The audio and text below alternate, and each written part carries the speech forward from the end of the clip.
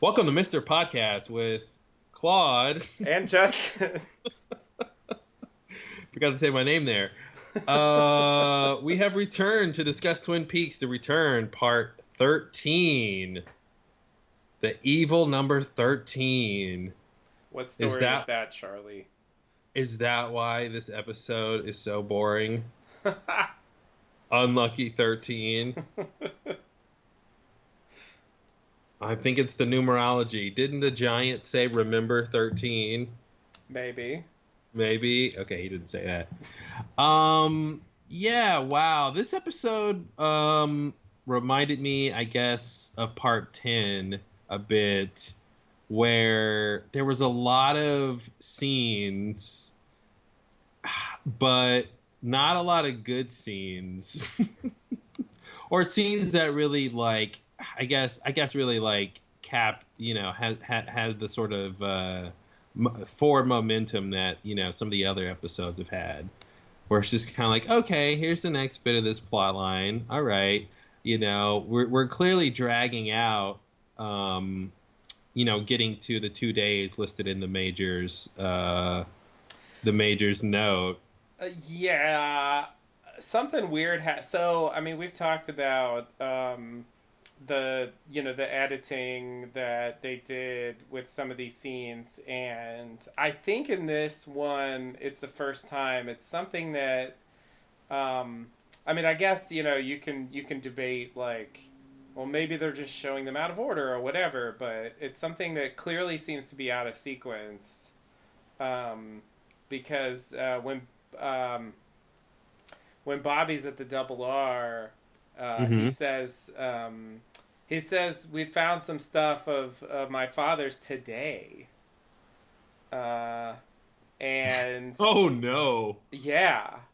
Yeah. And that was, I mean, when was that? I think that was I part think that was like two nine. weeks ago. I think it was, yeah. I mean, in terms of the stuff we've seen in Twin Peaks, I mean, I think multiple days have passed since that supposedly happened, at least according to, like, Well, the listen, storylines they've shown.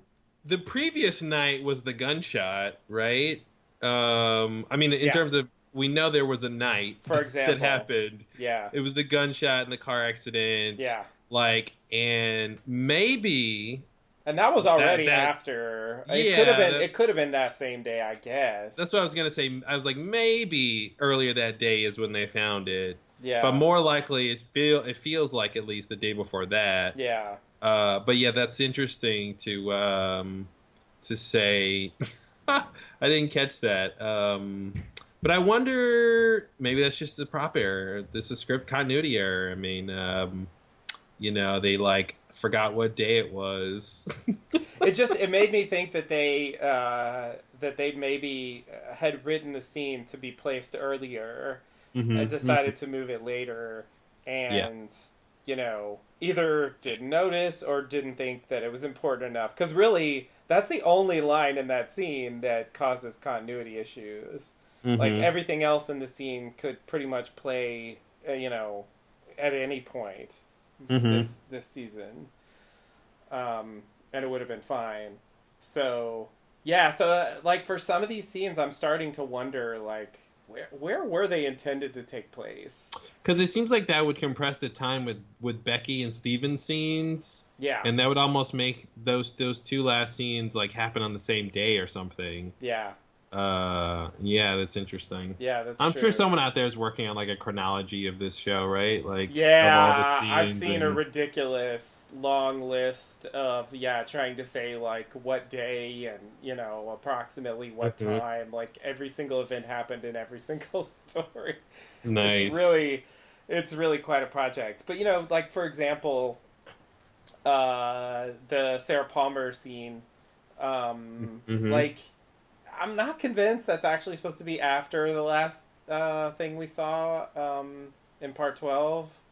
Um, Well, it would make sense if it was before, because yeah, she's out of alcohol, exactly. and then it would make sense that she decides to go to the store the next day. But that, but yeah, that's weird. Wow.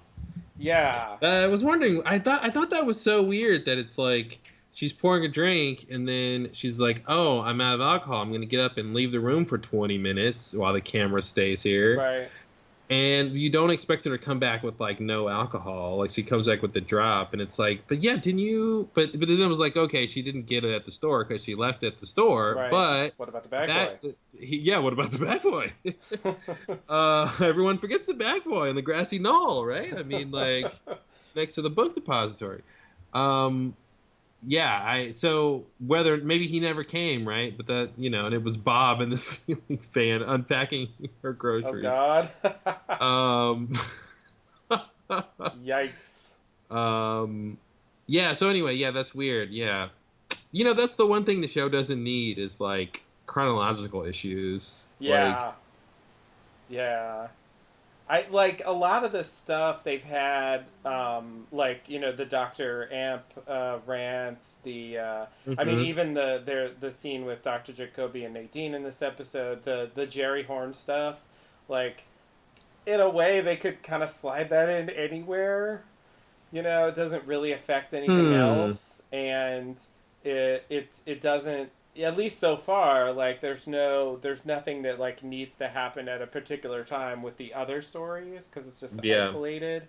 And I feel like I mean they showed Sarah Palmer like watching TV way at the beginning. I think it was part 1 or 2 or something. hmm, She was watching that like nature show, and it feels like this is kind of like that. Like they have certain things where they just filmed like I don't know hours of like characters like doing something and hmm, or just sitting there and they can kind of just slide that in, hmm. wherever it seems appropriate.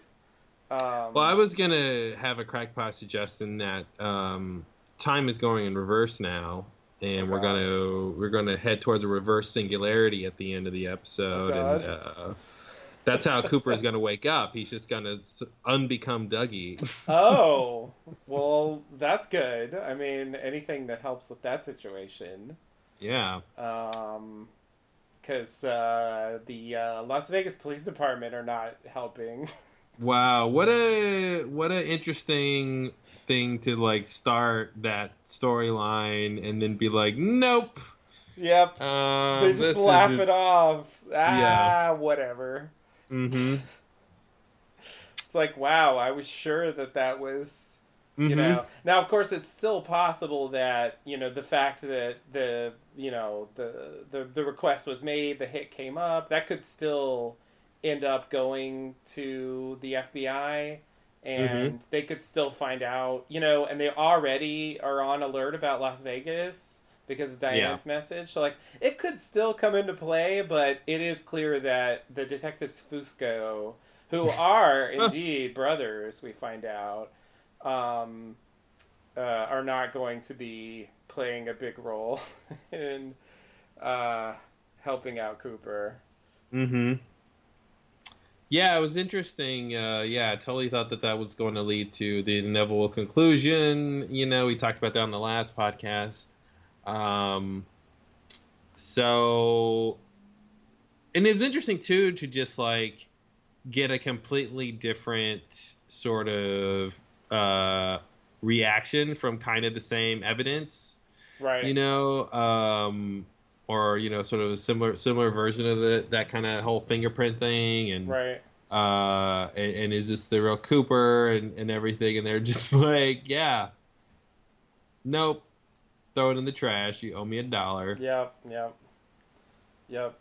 And can I just point out? So, I mean, Dougie Watch is like a main activity for I think anyone watching the show, and um, it like thinking through the Dougie story, like it's starting to get ridiculous. Maybe it's past the point of being ridiculous, but I think it passed the point, the first plot point. so we had. I just want to track through like what's happening here. We had originally, Okay. we had Lorraine's people waiting for Yep. Dougie to kill him, Yep. and then uh, and I guess this is all Duncan Todd arranging this somehow.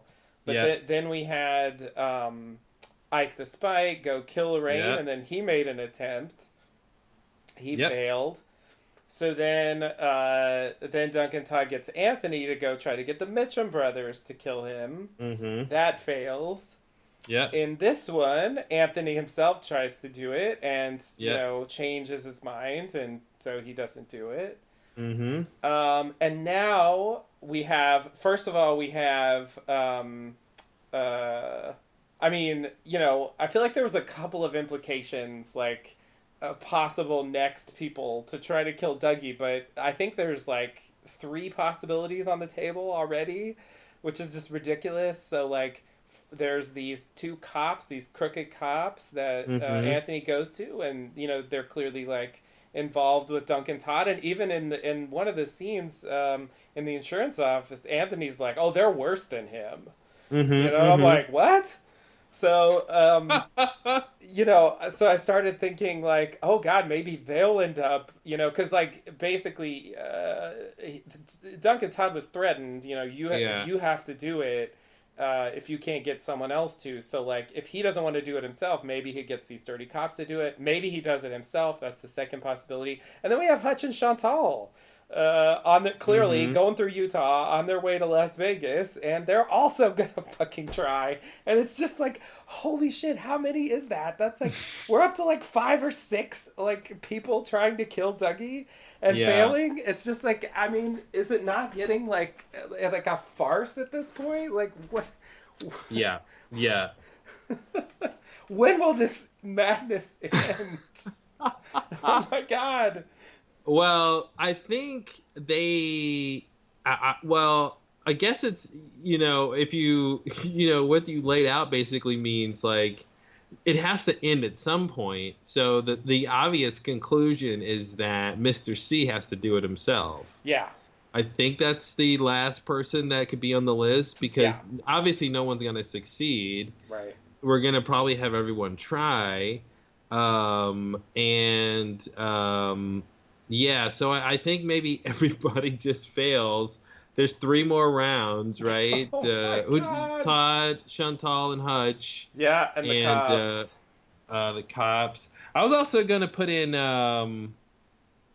what's his name? Is it Randy? Who's Todd's assistant? Roger. Roger. Sorry. Yeah. He might try to get Roger to do He it. might try to sick Roger on it. He kind of called him in. So Yeah. so that's a Yeah. total of 4 attempts that failed. Yeah. And then 4 possible future attempts, not Yeah. including Mr. C himself. Right. Right. So that sounds like a plan to me. How And- about you, Mark? and we only have 5 parts left.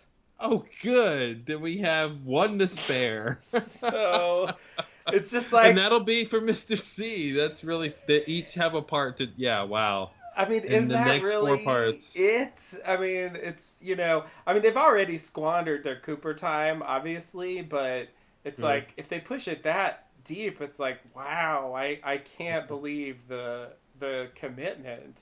It's like that plot point in the original series when Josie tried to kill Cooper, but it's a whole bunch of Josies Right.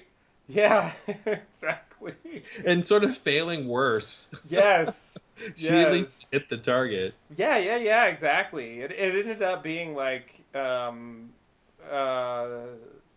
what, he was wearing a bulletproof vest or something. Like, she definitely shot him. But he had it up high because he was scratching an itch Right. from a wood tick. Right. And then the bullet like killed the tick. Mm-hmm. Yeah. Mm-hmm. Yeah. So, but it definitely more successful. I mean, he ended up in the hospital. Yeah. So that was a. He got to see the giant.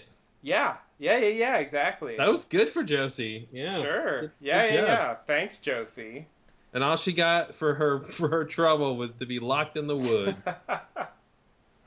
Yeah. But one of the things I want to say about Hutch and Chantal is, we saw her and him take out the not the sheriff, the warden. Yeah. And we know they like to do it at home, outside their home at a long range. I think that gives us a hint about if they do end up in Vegas and are the ones who try to do it, how they might try to do it. Right.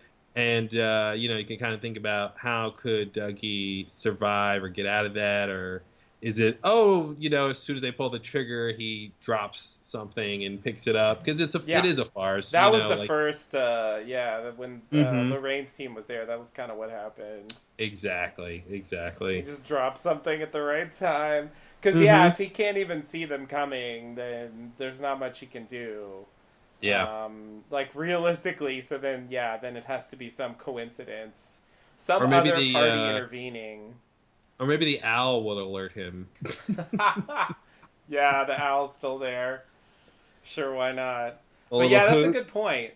Like maybe that is part of the scene. It kind of establishes the way they are going to carry out these Hmm. hit jobs, and so uh, Yeah, and we're gonna see those two crooked cops again because if there's one thing David Lynch loves, it's a pair of cops. And it's like number one is a woman in trouble. right. Number two is a man in trouble. Yeah, And number three is a pair of cops. yeah, A pair yeah, of like middle-aged cops. yeah, yeah. He's all about that. And then, this time he has a triplet, which he really upped the ante with the Fuscos. Oh yeah, yeah, yeah. The three Fuscos. Yeah, Hmm. yeah. The three Fuscamigos, is I think what their friends call them. God. But yeah, overall, yeah, there was a lot of it was a tough episode to watch in a way, like that early stuff, really like the first 9 parts, were like consistently good and interesting and but yeah, I think we're in the part of the season where it's not spinning its wheels per se. It's just not in high gear, which would sort of make sense. You'd get some ebb and flow to the story so that Right. it can sort of ratchet up towards the end. But I think any episode where James gets to play at the Roadhouse, his infamous song, is really His operating in one first song. gear. Yeah, his one song He can that still hit those high notes 25 he years later. guys, he hasn't lost it. He doesn't smoke. He takes care of his vocal cords. He can hit the falsettos. He's still not playing that guitar quite what the track is, but he's like 90% there. It's really those little hammer-ons he's not doing, and I'm like, Yeah. you could really do that, man. Like you look like you're really playing it, but I want you to hit those hammer-ons. Yeah. Um, Yeah. but yeah, it's wow, what a dreamy song. And correct me if I'm wrong, but was there a new verse, or was that part in Love We Go Strolling Together? Was that always in there? Yeah. Okay. But the song does get cut off in the original series Oh, because because someone's making googly eyes at yeah, someone else. yeah, it's kind of that, yeah. Donna gets jealous scene that we got so many times. Yeah, yeah. James is looking at Maddie, and then yeah, Donna runs off, and James goes Hmm. after her, and then Maddie sees Bob, and things get Maddie crazy. lost. Maddie lost out in that little scenario. Mm-hmm. She drew the short end of the stick. Yes. I guess that begs the question if Bob would have showed up anyway. I mean, I don't think they would have all seen him, but I wonder if he would Right. have showed up anyway. Yeah, yeah, yeah. Um, It's a good question. and I not to start a tangent here, but was Bob interested in Maddie because she's like basically sisters Laura's doppelganger? Like Yeah. she she's like the next best thing. Yeah, I think it's never been answered. Hmm. Why Maddie adequately. I know Cooper has like two theories that he throws out there, and the first one is, she knew that Leland killed Laura, which is not true, Uh-huh. and the second is that Bob wanted to like relive the experience, um, something like that. Yeah. That's Um, right. I remember that was the one time Cooper like, surmises something and like he's like wrong or sort of not quite right. yeah, yeah. I mean, I do feel like it's supposed to have something to do with the fact that she looks like Laura, but um, but yeah, other than that, it's sort of like, why not just let her go back to Missoula, Bob? Like, Yeah. And speaking of Maddie, I wanted to connect her little part back to Audrey's scene in this episode where she goes on this tangent about her dream life and not feeling right. right. And it's very similar to what Maddie said, when she was just like, all I know is that, what was it? All I know is that Laura's my cousin and I love her, something like that. Mm-hmm. And and it just makes it seem like, wow, is Maddie even a real person? Is she some like collective dream brought up by the grief of the town of losing Laura? Like they all had this mass delusion that like actually physically created her, and she only existed, from like right after Laura died to right when she died, Mm-hmm. and everything else was imagined. I feel like, that's not out of the realm of possibility, given David Lynch's other works and stuff. Yeah. Or you could even make it really kind of connected back to this season and say, was she manufactured? Right. Bob manufactured her so he could relive the experience. Um, Yikes. Uh, Something to think about. But yeah, a lot of interesting scenes. The Mr. C scene was great. The whole long sequence in the Yeah, yeah, yeah. I think warehouse. that was the meatiest part of the episode. Hmm. Yeah, my notes on that are like really long, longer than anything else. We definitely got some information, some exposition out of that scene. It clarified certain points that weren't really clear, and introduced some new problems. Hmm. Introduce some new problems. It's not a good scene unless it introduces new problems. Yeah, it definitely did. But yeah, yeah, that I mean it was kind of ridiculous, the setup for it. This whole arm wrestling thing.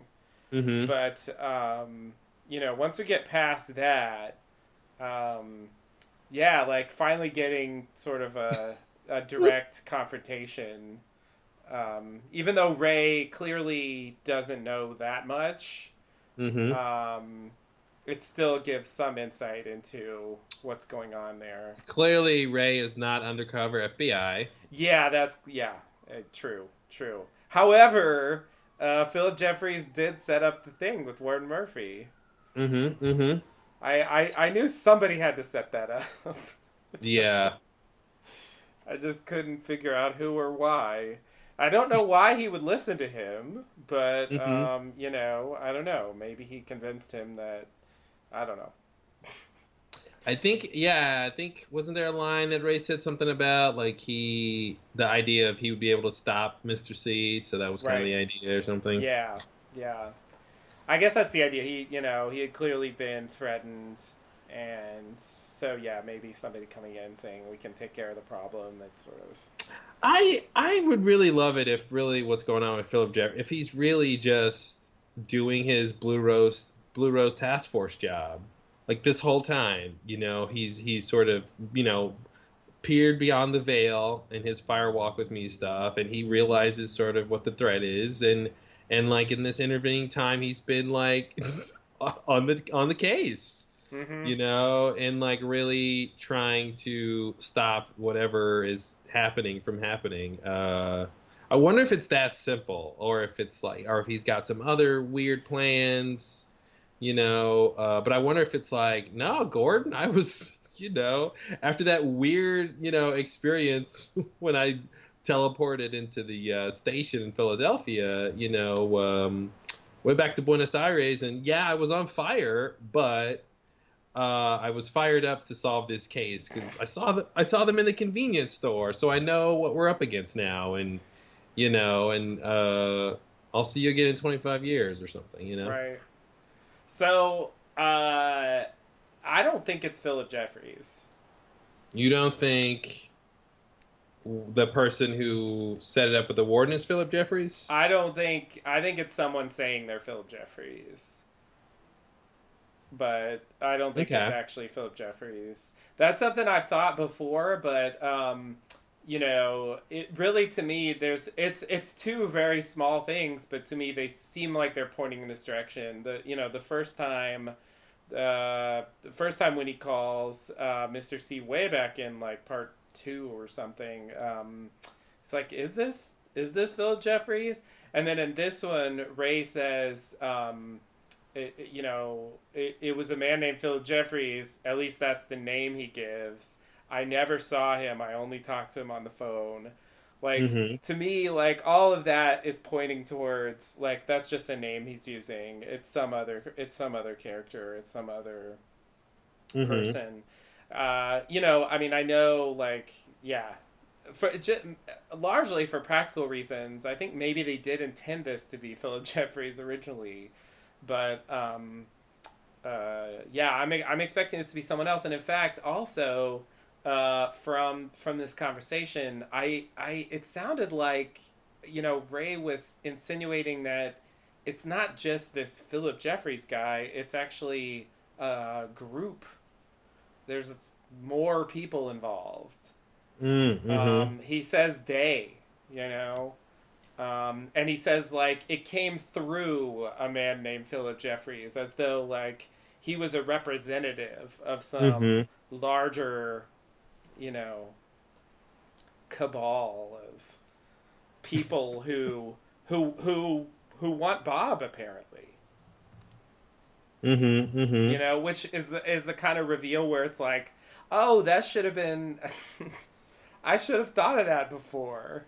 But I guess it didn't seem. I don't know. I didn't think of that as being something that someone would want. But he said, "I'll be with Bob again," and Ray's thing. I think that might. I think I might have seen what this is all about. And Well, now like they want the thing inside you. the only person this could be, if it's not actually Philip Jeffries, is Wyndham Earl.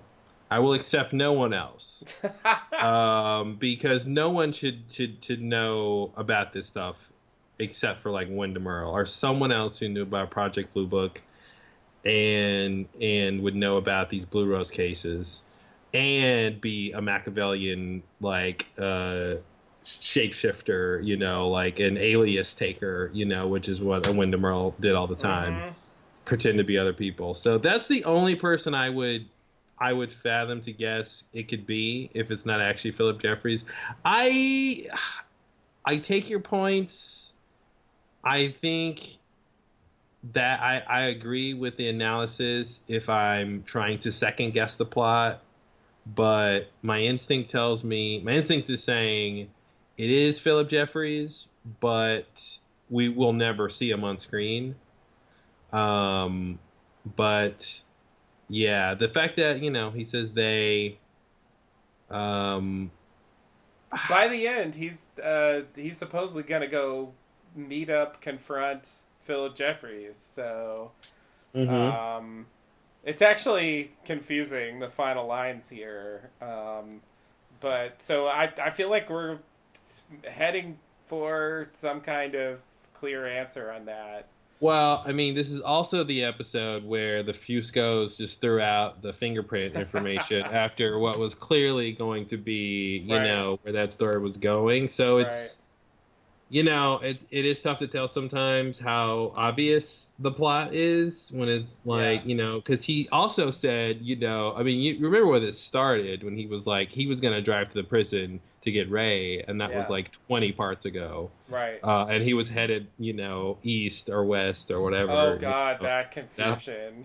that whole What the thing. So fuck like the was plot that?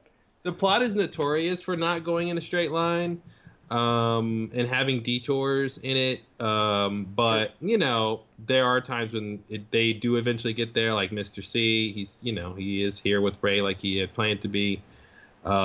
So so long ago. so long ago. But yeah, it's interesting. Uh, do you have an idea who it is? I really don't. I really don't. Your argument for Wyndham Earl makes sense, except for the fact that I think he's dead. Well, Um, listen, you know, my explanation for why Wyndham Earl should not be on the show is that if your soul getting taken in the Black Lodge doesn't, kill you, then what does? yeah, But that being said, the big thing we've learned about the supernatural stuff in the show is that the universe is a big place. right. And, they definitely could say, yeah, Bob took his soul, but his soul went somewhere, or his whatever was left went somewhere and made its way Mm-hmm. back to the real world.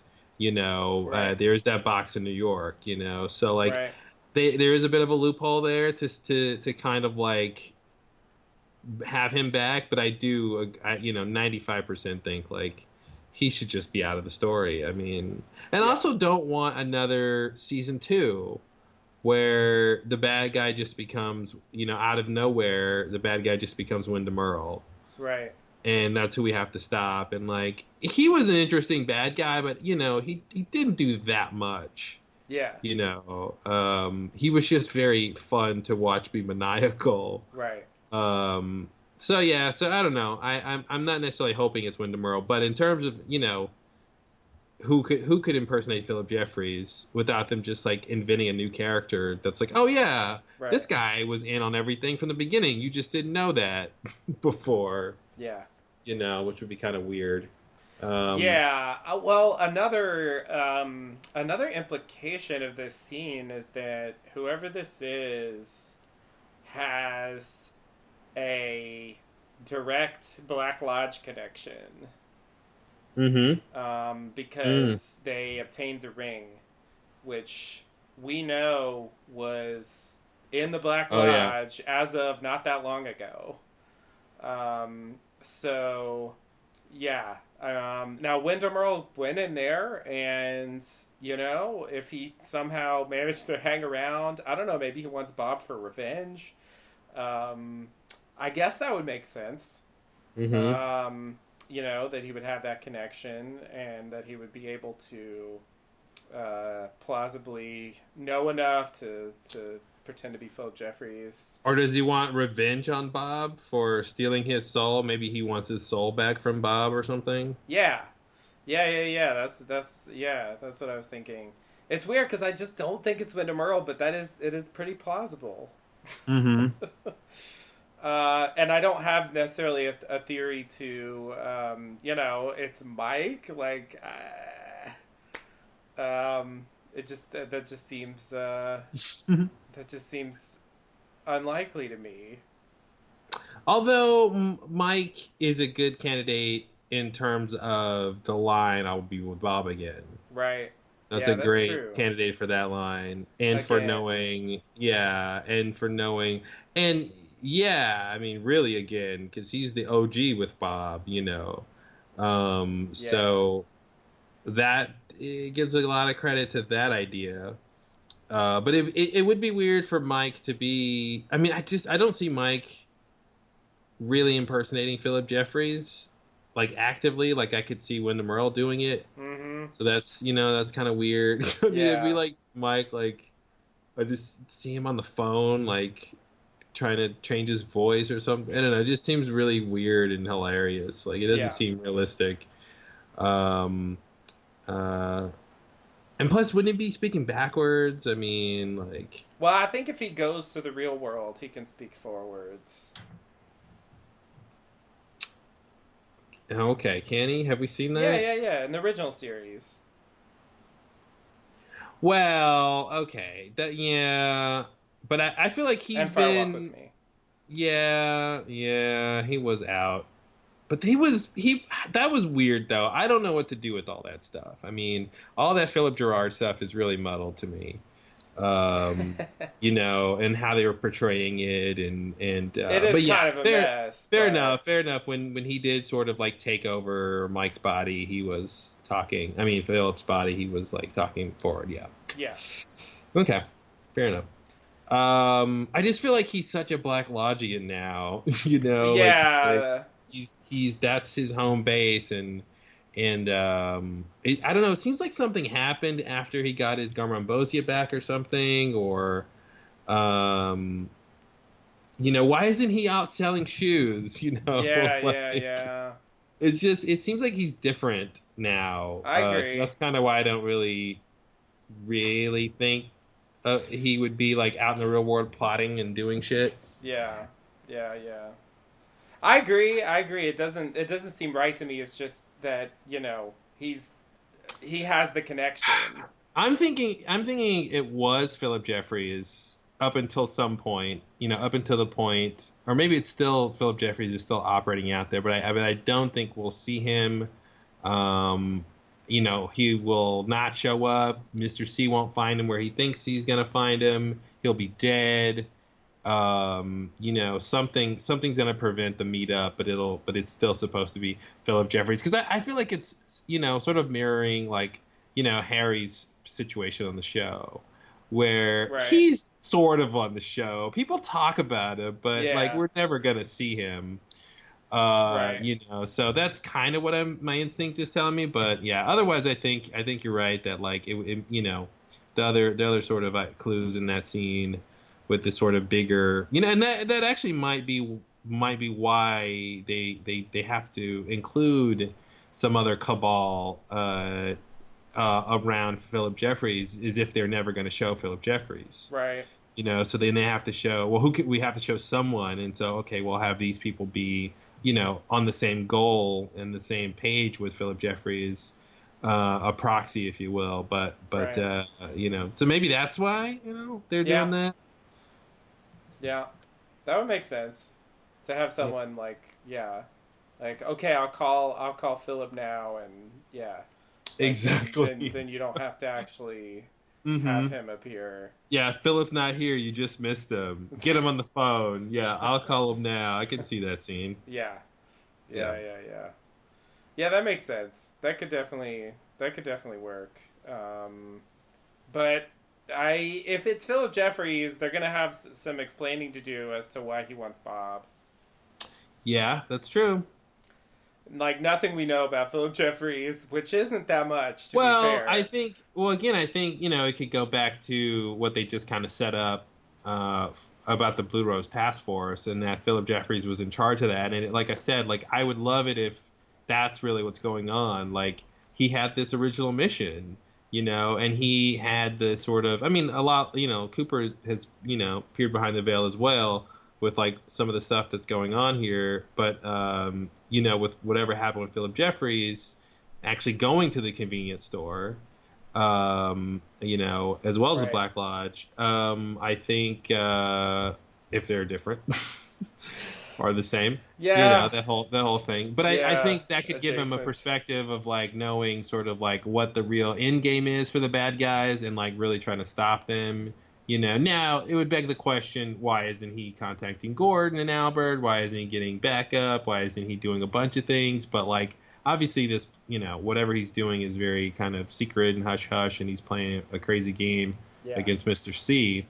But yeah, I'm gonna hold out hope, out of wishful thinking that it's actually Philip Jeffries, and he's sort of just he's been trying to crack this case all this time, Mm-hmm. and he's close.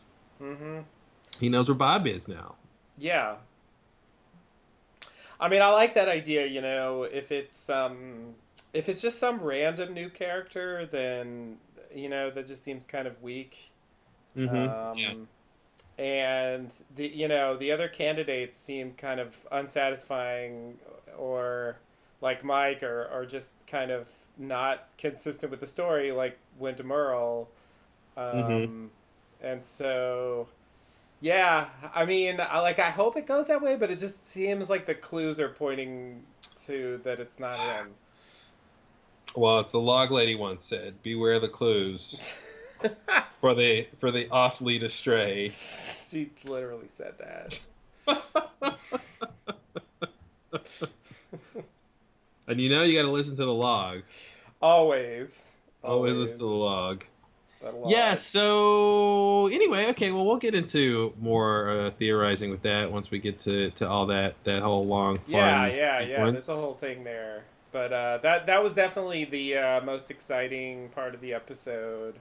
Um, and I mean, I Mhm. enjoyed some of the other scenes, but yeah, it was definitely a lot of, um, you How much know. did you enjoy Nora's financial planning? Oh yeah, yeah, yeah. No, that was great. Weren't you wondering about the like overall trend of price revenue per store of the Double R Yeah, franchise? I Like, was wondering about that, and so I'm glad uh-huh. that they addressed it so Yeah, and like clearly. which stores are doing the best and which stores, excuse me, Miss Norma, are doing the worst. Yeah, the flagship store with the pie queen herself, Mm-hmm. Pies are just too good. They're too good to The make a the profit. they just can't. I'm sorry. I don't I love it. She's just like, "Listen, my pies are the best. What am I gonna do? I told them how to make it. They're just doing it wrong. Mm-hmm. Uh, you know, I don't know what to tell you. Financial planner slash boyfriend." Yeah, apparently. It was a weird scene. I was like, oh, they're a couple, and then he's like 20 minutes talking about financial planning. I'm like, Yeah. oh, okay, no, they're not. They're just friends. And then there's like, okay, we're gonna go out later. I was like, Yeah. oh, okay, wait. Yeah. Yeah, yeah, yeah. It seems like it's Well, both. and that was the big revelation, for this thing was good old Ed. Oh yeah, yeah. We get Big Ed for Um, the first time. we Yeah. finally get the big reveal. Looking pretty good. Yep. Pretty much this, not too bad. Looking similar, you know. Yep. Still's got that Ed quality. Easily But recognizable. yeah, but I gotta say, of course, the disappointment was that he and Norma are not together. Right. Still, Yeah, um, yeah, yeah. That's just never gonna work, apparently.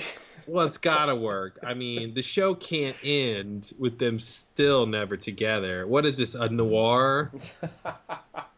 Yeah, yeah.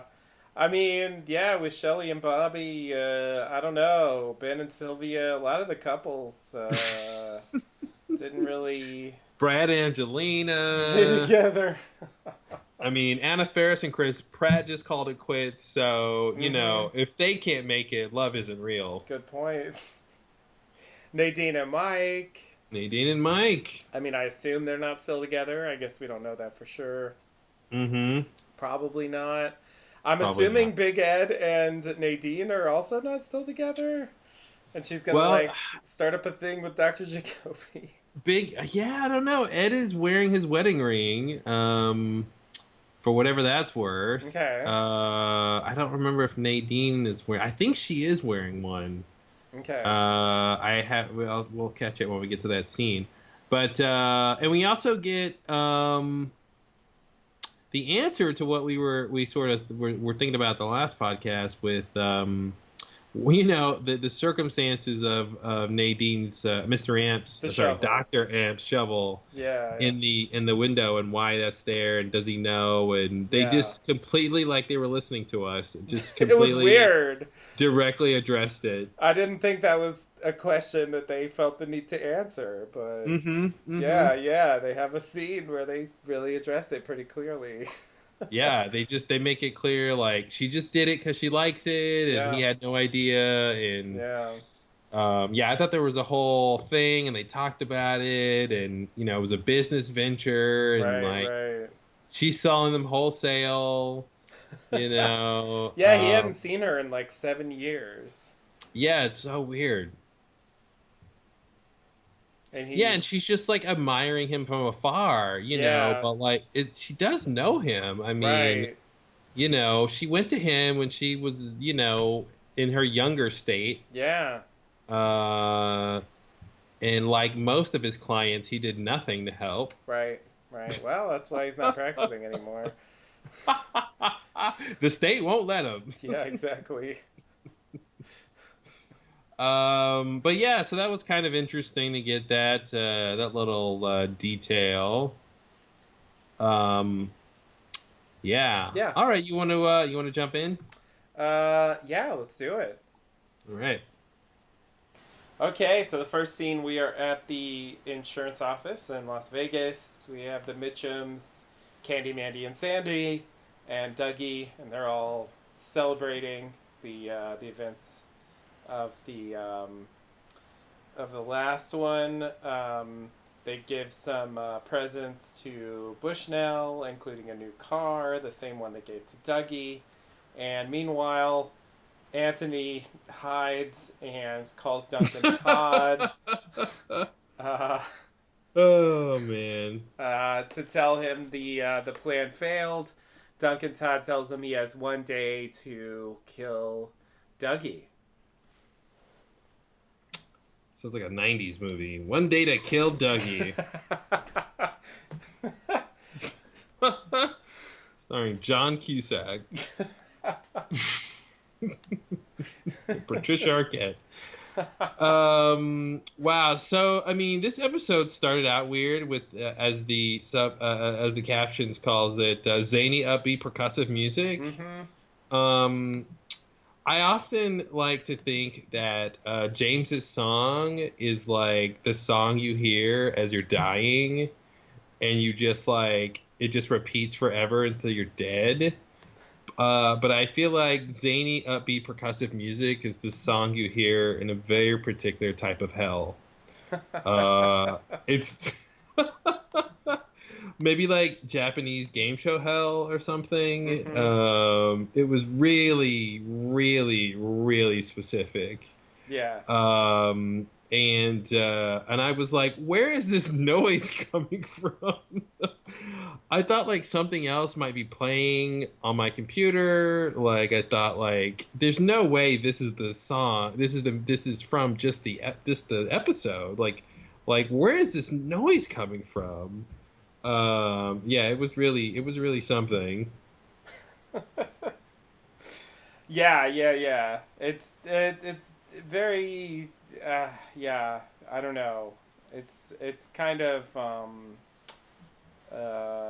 zany and Are you the um, caption person who had the right describe it? You're like, it's zany. I don't know. What else is this? It's so hard to describe. It's upbeat. I don't percussive. know. I guess percussive and technically music.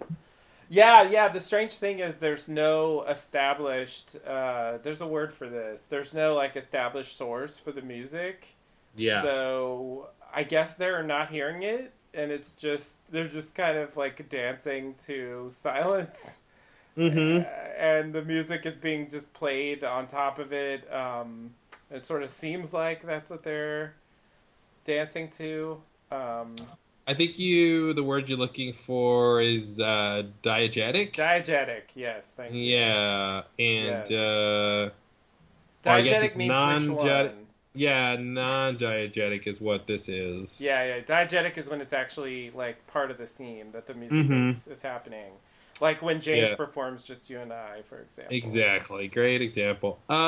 Yeah, I mean, it's not the kind of music anyone would play, right? Like you're not like, oh, we're happy. Someone quick, get out the CD that has this, like this is on no one's iPod or no one's phone. This isn't on Spotify, you know. Yeah. You can't access this in the world. So yeah, so it makes sense that idea that it's just sort of score, as opposed to something that they're actually hearing. Cause like it's like a cacophony train. It's just like a horrible tornado of sound. Should be their album name or To something. put it mildly. Um, yeah, it was really weird. But I'm giving David Lynch credit for this because he likes sound and music, and he Definitely. makes weird stuff. So, yeah. Anyway, that really made an impression, if you can tell. Yeah. Um, but anyway, yeah, they're dancing the conga Mm-hmm. because they're so happy. I really thought it was sort of going to be over. with the scene at Saggiato's, San Santino's, I Antonio's, think. Santino's. That Yeah, was yeah. close. And I thought that was kind of gonna be it, but then once I saw this scene, I'm like, oh yeah, Anthony needs to see that there's no way they're gonna kill Dougie now. Right. So that's what the big sort of thing here was to a way to let him know that, like, okay, I failed. Now I have Yeah. to call Duncan Todd and like tell him what's up. Yeah. Because there's no way Dougie was gonna say, guess what I did last night. Right. Exactly. You know. Yeah. Um, and I guess we see what the girls are around for. Um, they'll dance with you when you're happy, Right. and carry box presents. Right. It was so weird to have like them doing exactly what the guys wanted them to do, and there was none of that like weirdness with trying to get them to do stuff. Yeah. They were like Yeah. normal. Right. Yeah. Yeah, that was kind of strange. Um, but yeah, I guess they like partied all night Mm-hmm. and showed up in the morning. I mean, the implication is that, oh, that's another continuity thing. So the implication here is that like they went to Santino's and they stayed out all night. Like Dougie never went home. Um, like Mm-hmm. that's what Jane E says Mm-hmm. later, and they also say it in this scene here. Like you should call your wife, you know. Yeah. Um, and then if you in the last part, part 12, there's that scene with Dougie and Sonny Jim, you know, where a brief scene where they're playing catch, you know, and Mm-hmm. Sonny Jim throws the ball and stuff. That scene could not have happened between parts 11 and part 13 because his time is completely accounted for during between those two parts, and there's no point when he could have been playing catch with Sonny Jim. Because he was basically at work all day and then went to the Mitchums. Yeah, so he was out with as of the end of part 11, he was out with the Mitchums. In part 13, we see that he stayed out with them all night, Mm. and Oh, I see. Yeah. he went straight into work. And then the other thing is that they deliver this gym set to his house, which is not in that Mm-hmm. scene that they put in the backyard. So it's just not possible that that happened between the events of part 11 and the events of this one. He went home for lunch. They drove him from San Antino's. What is In the it? middle of the night for lunch. Santino's. Yeah, Santino's. Um, no, before.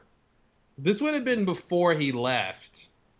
Before the driver took him. Like, because basically he was at work, right? And then, because right, Bushnell's like, we're gonna talk about this tomorrow.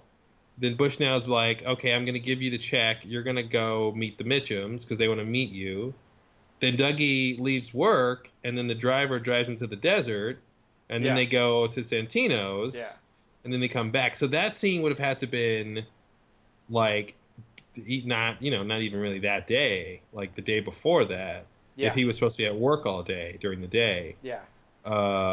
So yeah, that's interesting. It did feel out of place anyway. Yeah. So it makes me think it's a scene that they filmed that maybe was originally intended to be earlier or something. And Hmm. I mean, one thing people brought up is it's the only scene with Kyle MacLachlan in that one, and maybe that's why they put it in. Yeah. Like maybe he's contractually obligated to appear in every episode or something.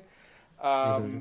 But yeah, it doesn't seem like it was intended to take place at that point in the story. It's not a big deal again because it's just one scene, but it's sort of like I guess my assumptions when I was watching it were wrong because I really thought that meant like, oh, he just went home and everything's back to normal now, Hmm. you know, like, and that wasn't really Yeah. true. That's another reason why I didn't expect this scene from them coming from the party. Yeah. Because I thought it was over. Yeah.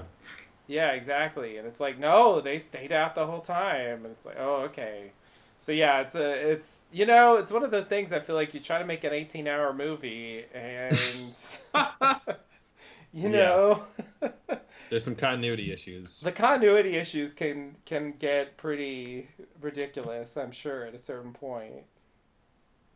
Well, and who knows? I mean, in context, it's a flashback, but maybe it's a flash forward. You Ooh. know, maybe now, maybe they'll do that later. When they get rid of the gym set. Oh, is the gym set a problem? Yeah, because they're in the backyard, and that's where the gym set is, and it's this big giant thing. It's just like, ah. Maybe it's just off screen. Yeah, okay, maybe. It was too big. They returned it. Yeah. Okay, interesting. But yeah, I don't really have much more for this part. Yeah, it's mainly like you said. The clear function here is for Anthony to find out that the plan failed, Mm-hmm. and to yeah, then get the assignment to do it himself, which they had already set up. Yeah. And which was the thing I was expecting like a while ago when this whole like you know incident with the ladders and the stairs and you know Which when we that all didn't started. ever actually get an explanation of what exactly the ladders and stairs and No, dots like really Bushnell translated understood it, and to. that's all that seemed to He matter. gave him a lot to think about. Yeah.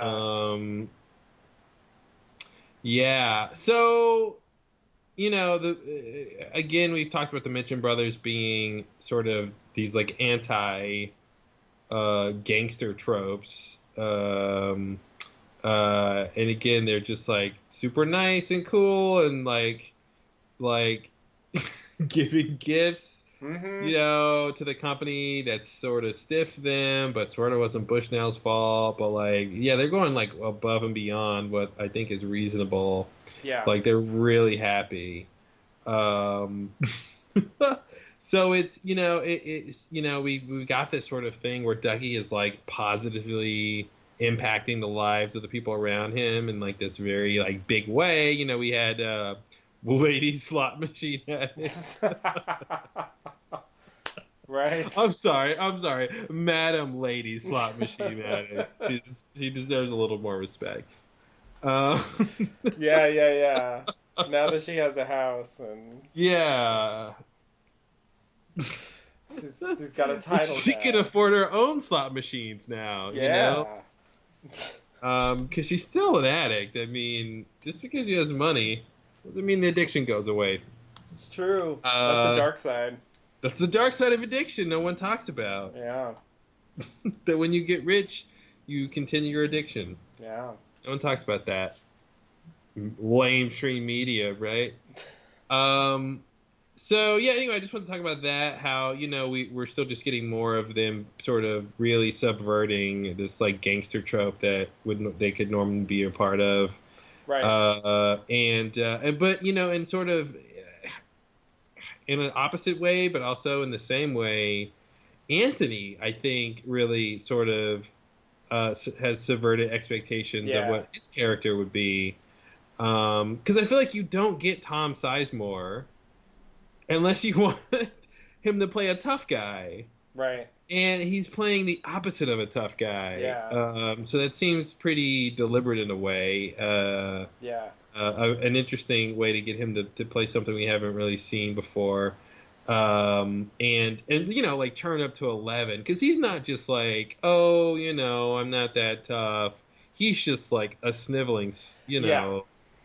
guy, Yeah. and completely just crumbles in all these situations. And I mean, he can't even poison somebody Yeah. without being upset about it. I mean, he'd never survive on Game of Thrones. That's all Right. I'm saying. Yeah. But yeah, so I found that pretty interesting. And I think I'm still a little unclear about how Todd and Anthony really started this whole thing, and like why would Duncan Todd even think Anthony could even do this if this is who Anthony really is. How well does he really know him? Sort of a thing. Mm-hmm. But Yeah, I'm looking at the jungle gym again. I forgot there was lights and a spotlight. It's like a game show set piece. Yeah. Sorry. Yeah. I mean, it could have been in the other corner, but yeah, this is clearly that's not what happened. I forgot it was a spectacle. It's completely ridiculous. I love that it came with its own spotlight, though. That's Yeah. something special. That's really, not enough quality jungle gyms come with their own spotlights. I That's all I'm agree. saying. I agree. I mean, how many times we've all been there, right, folks? You go and get a high quality gym set for your lovely backyard, and guess what it doesn't have? Mm-hmm. Its own spotlight. We've all been there. It's the worst. Problem in our modern times. How are you supposed to see yourself periodically in the dark? Yeah, exactly. When it happens to cross your path or Because light up the thing you want. it's not quite a follow spot. It's Some not a follow call it. spot. It's not following him. It's not following him. It's just sort of a free roaming, Yeah. oscillating spotlight. It's doing its own thing. It might light up the place you want. It might move. Who knows? Yeah. Yeah. But you're gonna have fun either way. Yeah, that's the important thing. And there are also like blinking lights all over the thing and Yeah. the You want giant lights? You got lights. yeah, it's like the electricity. God. It's like kid crack, Like Yeah. there's no way a kid could resist this thing. Yeah. There's just no way. Yeah. All right, next thing. Uh, all right. Speaking of, so in the next scene, we have some movers unloading a gym set at Dougie's from the Mitchums. Janie E receives them with delight, and she also sees the new car that they Oh man. delivered. So I guess like the terrible car line Mm-hmm. was kind It of was a a setup list for of this. Yeah, it was a list of things, that they could change and she would like, because she just hated that car. Yeah. Yeah, so they got a nice new car now. And then as we were discussing, we see Suddy Jim playing on the new gym set, and Janie E tells Dougie he did a good thing. It's like this is like a scene from like a sitcom called like My Dumb Sexy Husband. Yeah. And she's Yeah. like, my dumb sexy husband's not so bad. I just got a gym set in the car. All right. He really came through, and it's like, God, if Janie E had any idea what the fuck is going on here, Oh man. I don't think she would blindly accept this Mhm. so easily.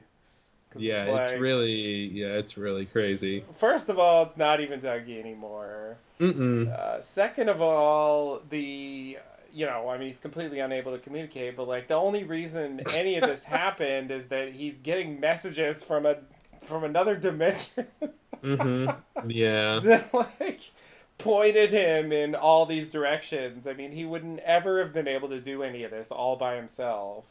Nope. Like they're helping him every step of the way, and it's like, if they can do all this, why can't they fucking wake up, Cooper? God damn it! That's the one thing they can't do. God damn it! That's, Why that's not? like, I mean, you're basically arguing, for the existence of God. Well, if he can do all these things, why can't he stop, bad things from happening to good people? Well, this is the one thing he can't do. Damn it! Everything else still is true. There's just the one case. That's just the one thing. There's got to be at least one. You want to do everything? Of course. Come on. He's all powerful, not all powerful. It's just weird watching a story where he's basically just being controlled or driven by Mike and the Black Lodge members, and like. Like being able to fake his way through situation after situation. I mean, I know I'm just describing the Dougie storyline, but it's like... Well, in a way, you could. I mean, this doesn't work because the key really helps to make this not work. But you could like go down a crackpot theory road and sort of like theorize that this whole Dougie storyline is a dream sequence or not real. That this is part of his White Lodge test or his Black Lodge test, Mm-hmm. and you know what I mean. You could go down that road. Like I said, there's a bunch of things that I think prevent that from really being sort of Yeah. true in a good way, but the key being a big one. Yeah. But if you just sort of isolate this Mr. Cease Dougie calls to story Duncan from Todd. yeah, if you just isolate just what's happening from Dougie's perspective and the people around him, it does seem super fake and super Yeah. sort of still, very like specifically still a part of the Black Lodge world because their influence is so powerful Yeah. and ever present. It's almost like, Yeah. well, of course it's like that way because he never left. Right. He's just in some other, version of it. Right. And that's why, all this stuff is happening like this, because yeah, it's otherwise it's just it's like why are we watching this and how is it happening Yeah. and yeah, why can't they wake him up? I mean, what's he gonna need if it's a bonk on the head? I'm really gonna be, Well, yeah, I saw someone be upset. say that, and it's like I do start to get into that Nikki and Paulo territory where it's like even if it's I don't not get that reference. even, it's a Lost thing. It was on this Oh, it's on show Lost. called Lost. Never heard of it. They have these new characters, and a lot of people didn't like them, and they killed them off. Mm-hmm. But the problem I had, in a very harsh way, and on one level, I want Cooper to come back and for the Stucky thing to be over, but from a story point of view, it's like as much of it as they've invested in this, I agree. Like it's at this point, it needs to be like a multi episode ritual or something. Like how is he ever gonna be Cooper again? Mm-hmm. As long as we've spent with this. I mean, this is clearly in my mind, with all the strangeness in the series. I mean, this Dougie thing is the big gamble. This is Mm-hmm. like the riskiest thing that they're doing. Yep. Strangely, not part 8, but this. Mm-hmm. No, I agree with that. Because they're sidelining their main character the whole time. Mm-hmm. Basically, I mean, we're already 13 out of 18, and Literally the one character everyone wants to see in action and the character who by which we have gotten the bulk of the story and the character who basically we left on the biggest cliffhanger of the show. yeah, Yeah, and they're just gonna be like, well, we're not gonna give you that character for most of the show. yeah. And I was thinking about it, and I realized that it's kind of like, it's not even quite on this level, which really shows how ridiculous it is. But it's kind of like Fire Walk with Me, in that like I enjoy it. It has a lot of interesting stuff, and there's just not a lot of Cooper in it. Mm-hmm. Mm-hmm. Now Firewalk with Yeah, Me does have yeah. Cooper in it. It has You find other more. reasons to like it. Yeah. Exactly. Yeah. I'm into the other stuff, and I do enjoy the new series. And it's like I don't have to have, but I guess like it's really fucking with your expectations because like Kyle MacLachlan being part of the series was like one of the earliest things they announced. He gets Mm-hmm. top billing in every episode, and all the promotional materials are featuring. It's just you're just like, there's no way it's gonna be like Kyle Mm-hmm. MacLachlan's in it, but But he's not not fucking Agent playing Cooper. Cooper. Yeah. Like really, he's not. He's not really playing Cooper. Like hardly at all. Like What if that's at the so end? What if at strange. the end he's like, "I was Cooper the whole Oh time." God, fuck you. Oh my God. Oh my God. Oh man, that'd be the best twist. And just with this lineup of like we said earlier, 4 or whatever more people to come try to kill him. It's like there's just no end in sight for this. Mm-hmm. How is this ever gonna end? And it's like is it not gonna end? I mean, I'm really just starting to wonder at this point. And is that what they're Well, doing to me? Am I going to get to the point of desperation where I think maybe Dougie's just here forever, and then that's mm-hmm. the moment? Well, at a certain point, that's true, whether or not that's their intention. If they wait long enough and then reveal Cooper, then I think that'll just be true. We'll just Right, be that desperate by then. right. Yeah, I don't, yeah. Well, I think that an interesting question is, can they make this worth it? You know, Yeah, if presuming that Cooper does return, and whatever the end game is, based on what was wrong or what they say was wrong or why he didn't wake up before and what he ends up doing later and all this sort of that circumstance, like, could that be like, oh wow, well in that case, that really makes up for all this Dougie stuff. Like, okay, then I see what they were doing. It was worth it. It was worth having to deal with all this Dougie stuff because, the what they're going for is such a big idea or so interesting or so like, is necessitated by the story that they're telling or something, or, it's foreshadowed in some way we haven't guessed yet or something, or yeah, if, it fits in some way and we'll go, oh, okay, it's the inverse of when Bob took over Cooper or something, or some sort of way where it'll parallel something and it'll kind of be interesting in that respect, right. relative to something else. Yeah, Um, that would be the I'm hope. I'm holding out hope. Yeah, I'm holding out hope that it's not just like, oh, and now he's Cooper, and that was a complete waste of time. They get nothing out of Filler. it. Just Complete filler. keeping Yeah. him busy. Yeah, it's like Nadine 2.0, where it's just like, you spend all this time, and like whatever, it's like reasonably entertaining, but like you get to the end of it and she gets bonked on the head and then she's like, "Where are my drape runners?" And you're like, "We're just back to that?"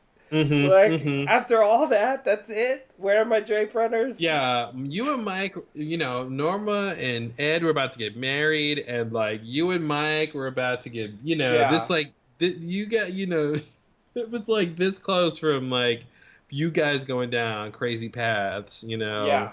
And and there Mike's was like, "Well, I guess I got a little carried away." yeah, it is, yeah, and it's just like something happened, something was weird. Okay, now we'll just pretend like this didn't happen anymore. Yeah, I don't know. The Dougie stuff is weird. And I feel like it's something that gives me hope that it is a big idea that's going to make it this all worth it is the fact that Kyle MacLachlan signed on to the idea Right. that he's like, oh, I'm going to have to play this Dougie character for most of the show, which is like Yeah. this really pulled back, reserved performance. Like, Yeah. that's a whole thing that I think I would think that he wouldn't necessarily want to do unless it was like really worth it by the end. Yeah. So here's hoping. I Yeah, was also yeah. gonna say, we've talked about why Dougie and what's the purpose, and is he sort of seemingly bringing happiness to the lives of people around him, or is he sort of solving people's problems? In a way, it's kind of like Quantum Leap, except he's sort of leaped into. It is exactly like Quantum Leap because you have like Mike is playing like the sidekick guy. What was his name?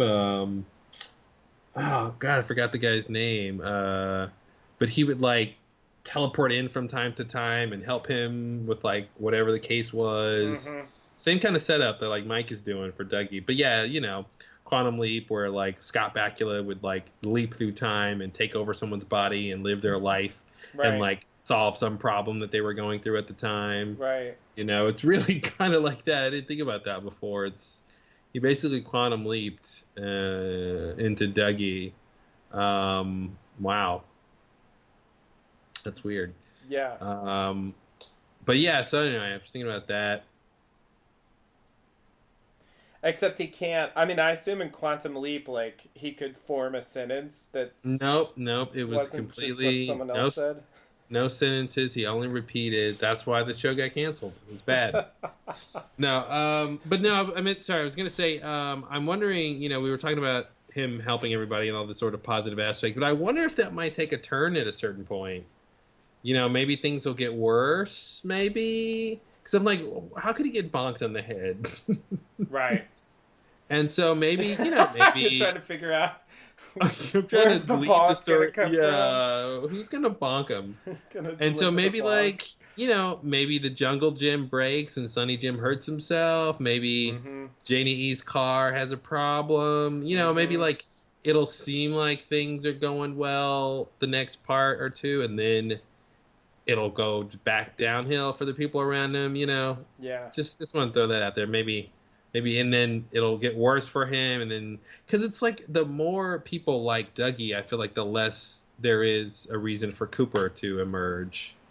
Right. Because he just can be complacent as Dougie, and he's sort of Right. happy when people are happy around him. Yeah. Yeah. Yeah. So I feel like he needs to be jolted out of this kind of languishing personality. So if things got bad around him, and that's really, that's when we've seen him be more Cooper. When he got attacked by like the Right. spike, and when he kind of, well, he got help, but when he was sort of solving the case files, and Yeah. had sort of a problem to solve like that. Yeah, yeah, it's weird. I would have never guessed we'd have this much Dougie. Yeah. Like going back to part 3. I think that was when we first saw Dougie. Um, yeah, it was really like, I remember that first sip of coffee, right? It was like, I was so oh, hoping. Cooper's back. Cooper's back. Oh I mean, man. if coffee wasn't going to wake him up, what would wake him up? Well, cherry pie would wake him up. Well, if cherry pie is not going to wake him up, what would wake him up? Yeah. That's really where we're at now. Yeah, yeah, yeah. Yeah. He finally got to coffee and cherry pie. Mm-hmm. And yeah, I didn't do it either.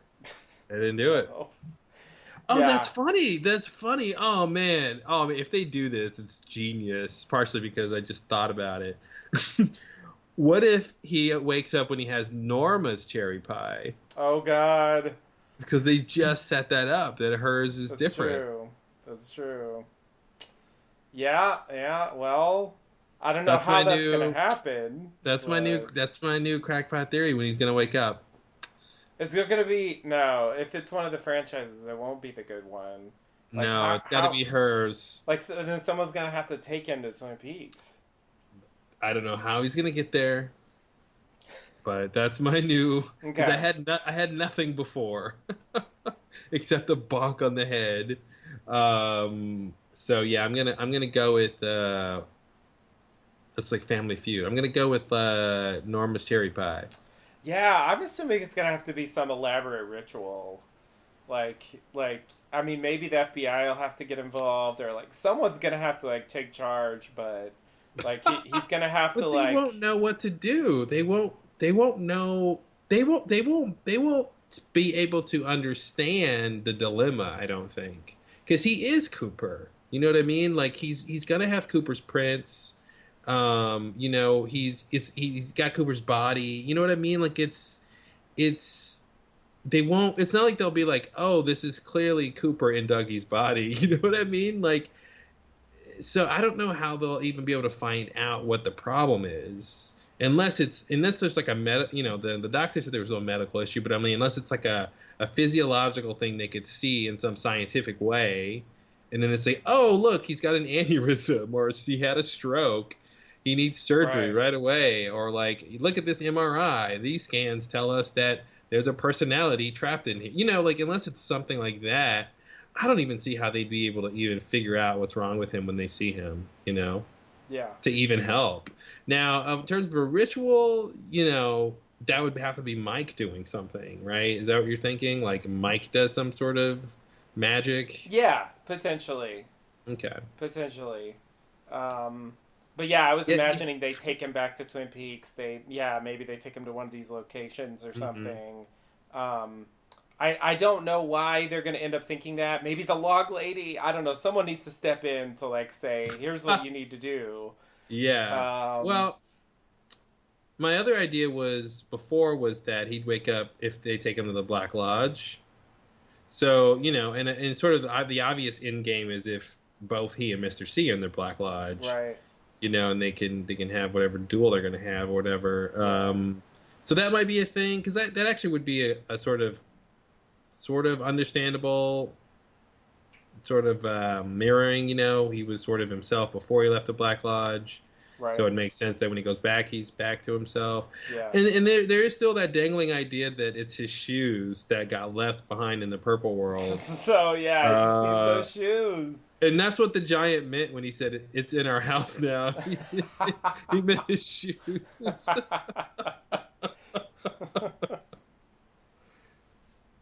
That's what he Wow. meant. His shoes are in the house now. They're getting cleaned up.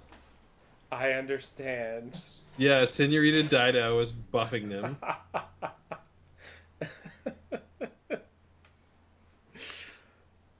And he'll get his soul back when he gets his shoes back. Sure. No, I like that. I mean, I feel like that's, it's as good as anything I have. I mean, I just have kind of a vague version of that. I guess that would be the shoe ritual. Yeah.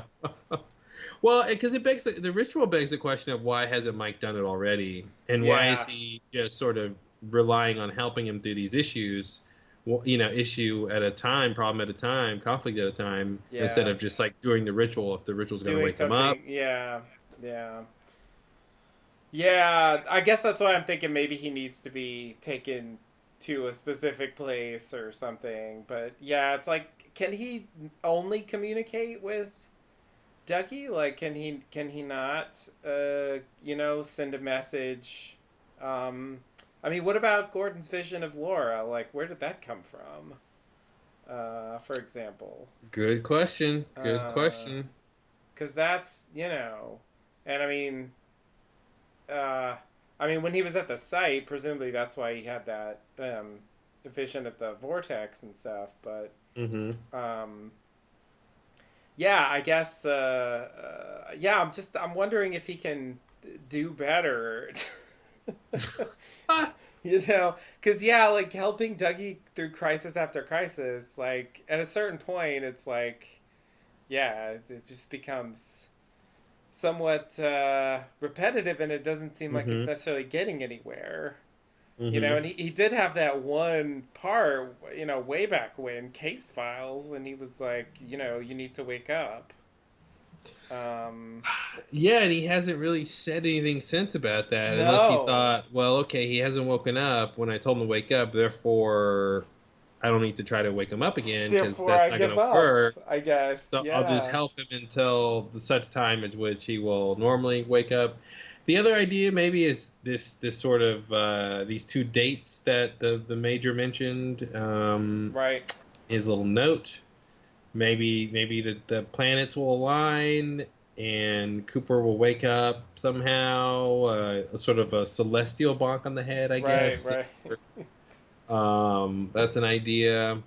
Or maybe he needs the ring now that the ring is in play, sort of in a very specific way. Yeah. Or maybe he'll get the ring and that'll take him to the Black Lodge, and then he'll wake up, sort of a thing. Yeah. But yeah, I can't wait till we get to that scene. I want to talk about that ring That's a fiasco. whole thing. Well, do you want to Mhm. get into that? That's kind of the next thing here. Yeah, let's All do it. all right. So we cut to Western Montana, which Mm-hmm. is a location we haven't been to yet. Um, so Evil Cooper, Mr. C, pulls into a garage. Ray is there with some other men. They let Mr. C in eventually to the elevator and upstairs. We find out Renzo is the leader, and he wants to play with Mr. C some first before they give him to Ray. And he tells Ray to put his gun down when Mr. C arrives. And then at that point, Muddy explains the rules. Um, so Renzo's the boss because no one can beat him at arm wrestling. And Mr. C will get one chance to beat him at arm wrestling. If he loses, then Renzo's his boss. And if he wins, then he's the boss. Yeah, but only during recess. When we go back in school, teacher is boss. It's Yeah. such a playground child's thing. It's really I at a certain point I thought arm wrestling was a metaphor. Like when Lorenzo or whatever Just punches Mr. Renzo. Oh, I'm sorry. I was too formal. Um when he punches Mr. C in the back of the head, I Mm-hmm. thought, oh, okay, arm wrestling is like a euphemism for just like fighting or something, or Mm-hmm. like, or a brawl. But no, then they No, go and sit down, and then they actually do the thing. So, it's pretty literally as soon as Muddy said arm wrestling, I was like, hmm "Oh God, hmm seriously? This scene is gonna be about an arm wrestling match? You gotta be yeah. kidding me!" Like, Well, not only was it about an arm wrestling match, but it was about a weird arm wrestling match. Like Mr. C was like has never arm wrestled before. He has no idea of like the sort of um like the nuances or the sensations that you get when you arm wrestle. Like he was coming off so strange the way he's like, oh, this hurts my arm, this mm-hmm. is a little better, but this neutral's where it's at. Like, I'm like, I don't, what are you doing? Like, are you really analyzing how your arm feels, or are you just doing a bit?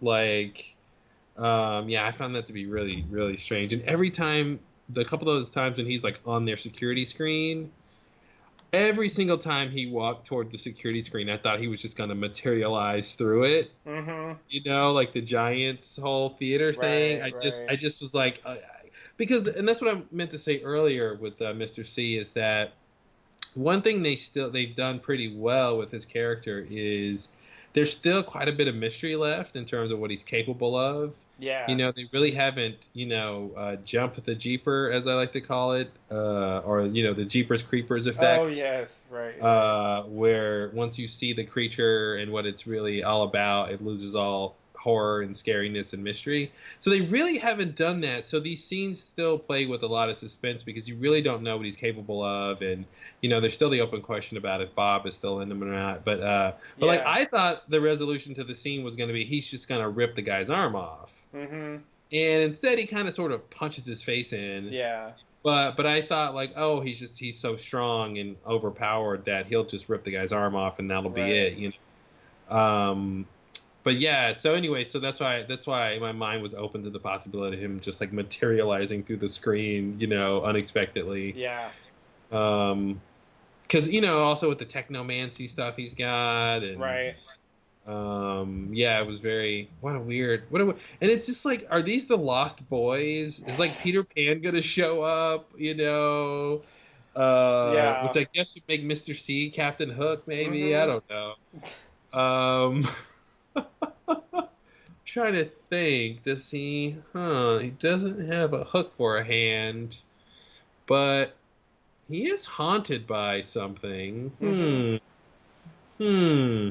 Maybe there's a parallel there if I dig too deep. You can find one. Um, yeah, Chantal's like Tinkerbell, I guess. Oh God. Yeah. Or is she's not Wendy, right? No, she wouldn't be Wendy. Maybe she's Wendy. Hutch is Tinkerbell. Nice. But yeah, what a weird scene. Again, like we're in a like 80s action B Yeah, movie action thing here. definitely. Like Jean-Claude Van Damme should have shown up and like challenged him to a Belgian duel. Yeah. Um, Yeah, why not? Why not? Um yeah, so they go into an adjacent room to play Renzo hits Mr. C in the back of the head, as you mentioned. This is from Mm-hmm. the nursery school teacher, I guess. He makes a crack about, what is this, kindergarten? Mm-hmm. Nursery school? They sit down at a table. They commence wrestling. There's a lot of to do, as you mentioned. My arm is good here. My arm hurts here. What if I Mm-hmm. put your arm here? Blah, blah, Yeah, it was blah. like Goldilocks and the Three Bears. It was like Yeah, this position is just right. just right. So eventually, Mr. C, that is, wins and gives Renzo a death punch to the face. Mm-hmm. That's the name of And the movie. uh, so I guess he won. He won. So you're the leader now. I Like don't want this to be your is boss. this is I such love a that line. That was great. He's like, I don't want to be your boss. Which was a little unexpected because I thought, oh, he's free henchman. But That's he's kind of like, what I thought no. too, because he already has like a crew like these people. So it's Mm-hmm. like, why not? Yeah, like grab them, get them to do And something. But and I just gotta say, the stock market may be doing well, but clearly the economic upturn has not affected Western Montana because there's a lot of guys who are out of work, legitimate work, and they're just hanging out at warehouses and doing this criminal enterprise. I mm-hmm. really think it's a social economic statement, you know, It's a about good the, point. the about the plight of the working class male. Yeah, yeah, yeah. Even the accountant Mm-hmm. ends up involved in this. Yep. He's probably pretending like he's going to the office and he's hanging out with these like insane, I don't know what to call them, Peter Pan Mm-hmm. thugs. It's almost like a Fight Club. Yeah, yeah, yeah. Fight Club with arm This wrestling. weird, yeah, this weird, like, yeah, they're not that tough. Um, they're like, we'll just arm wrestle instead. Yeah. Yeah, yeah, yeah, exactly. They don't have that much whatever desire to hurt themselves. But yeah, so he as leader, he asked for cell phones, which they give him some cell phones. Mm-hmm. And then he asks them to leave. They leave Ray in the room with Mr. C. Ray tries to run. Mr. C shoots him in the leg. The accountant asks if Mr. C wants money. He says no. The accountant leaves. And now Mr. C gets to question Ray.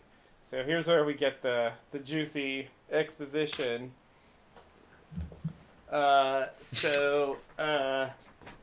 Who hired Ray?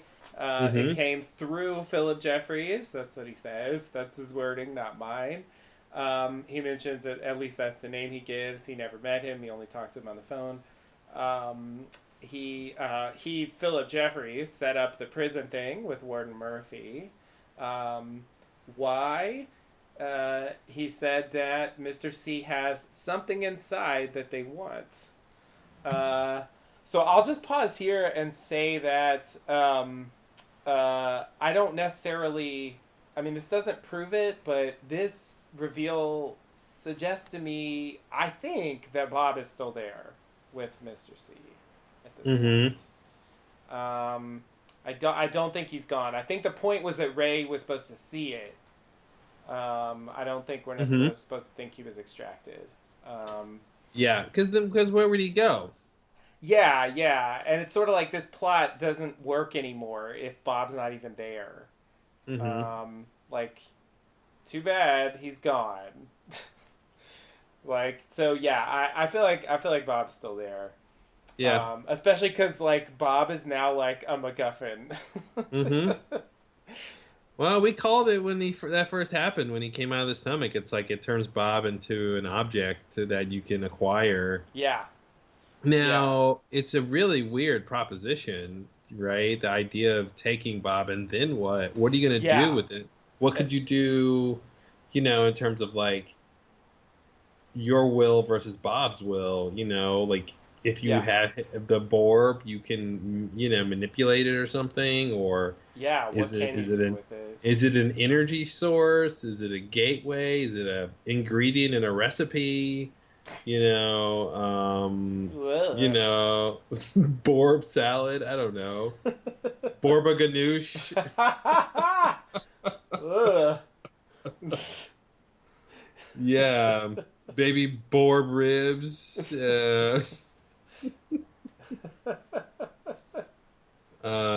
Anything else? Any other food puns I can think of? Bar Borbq, Borb BQ, either one. Wow. Hey, you never know. Steak Borb. Borb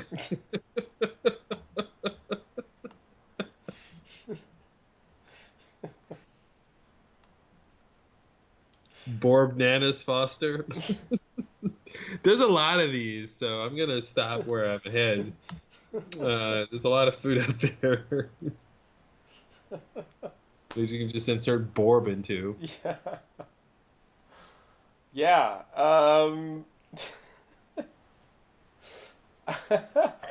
I'm assuming it's not just because he wants to eat him in a recipe. All right, well, I just want to put all the reasonable suggestions on the table. That is an interesting theory that I haven't heard anywhere else. So Nice. points for originality. Because hey, listen, Bob Borb came out of something like Experiment's mouth.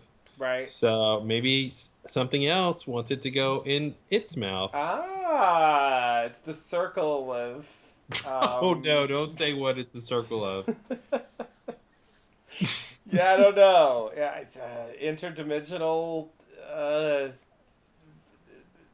vomits becoming food. It's sort of like a metaphor for. Yeah, I give up. You're almost there. Oh, you were almost there. You were just so close, just to cracking it. I felt it. I couldn't get the final piece there. That seems like there's something there, but or maybe like Bob is like a zygote, or a sperm. He's like he can seed something. Or create something if you put it, this whole alchemy idea. So, something plus Borb just equals... Just add Borb. That's the name of the cookbook. What's all your favorite Borb recipes? Just add Borb. It's a cookbook! The cookbook. Yeah, it's like, what was it? The Day the Earth Stood Still, or whatever that is, To Serve Man. To Serve Man, yeah, there it is. Yeah. Twilight Zone, yeah. Yeah, there it is. Yep, it was a cookbook all along. Classic. Oh, they want to help us so much. Yeah, into a fricassee. Oh, man. It's hilarious. Okay, so right, Mr. C asks, did Philip Jeffries ever mention Major Briggs? No. Interesting question. Not sure why he asked. It feels like that's leading somewhere, but it goes nowhere at this point.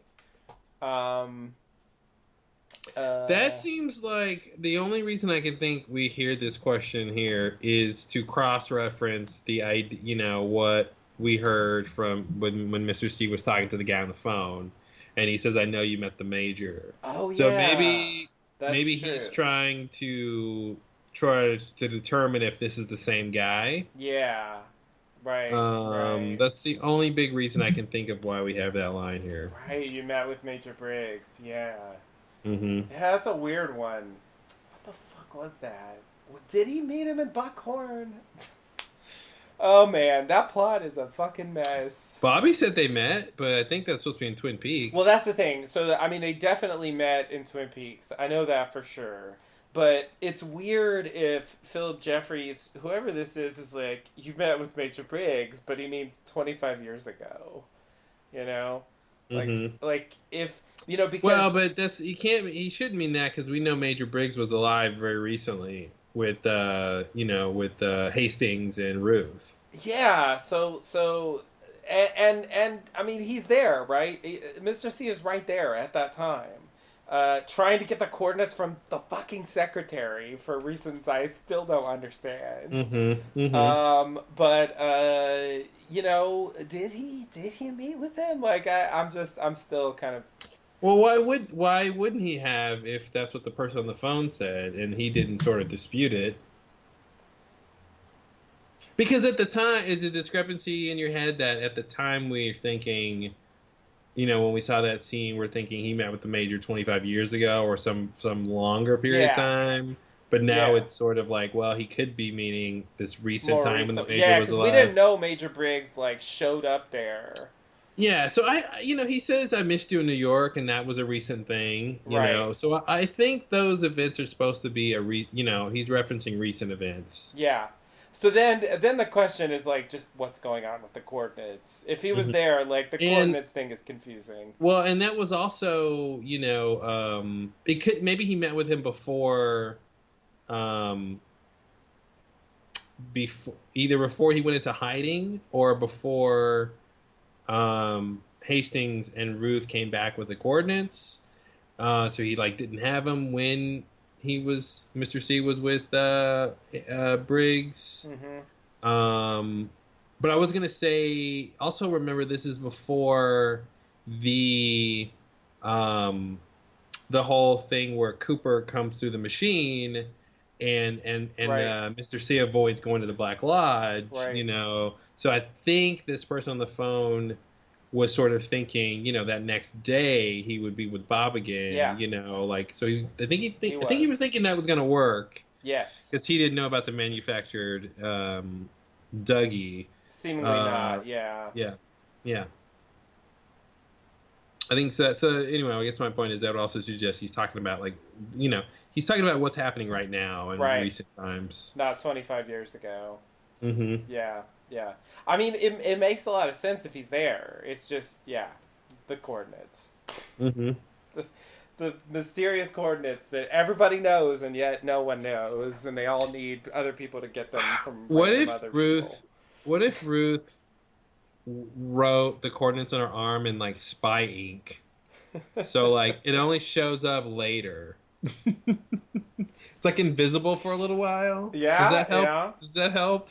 It would help. It would help. Yeah. Yeah. I mean, I mean, maybe when they're at the military base, they're down on the aisle C for coordinates, and then of before they course. leave, they go to aisle I for invisible ink to write down said coordinates. That's how the military works, right? Sure. They organize all their top secret things alphabetically in rows. Alphabetically in a clear, obvious way. Yeah, why not? Okay, just making sure. Yeah. That's what I got from every movie about the military ever. Mm-hmm. Mm-hmm. And the X Files. In the X Files, yeah, please. Um, yeah, so yeah, there's definitely a lot of questions there, but I think you're right that it's just connecting those dots um, with the previous thing. It has been a while, and with no previously on, it's nice to fill out the Well, exposition a little bit. Well, and if you choose to read too much into this line, did he ever mention Major Briggs? And Ray says no. Would that mean that this is not the guy on the phone? That the guy who says he was Philip Right. Jeffries on the phone was not the guy who called? Yeah. Uh, I still think it's the guy, and he just didn't mention Major Briggs to Ray. But I mean, I think that it makes sense. That's probably yeah, the case. But, if you want to read too much into what this line could mean, it's like, well, the guy on the phone mentioned Major Briggs, and if this guy right, didn't mention Major Briggs, then he wasn't the guy on the phone. right. I see what you're saying. I Yeah. see what you're saying. It could be true. Yeah. I mean, I would say the guy on the phone, if it wasn't Philip Jeffries, it's someone in Philip Jeffries' cohort. Mm-hmm. Whoever this crew is that they want. I mean, that's Ray's word. That's what they want. He doesn't say that's what he wants. Mm-hmm. So that's part of where I'm getting that like Now, here's insinuation a that there's a group here. here's a suggestion. Do maybe could the Woodsman be working with Philip Jeffries to get Bob in, like, the Oh scene where man. they sort of dug Bob out of Mr. C's body, like they didn't really get him, or they couldn't get him yet, or they need him. They need Mr. C in the convenience store first, so they need him in the Black Lodge first, so it wasn't the right time. Mm-hmm. Maybe there's some sort of caveat there, because that's the only other they we know that's operating on the show, sort Right. of collectively like that could be connected to wanting Bob. Um, That's true. without being like just random new characters we haven't seen before. Right. Right. Right. That's yeah. Uh, it's a little confusing if it's them, but then we don't know that much about the Woodsman, so And we know Philip Jeffries went to the convenience store, and the Woodsmen are from the convenience store, true, so there's a true, connection between the two of them. true. It's a good point. Yeah, so I don't know. I don't know. Hard to deny. Um, so uh, Ray reaches. Oh yeah, here yeah. So Ray reaches in his pocket and gets out the Alcave ring. Uh, Oh no. yeah, yeah. So here's where things like took a turn that I really wasn't expecting. Oh yeah. So apparently Jeffrey said to put it on Mr. C after Ray killed him. Mm-hmm. Ray got the ring at the prison from someone dressed as a guard that he had never seen before. Um, Mr. C tells Ray to put the ring on his ring finger left hand, the Mm-hmm. spiritual Uh-oh. finger. Oh no, you think about that, Ray. um, Mr. C asked for the coordinates that Ray got from Hastings' secretary. Ray asks if Mr. C can trust the numbers. He says, "I know who you are." That's a weird one. I'm getting Lost vibes with that line. It's like it seems like Mm-hmm. it means something crazy, but I don't really don't know what he means, honestly. Um, Ray asks again to reach into his pocket. The coordinates are written there, apparently. Um, Meanwhile, in the other room, the remaining gang watches the proceedings on the camera feed. There's a giant video screen there, and Richard Horn steps out from behind the group Mm-hmm. to add another, like, what? Yeah, all of a To the sudden Richard scene. shows up. Yeah, Richard's there, like, what? So, I mean, that raises some questions. Yeah. I assume that, I'm assuming that this is definitely his daddy at this point. I'm like totally convinced. But how did he get here? How His does he. car. But why? Why would he go here? How does he know these people? Do these people know Red? Do these people, like, what's the connection? I mean, how would he, Mhm. you know what I mean? It's so random. Is it coincidence? Is it just random coincidence that he goes here to hide out and his daddy's there? Oh, jeez. Yeah, I mean, first of all, if Mr. C is his dad, how are they ever gonna find that out? Like, unless he's Well, he like, can my tell him. mom. Well, he would have to know who Richard is and have to you know what I mean? There should be some logistics of just like, who are you? Okay, and who's your mother? Okay, and that's Yeah. the one I raped. Okay, I raped her. I'm your Check, dad. You check, know what I mean? check. Yeah, so it just would take some Are you an dancing to evil like. bastard by any chance? Yeah, that's what I mean. Like they can be in the same scene, but it doesn't. It's not necessary that it ever comes up. They don't like look alike. They don't like, you know what I mean? It's not like Right. it would be necessitated just because they're in the same place. Yeah. So they'd have to like figure out a way to kind of make it clear, or he gets Mr. C gets a weird vibe from him, or Yeah. something would have to happen where that connection becomes, text instead of subtext, I guess. Right. Um, But I mean, there's a lot to talk about here. We're not even done with the scene yet. No, no, no. Shall I finish it off I here? guess Uh, so. Jeez. so Ray hands the coordinates to Mr. C. Uh, he asks, "Where is Philip Jeffries?" Ray says the last he heard, Philip Jeffries was at a place called the Dutchman's, but it's not a real place. Ray, at that point, Mr. C shoots Ray in the head, killing him, and says, "I know what it is." At that point, we see the ring that Ray has on disappear and kind of drop into the Black Lodge. And we Mm-hmm. also see Ray's body in the Black Lodge. We see the empty ring table, and then we see a hand replace the ring there. Mm-hmm. A hand wearing a wool jacket, Yes, yes. like everyone's favorite one-armed man's jacket. Yeah, so definitely this ring stuff is Monumental.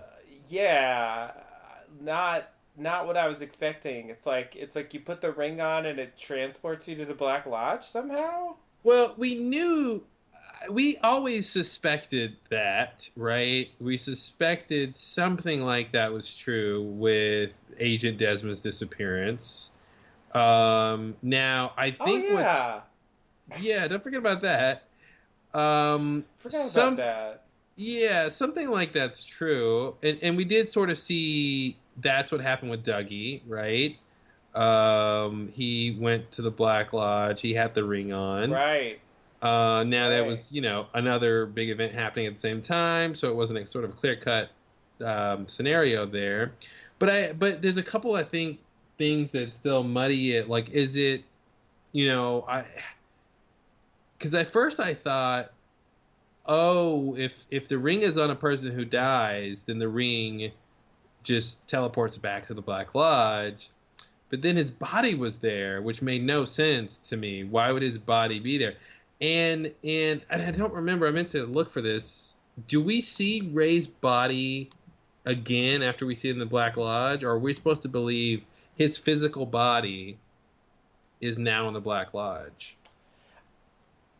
I don't remember. I don't think we see it again, but I don't think we see definitively that it's not there either.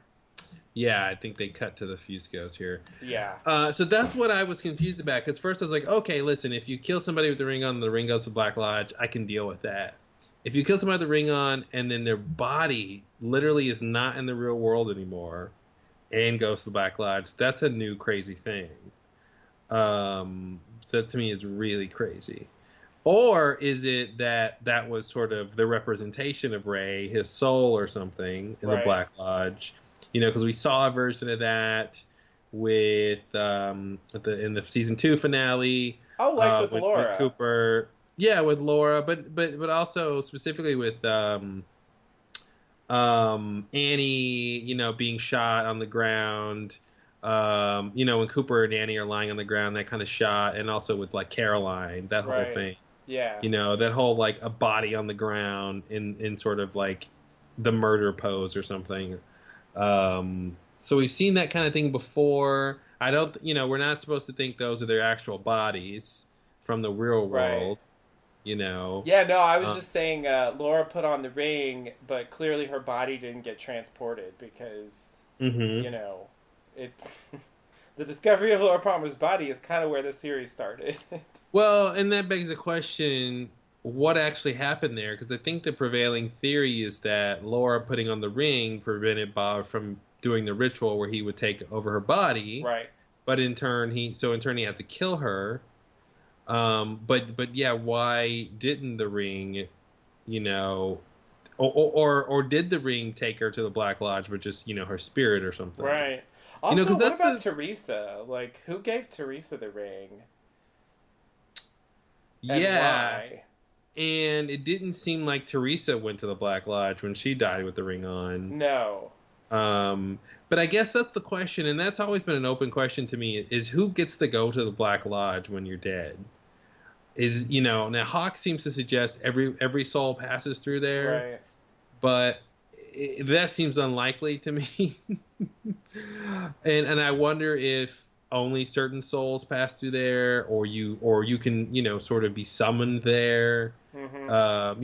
It's a bit weird with when Wyndham Earl and Cooper are having their confrontation in the season 2 finale, because he's seeing all these different Cooper seeing all these different people, and then it's sort of said like, oh, that's Wyndham Earl, but is he causing projections, or is he really bringing forth these people, to sort of mess with Cooper? It's kind of Yeah. unclear. Yeah. Yeah. It seemed like he was the uh, he was the Laura doppelganger at some point. Yeah, yeah, they make it seem like he was doing his same old like costume changes, where he Yeah. was sort of masking himself in the guise of other people, but in this like supernatural way, but still like classic Wyndham. Right. Um, so that begs the question, again, like who gets to go to the Black Lodge, because to me the simple explanation is, everyone doesn't just go there if you die. There's certain ways you can get there. Glastonbury Grove is a portal you can get there, Right. and the Ring is a way you can get there. Yeah. And we also talked about before on the podcast about, after, let's see, after Leland kills Teresa, we see the grandson in the motel parking lot sort of dancing in a circle, doing some kind of ritual. And my sort of crackpot theory was he was sort of opening up a portal back to the Black Lodge, presumably taking the ring back there, I think was my idea. But, that begs the question, what happened to the ring after that? And, who gave her the ring? I think Leland gave her the ring, or Bob gave Oh, her the right. I ring. remember I had the theory that Mrs. Tremont and the grandson gave her the ring. I forgot about that because they were living seemingly. I mean, it feels like the clues are there that they were living in a trailer like right by hers. Mm-hmm. Um, And that's where and the ring the ring is returned to her trailer afterwards. yeah, That's right. exactly. That's right. Um, so yeah. I don't know exactly why, but the grandson did tell him to fell a victim. Yeah, and maybe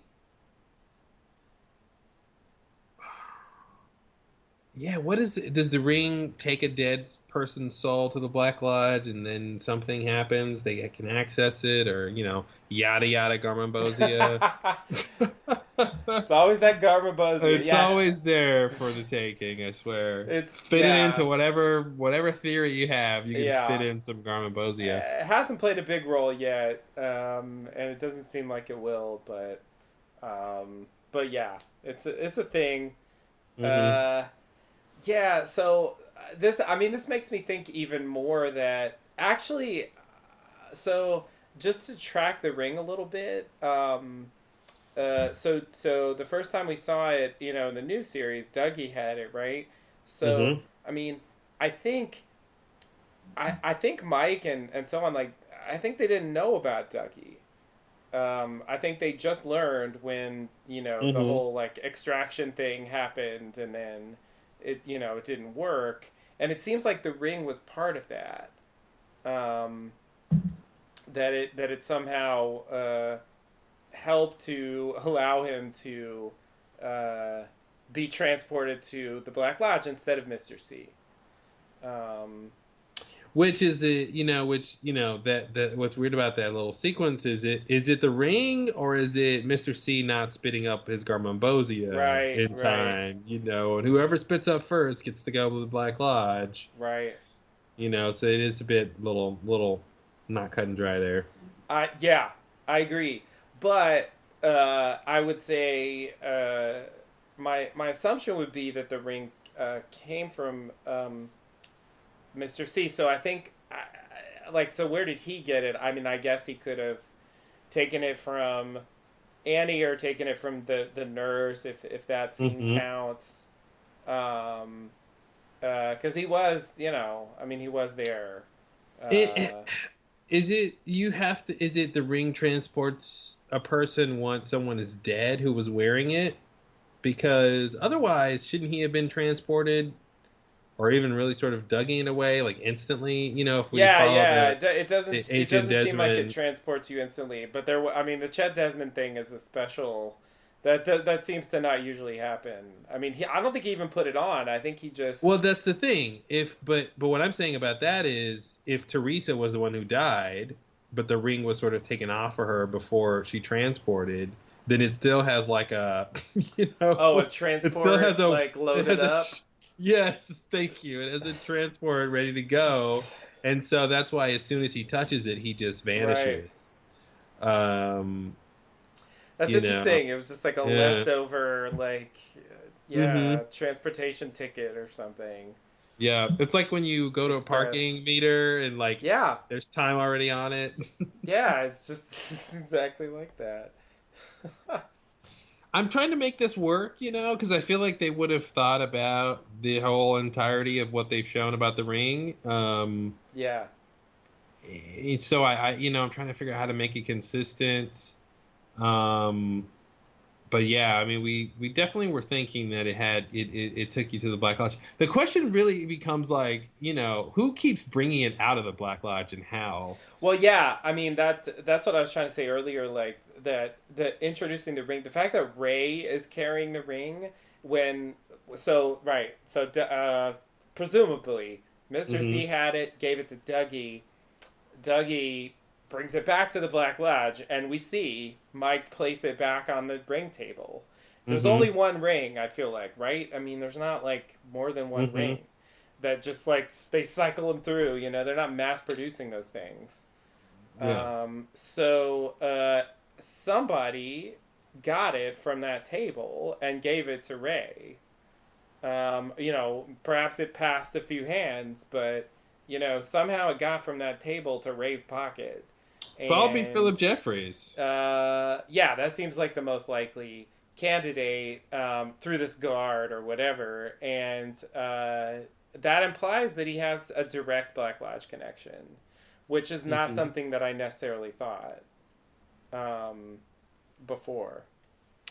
Well, it's sort of piecing the tying into this whole piece of the puzzle. I don't know what metaphor I'm trying to go with here.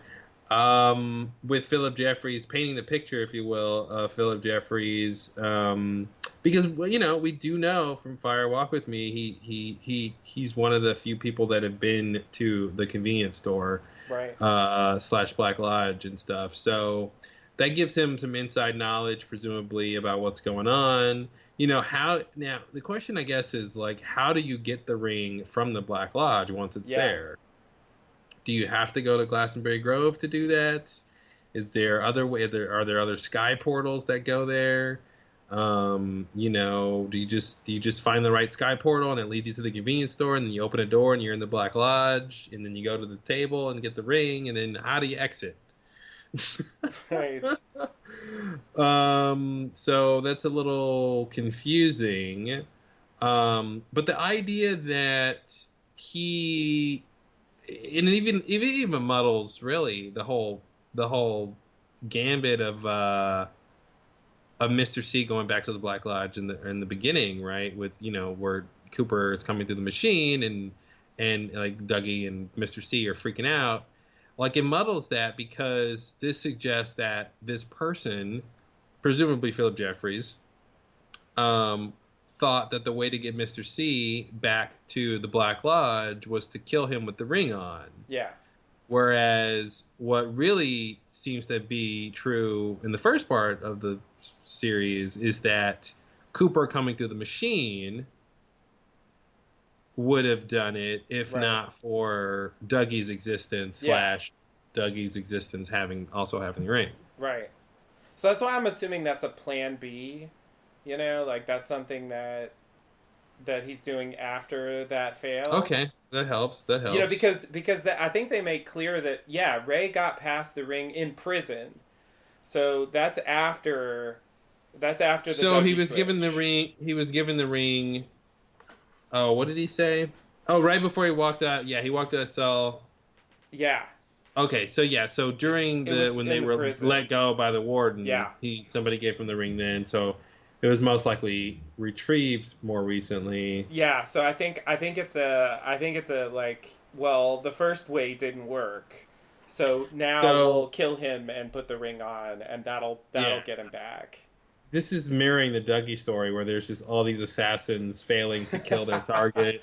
Definitely. So the idea was the guy on the phone was like, hey, I'll be with Bob again. You're gonna go to the Black Lodge tomorrow Yeah. because now I don't know why he would know this, but see that's why I feel like He's it got a doesn't work. connection. Well, but I feel like he should know that Cooper's coming through the machine. So I feel like maybe even then he's expecting the ring to um because at that point Chantal has been talking to Ray, right, on the phone, and whoever hired them knows that Mr. C is alive, right? I Yeah. guess but that was before. That was before Cooper goes to the machine, I guess. Yeah. Maybe it doesn't work still. Or maybe it still works. I guess it depends on how you look at it. Like so this person, oh, but he hasn't given the ring yet. I guess maybe the beginning is that he's like, oh, how am I going to get rid of Mr. C? I know, and then Chantal and they hired Chantal. Well, see, yeah, why would he be? Why would? Sorry, I'm all over the place with Now, what by I'm trying to Chantal, say you here. mean Daria, right? I keep saying Chantal. Thank you. I meant Okay. Daria this Just whole making time. sure. Thanks. But if they were hired to kill him, why would they be hired to kill him before they have the ring to put on him? Right? That wouldn't make any sense. Oh, yeah. They were supposed to kill him back then. Yeah. So that Oh, makes me no, but I think think he says. Yeah, no, you're right. You're right. that makes me think like maybe he had the ring then. I mean, I guess maybe Ray had it then, but no, he didn't have it then because he just said when he got it. Yeah. So the plan was there. Okay, we'll have them kill Mr. C, and then they'll tell me when he's dead and where his body is, and then I'll bring the ring and put it on him, and he'll go to Black Lodge. But what ended up happening is they don't kill him. Cooper comes to the machine. He doesn't. Oh, but he doesn't have the ring because Dougie has the ring. That doesn't work either. Yeah. So he can't even think to use the ring because Dougie has the ring. Yeah. And then why would like Mr. C get the ring and to give it to Dougie, where 2 days later, this guy Philip Jeffries or whomever is gonna get the ring to put on Mr. C? Like that's a little crazy. Yeah. It's yeah, it's kind of a mess. It's kind of a mess. Um I also wanted to throw in: is it future? Is it past? Like what's up with the ring might be that we're seeing it at different points in time that don't align normally. mhm. Maybe when we're seeing it on the table, it's at a different point when it's is also in the real world. Oh man. Yeah, Hmm. well, if you throw that in, that's yeah, I it's have tough. to. It's tough without it.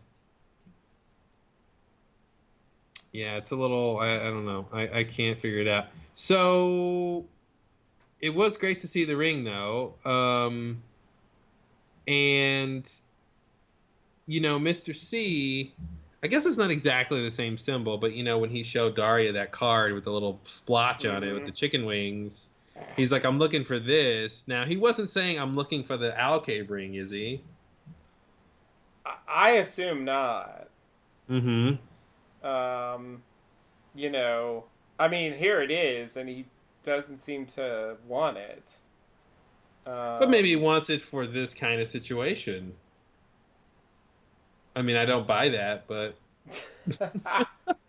Yeah, it does seem like the symbols should be connected, but yeah, I don't think it just means the ring. he's looking for a giant owl. I swear that's what it is. He's looking for the mother of all owls. And by mother of all owls, I mean experiment. Owl experiment mother. Yep. When I said she's my mother, I meant owl mother. Yours and mine, owls. Owls. Mm-hmm. That's how language works. See what I did there? And here's the other thing: if Ray's entire body went to the Black Lodge, I think the guys who are watching on screen should have reacted in some way that suggested they saw a person disappear, Yeah. and we didn't really see them do that. And he True. would, they wouldn't. I mean, he wouldn't have to explain, but I think they'd be like, why'd that guy vanish?" Right. You know. Yeah. Yeah. Maybe it's just the soul or something. That's what I'm thinking. I think it's just the representation of Ray is there. Um, it seems like Mike should just hold on to that ring. Like he's involved in helping Dougie / Cooper seemingly try to wake up, and I don't know what he wants him to do once he wakes up. Right, that's an open question. Right. Presumably stop Mr. C, or bring Mr. C back to / Bob back to the Black But Lodge. yeah, So maybe he's collaborating with Philip Jeffries as well. Mm-hmm. Sure, maybe Mike gave Philip Jeffries the ring or something like Yeah. that. But it seems like if he knows the ring is in play by bad people, then he should like hold on to it and stop putting it on the table where everybody can get it. I know. I know. Yeah. I guess that's the question. And we don't really get to see him or get a reaction, so I don't really know what he thinks about the ring showing up. Mm-hmm. Whether we're supposed to believe like, oh, my plan didn't work, or the ring, it was gone. Who knew? Exactly. Dagnabbit, I that ring just put it table. over there like 2 days ago. I just put it over there. Days don't exist here, but it was Whatever 2 that days ago. means. Yeah. Yeah, exactly. Well, yeah, this was jam packed with stuff to talk about. I don't even think we talk about everything in this scene. I think there was some more stuff. Even before this, the ring. What else was here? Oh, the y'all. I mean, the they. Yeah. Yeah, it's a weird one. It sort of reminds me of when Leland's doing his confession and he's like, they made me kill Teresa and they made me.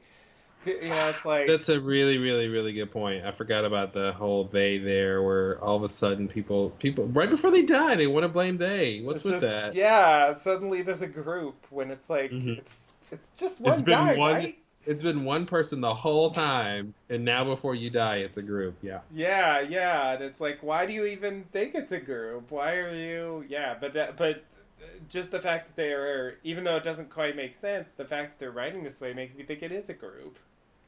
Well, and it's weird when he says like Jeffrey says you were going to kill me. Jeffrey said I was supposed to put this on you after I killed you. So at some point after when Warden Murphy is letting him out, he gets a phone call, right? And he's talking to Jeffries.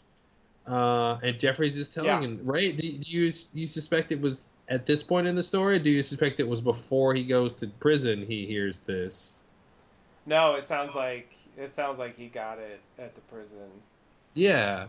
So somehow he's talking to Jeffries on the phone, and then the guard comes out of nowhere with the ring. Yeah. Part of me thinks the guard was Agent Jeffries. I But wouldn't since be he had surprised. never seen him before, he didn't He didn't know think what he that looked that like. was him. Yeah. Yeah. I agree. I feel like that's the most likely candidate for who that was. Mhm. Yeah. It would make sense. He just David Bowie has a song called Guard. No, sorry, I made that up. probably does. He has a lot of Probably songs. does. He Something does. with guard in it somewhere. Something is Guardian or Yeah. So then he says, now you know what I want, Ray, and Ray's like, okay, you want the coordinates. Why does he want the coordinates? And then he says, you want the coordinates I got from Hastings, rather his pretty secretary. Mm-hmm. So again, they're doubling down that the secretary had the Betty, coordinates. he names her, just to make 100% Mm-hmm. clear that it's not Ruth. It's not Ruth. Good point. It's even though like Ruth's the librarian, not the secretary. Yes, yes, yes, but Betty, not Ruth. Mm-hmm. So yeah, they're totally doubling down on it. That's what the story is, and I just don't. I mean, there's a lot of off-screen stuff, so it could work. But let's just say I don't have any scenario that makes sense right now. Is Betty? Did they kill Betty? Yeah, Okay, I was car gonna bomb. say car bomb. Yeah, Yeah. that was revealed. That was a few parts ago. That was the Buckhorn police. Like they're like briefing Albert and Gordon when they're walking down the Mm-hmm. hall, and they say that his secretary was killed. Maybe she's the one who made the updates on the website, and they Yeah, had to give her the coordinates because they're going to put the coordinates on the website. yeah. I guess.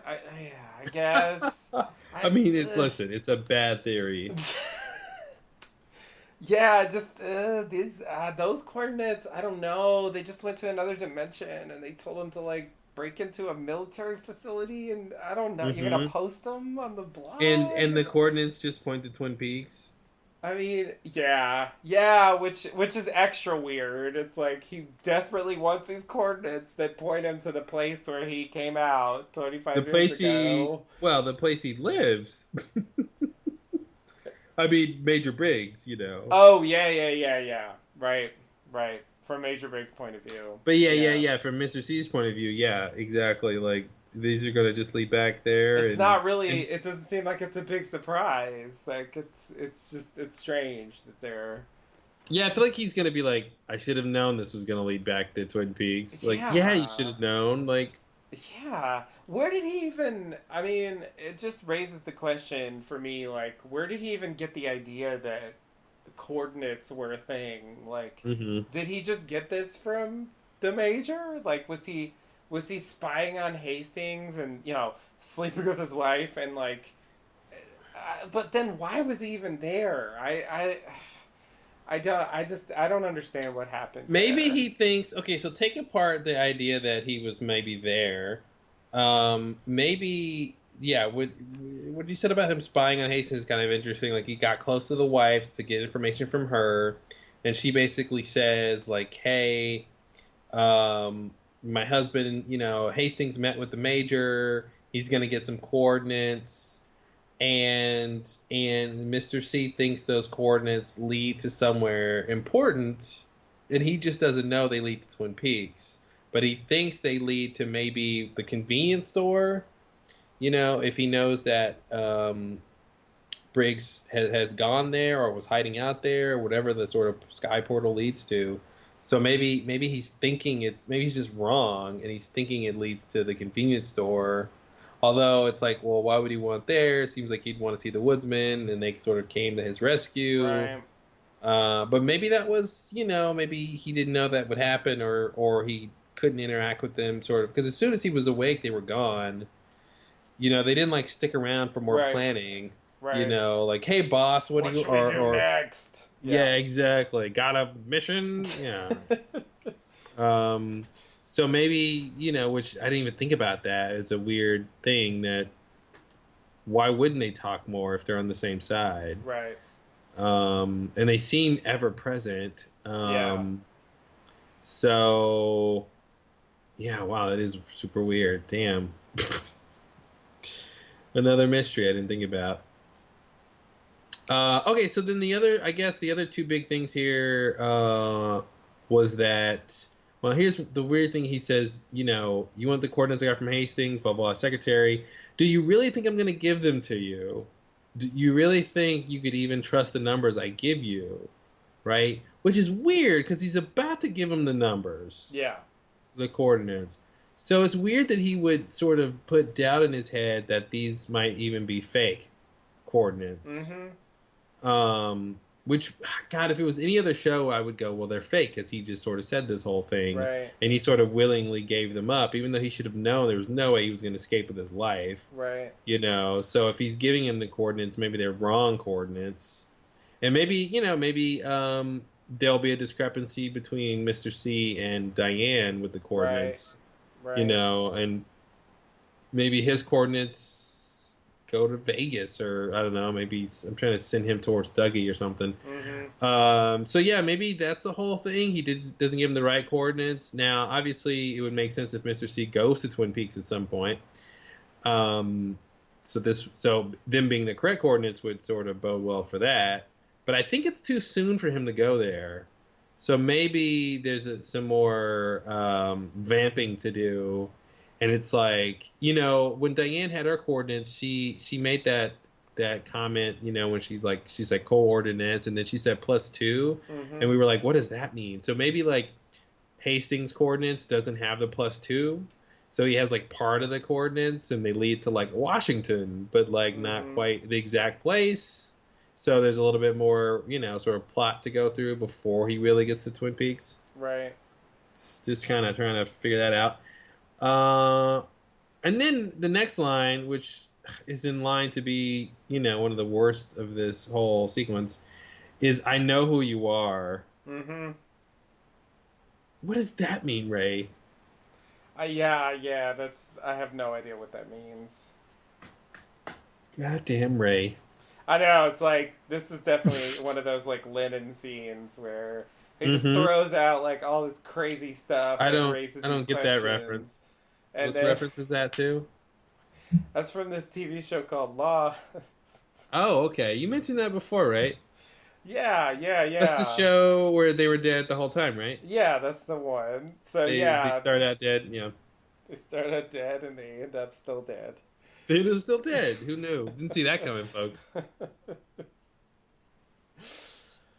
But yeah, just like throwing out something crazy and then dying immediately so that we never really can There's learn. Yeah, you don't have to deal with the repercussions of your actions. Yeah, like what do you mean by that? I It's really like have a doppelganger, a Bob vessel. Like I have it's like no a death. idea. It's like a story death grenade or something. It's like you just kind of lob this thing that's gonna explode, but you're like dead before it goes Right. off, so you don't It care. doesn't hurt you. Yeah. Yeah. So what do you think that means?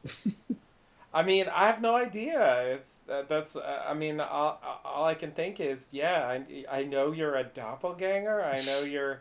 I mean, what does he really know about any of that stuff? It's like I guess it all depends on what Phil Jeffries told him, Hmm. and what would he have told him, That's not the real Cooper. That's not a real person. who's Cooper? Like, it's just yeah, it's weird. It's weird.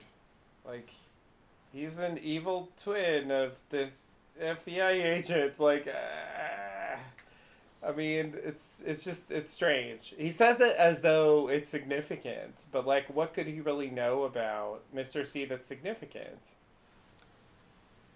Well, I mean, what is Mr. C? I mean, that's the thing. I feel like is he alluding to something we don't even understand? That's what I was wondering.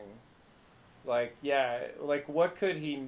What kind of thing could he know that we don't know? Because he didn't say I know what you are, right? Right. He says I know who you are. Yeah.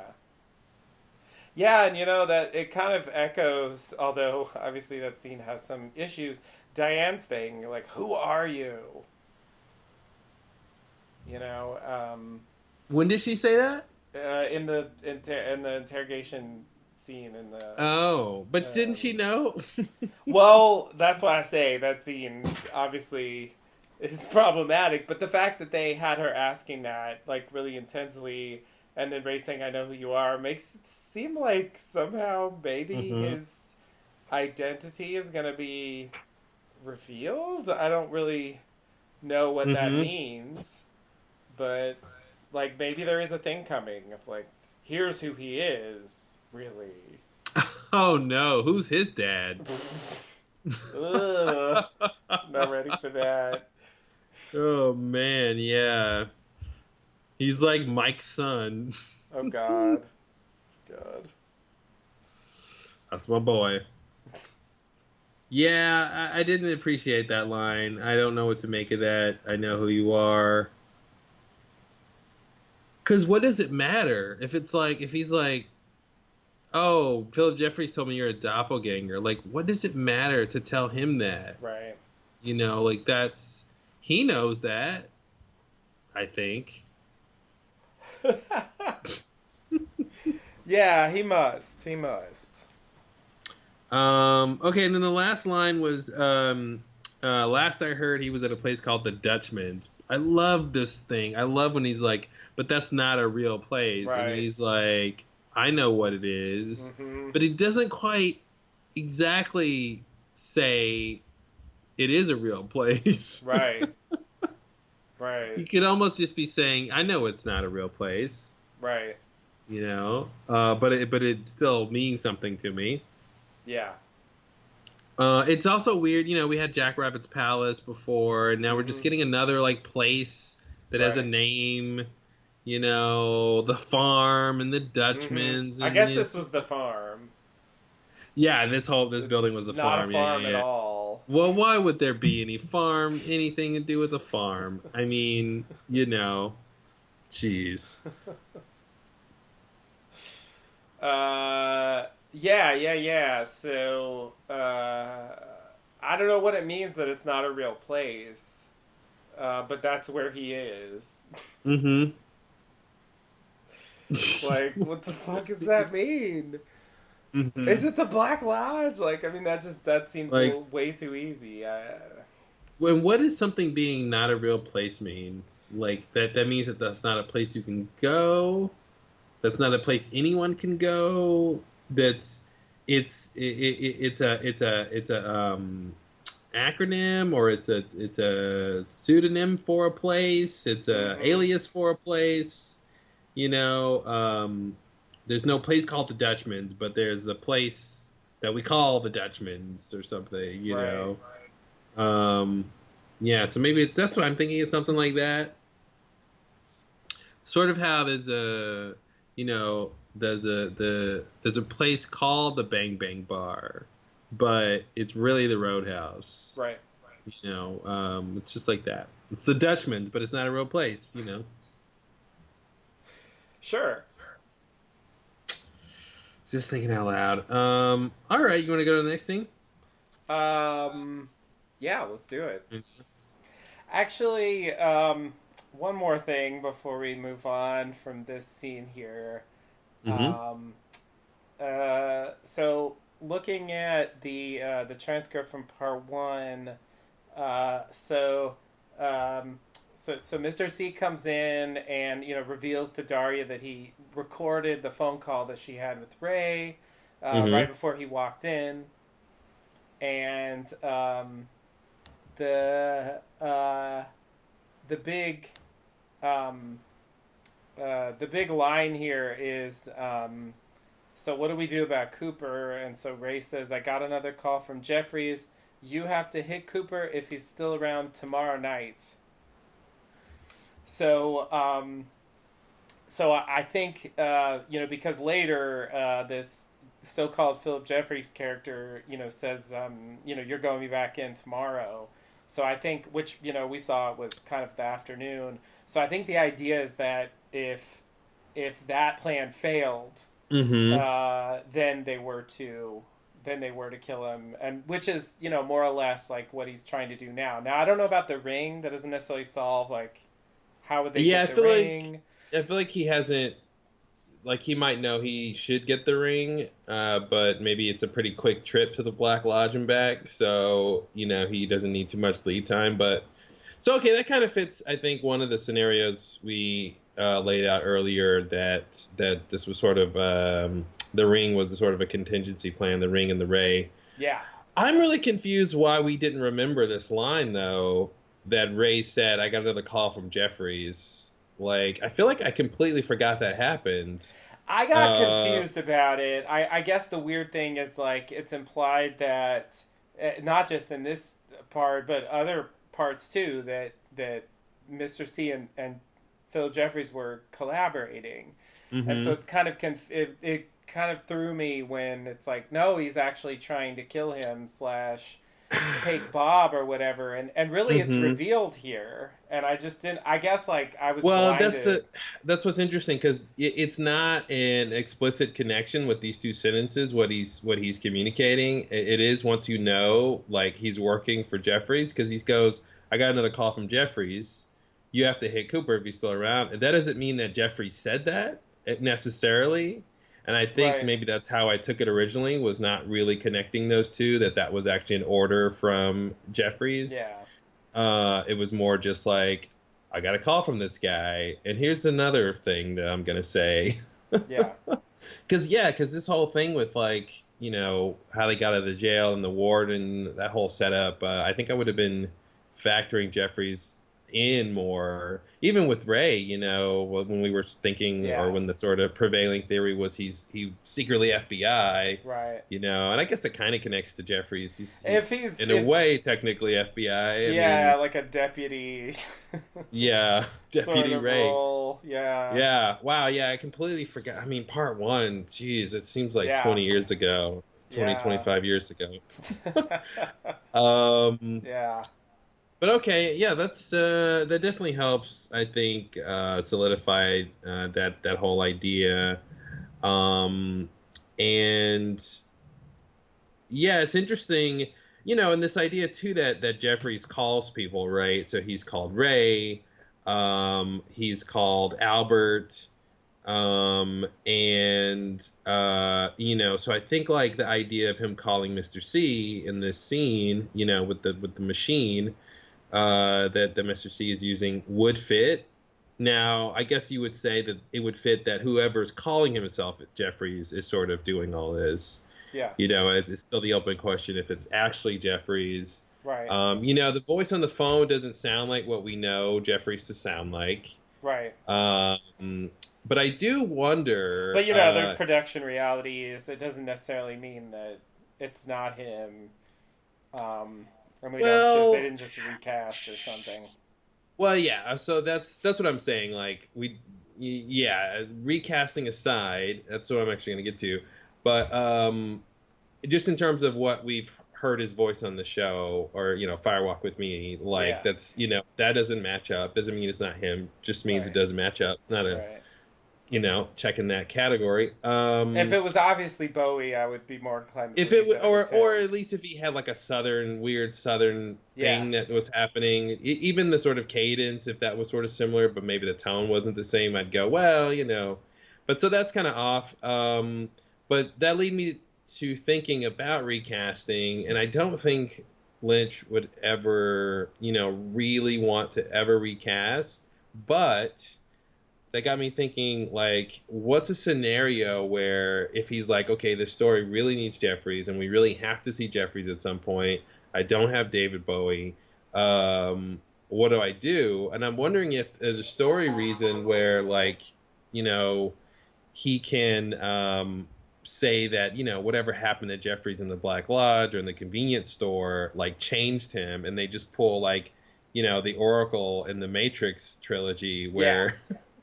where Right. she addresses it and she's like, sorry, I don't look like what you expected, or last time you remember me or whatever, something happened, some choices I made, like this vague Should thing have that done that like with something Dumbledore. happened. Right. Exactly. So I wonder if they could sort of plausibly pull something like that off, where Yeah. there's some story explanation of why he's a technically a different actor, Right. but he's supposed to be the same character. And obviously Lost Highway deals with that. Mulholland Drive deals with changing bodies and Right. identities. So that could be a thing that he pulls out of the ether to put into the story. Right. Right. um, yeah, I just want to throw that out there. I mean, obviously, there's the evolution of the arm thing. That was Hmm. Hmm. a way of dealing with the casting situation. He did recast Johnny Horn. Not that that's a big role, but Hmm. technically, Good point. it's not the actor who played him in the original series. So yeah. I mean, what I was originally thinking is maybe they just rewrote it to not be Phil Jeffries for that reason. Sure. Someone pretending to be him, kind of like how I feel like they wrote it as Harry Truman, and just basically changed it to Frank and then put in some scenes where he talks about, or some lines where he talks about Harry. Hmm. Like I feel like that it was envisioned as being the original Truman. Well, Um, I think that's true if we don't ever need to really see him, you know. But I feel like the fact that the FBI brought Jeffries up, as the leader of the old Blue Rose Force. I'm thinking they're leaning that way. Now, if somebody's pretending to be him, like I said before, they're gonna have some explaining to do. yeah, I mean, whoever this is clearly, you know, gonna have some big role to play here. Hmm. Um, so yeah, I assume we'll get something like an explanation uh, of what they're doing and why. I mean, it's someone who wants Bob, Hmm. and I don't really understand why original Jeffries would want Bob, but to be fair, I I don't understand original Jeffries at all. Hmm. I mean, Hmm. that whole storyline is completely baffling to me. And that was just, that was just a small part of the now overall like Jeffries mythos because you have the history of him with the Blue Rose Task Force, and also there's that weird Our Man in Rio thing. Um, Big unanswered question. or Colombia or something. But yeah, like something weird is going on there. Uh, Maybe I just want to quickly throw out there as an aside because that Albert that bought it. I yeah, I just want to throw out that their man in Rio was killed, right. and maybe their man in Rio was killed, and somebody put the ring on him, and he went to the Black Lodge. So maybe I guess I'm trying to figure out a way where the one thing we know about him, this guy is dead, might lead to some other part of the plot where he comes back, or somebody needed that to happen for some reason. Um, Yeah. There's clearly some kind of South American connection in the story. I don't get it at all, but I mean, original Philip Jeffries clearly had some kind of. He was like teleporting out of there. He was down there for some reason. I don't really understand. There's the infamous like box thing that was down there that like blinked and then it like shriveled or something. Turned into Uh, silver or something like that. yeah, and then there's this mysterious FBI man who was killed, and it seems like it was Mr. C and someone saying they were Phil Jeffries that Albert believed, Hmm. um, working together, and it's like, I mean, maybe it was just a long con. I mean, maybe it was like, it's such a long con though. Hmm. I almost would want to say it doesn't work with the timeline as we know it, but I almost would want to say, like, after that period in Buenos Aires with Philip Jeffries, when he sort of you know reappears back at the hotel, like at some point maybe he, I guess, and then vanishes again, sort of goes to the Black Lodge or something. Like, maybe he, it doesn't really work, but I wanted to say, like, maybe he was killing with Bob like Mike was, and he sort of, and that's the be with Bob thing again. I'm trying to give Right, Mike's thing to Philip Jeffries and see if it works. right, Mike's reason for being with Bob again, or that sort of same scenario. And so right. maybe there was some period of time. Maybe that's when Mr. C's is at the Palazzo. Yeah, Like, yeah, yeah. and I think that's that when was in the same place. Yeah. Philip Jeffries took the picture of him. Oh God. Which could explain how I got to the FBI if True. he's like a double agent at some point. Right. But yeah, I'm just thinking maybe that's a thing that could have happened. It doesn't really work, but maybe that's the thing that could have happened, and that could be a reason why Jeffries wants sort of Bob again, in like a sort of not good guy way. Right. Right.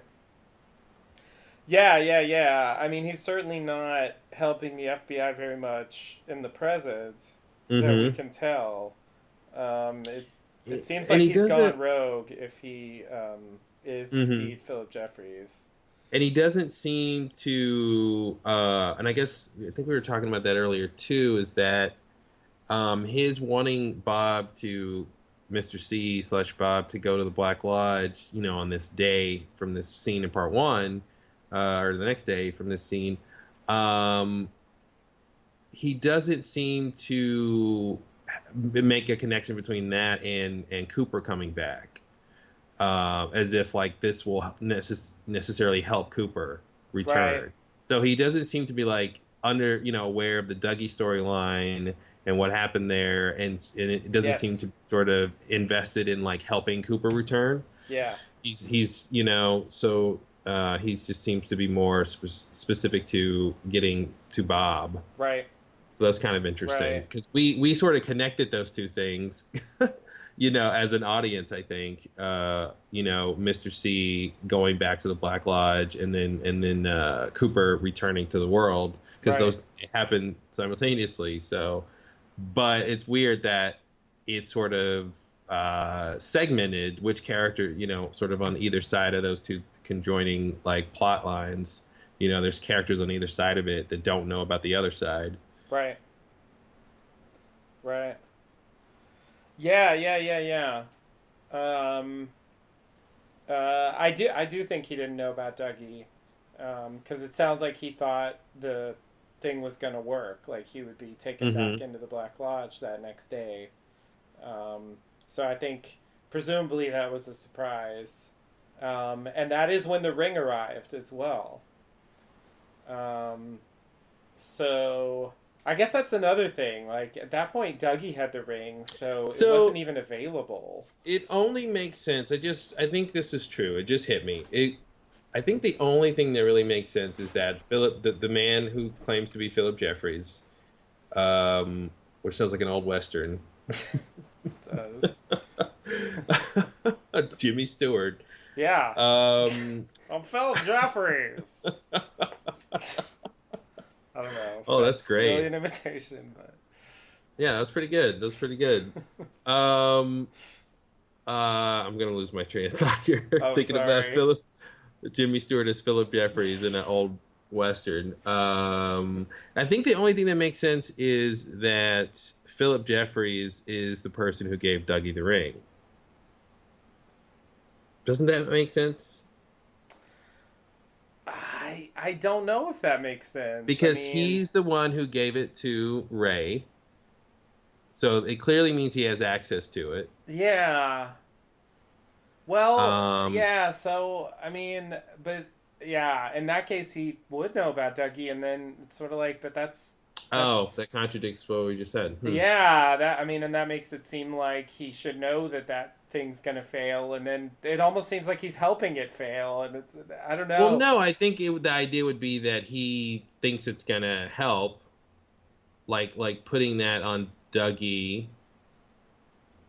Well, see, the problem is we don't really know what he believes the mechanism is that's gonna make Mr. C go to the Black Lodge, right? We don't really understand what he because Yeah. there's a couple of things that are variables here, and it's not clear which one he is banking on. Right. So is he banking on something with the ring? Is he banking on, Cooper returning through the machine? Is he banking on the time of day? There was the clock was involved and all the numbers on the machines.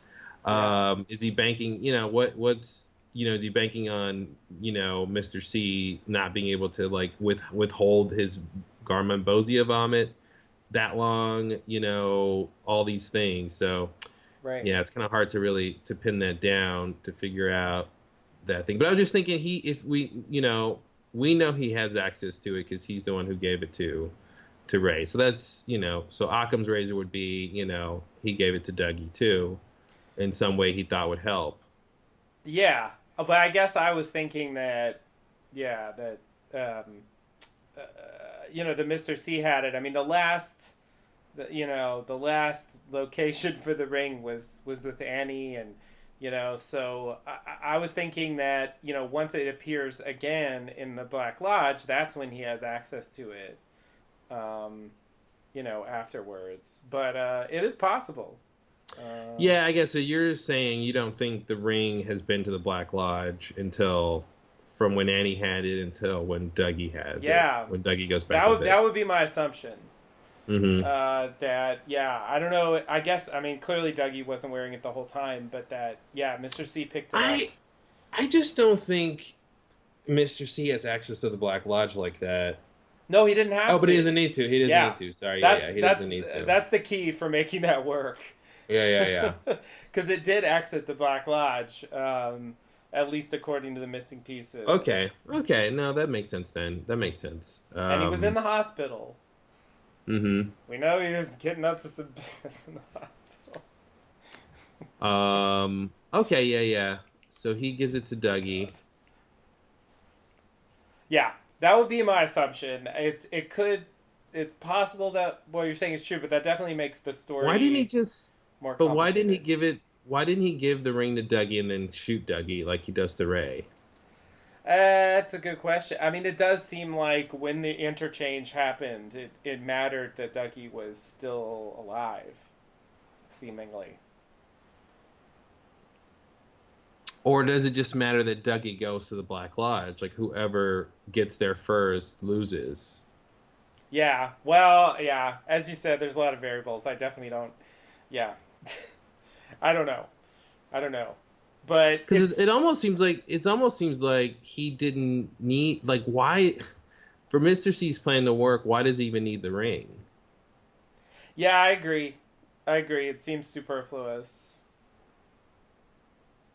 You know, if it's about Cooper's going to return to the machine and he's going to go into a Cooper body and that there's two and that whoever holds their vomit long enough, wins. Yeah, it kind of Or, seems or, like it could be a contrivance just to get the ring back in play. mm-hmm. Yeah. Well, that's always, always got to watch out for our friend contrivance.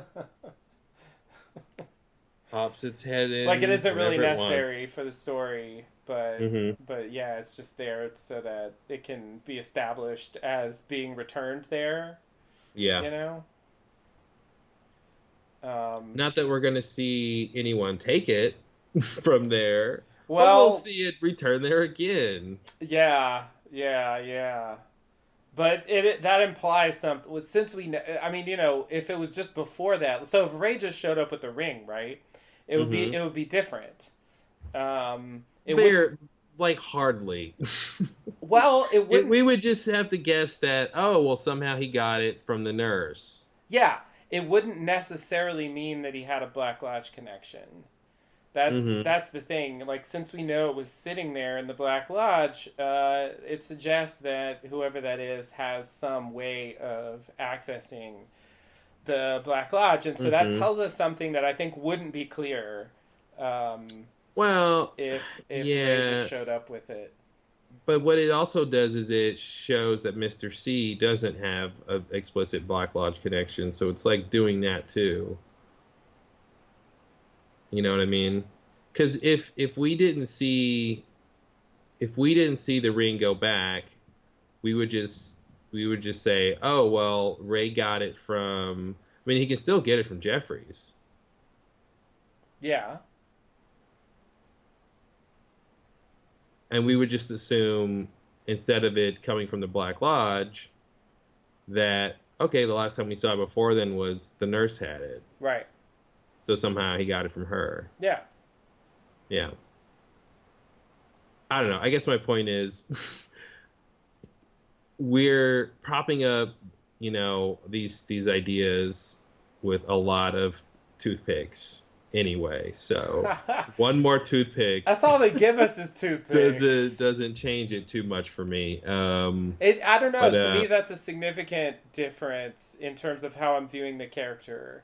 Like if I thought he just got it Sure, from the in terms nurse. of in terms of what it says about the characters, yes. I'm just saying the plot level, like how the plot is working, it doesn't change it Yeah, that yeah, much. But yeah. I mean, on the plot level, yeah, yeah, yeah. Functionally, yeah, it because like didn't. we know Jeffries has a Black Lodge connection, so it's just reinforcing something we already know. But I guess like an inside one. I don't know. Like not just that he knows about it, but he can like get in there and you know. Mm-hmm. Mm-hmm. I guess without that, I wouldn't necessarily think that was true, or at least I wouldn't have any strong evidence that that was true. Or, we do have to also say, the idea of Mike giving it to Jeffries, Yeah, Mike did try to give it to Dougie, or he showed it to him. Um, yeah. so maybe he did that to Jeffries and Jeffries took it. Yeah, yeah, that's. I mean, that's what I'm wondering. Definitely, like Mike's role in the Philip Mm-hmm. Jeffries storyline is called into question, Yeah. um, and the fact that we don't get a reaction from him here, is a little bit frustrating. Like, I kind of wish I knew what what he's thinking when the ring shows up again. Did he know it was Uh, gone? Did he? I mean, I gotta say, it was great, like hand and sleeve acting, because I got a lot out of that. To me, it came off yes, this again, like the cycle continues. Mm-hmm. It was classic Mike, it wasn't, it was sort of, impenetrable in a way, but also Yeah. like reassuring. Um, I had Right. another idea about this thing with Mike. Oh, I was gonna say, what if Mike is inhabiting some human, and that human is calling himself Philip Jeffries? Yeah. Could be. Could be. Because he Uh, has to, it's clear he wants to help with this plot, this it's interesting. The story. other one he was inhabiting was also Philip. Mm-hmm. Mm-hmm. A little That weird helps my coincidence. theory. Yeah. I can Yeah. only inhabit Phillips. Yeah. Yeah. The Philip And the rule. last name has to be a J. Mm-hmm. Yeah. Philip Juz. Right. It's the spiritual vowels and consonants. Right. Um, but yeah, I don't know. I was just thinking, how could Mike be involved, but we not have real Philip Jeffries? Um, yeah, maybe that's the thing. It'd be weird, but I was just gonna say, he seems to want to help, help with what's going on here. He knows both sides of the plot, right? He knows the Dougie stuff. He knows the Mr. C stuff. At least he should know about that because he's, a Yeah. Black Lodge leader. Right. Yeah. So, Yeah. and oh yeah, I mean, and he's even said, yeah, there can only be one. Yeah, I forgot about Yep. that. Yeah. So he knows both sides of these things, which I think is important for like whoever this person One of the is, few who right? does. Yeah. Wish he'd So share a anyway, little. I know he needs to start a blog. Seriously. Yeah, I hear Hastings has a blog that's not being used anymore. There you go. I bet he paid for the hosting for the rest of the year, I'm sure at he did. least. Yeah. His login is like I heart Ruth. Yep.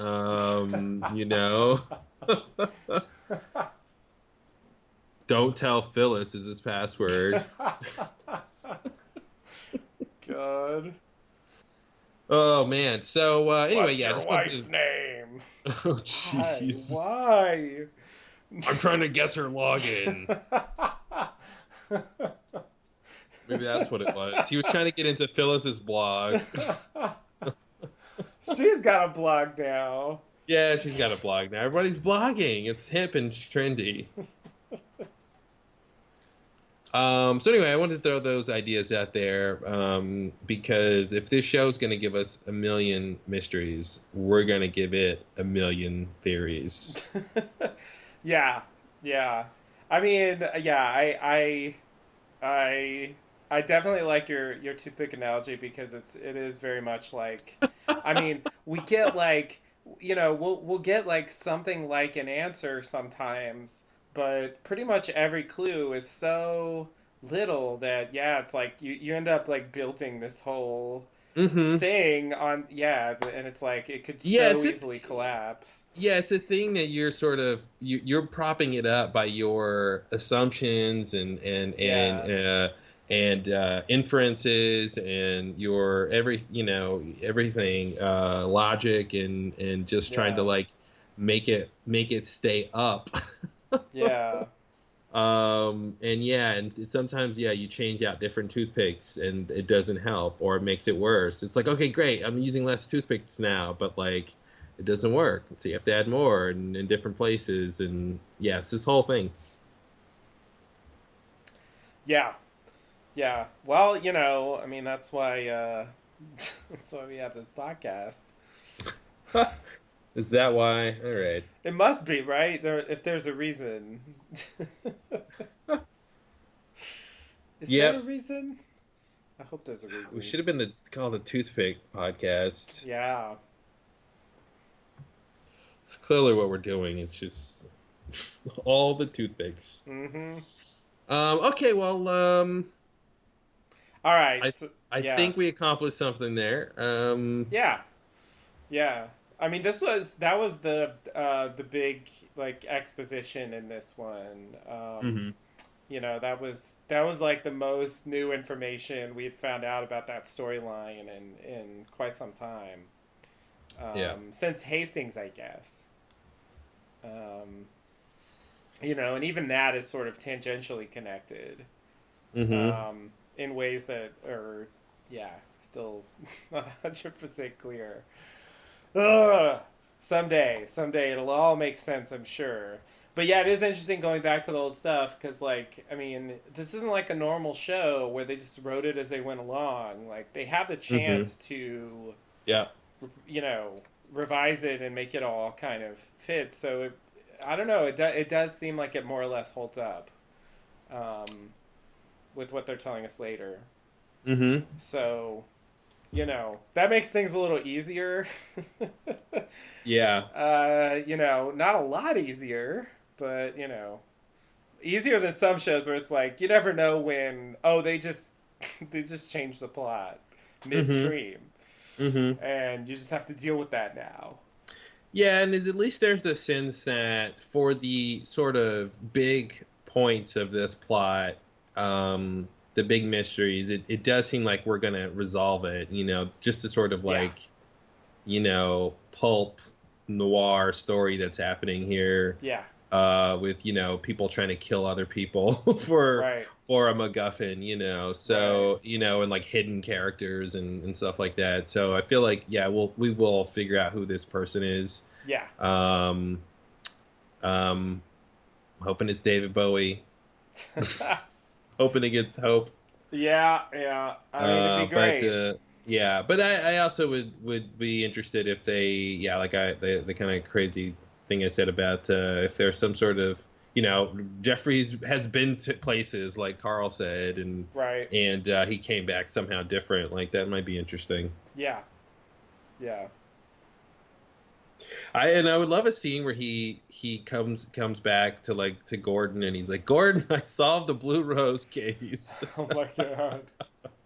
It took me 25 or really like 20. He was gone for 2 years in Fire Walk with Me, so 27-ish years. Yeah. But I finally solved it and I quit.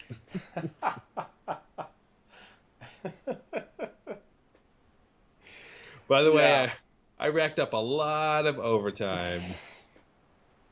Holiday pay. I mean, you guys owe me a bunch of money, is what I'm saying here. Yeah. All right, we can go to the next part. All right. So we go over to the Las Vegas Police Department. We have two detectives, Fusco, sitting there. And we find out through this phone conversation that, in fact, they're brothers. It's not a weird coincidence. that it's three detectives named Fusco. Um, so that's, I don't know, that's kind of a reveal. Mm-hmm. There's like a commotion going on in the background, but I think it's just filler. The third Fusco comes in and tells them that Dougie's prince, meaning Cooper's actually, this is a confusing point, but it's really Cooper's. Anyway, Dougie's prints matched Mr. C's in South Dakota, which, you know, the infamous fingerprints from the Mm-hmm. infamous fingerprint scene that I have yet to understand. And also, he's a missing FBI agent, meaning, you know, of course, Cooper. Mm-hmm. Um, and, you know, none of them believe this. They think this is just totally outlandish, that he escaped the prison and he's a missing FBI agent, so they just throw the paper away. And then Anthony comes in and asks for Detective Clark. It gives us a little transition there. Yeah. Wow. So as we talked about before, it completely went in the took a left turn Yeah, here, and it didn't go the obvious way where they'd say, "Oh, look." And I guess you can't blame them. It does clearly make sense that this person who they know to be Dougie, um, couldn't possibly be what this paper says. right, How could one person be two people? right. Um, only on this show. So yeah, you can't blame them for hitting that wall. I do wonder if there's some way that like we said before, like it's in the system or something like that, Yeah.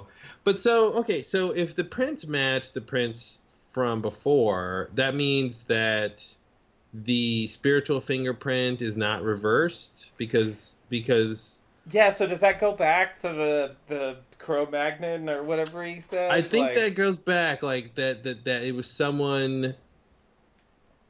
Oh Like wow, they forced it to match? I guess someone at the FBI or someone at the prison switched it or forced it Yeah. to. I guess it'd be someone at the prison. Someone at the That's prison. yeah, Yeah. who yeah, that's right. So he's trying to match it up to what the FBI has, and he's like, Yeah. "Oh, look, this we did something wrong. Let me just flip this thing." And now it Yeah. matches up to who they think is Agent Dale Cooper. Yeah. And then when the Fuscos do this, theirs matches up. It's weird. The ones that don't match, they say is Cooper. The ones that do match, they say isn't Cooper. Right. Classic. Oh, that's great. So okay, that makes sense. Yeah. Yeah, yeah, yeah. But yeah, I do think there's a possibility. There's, you know, a record of this. Someone's noted this.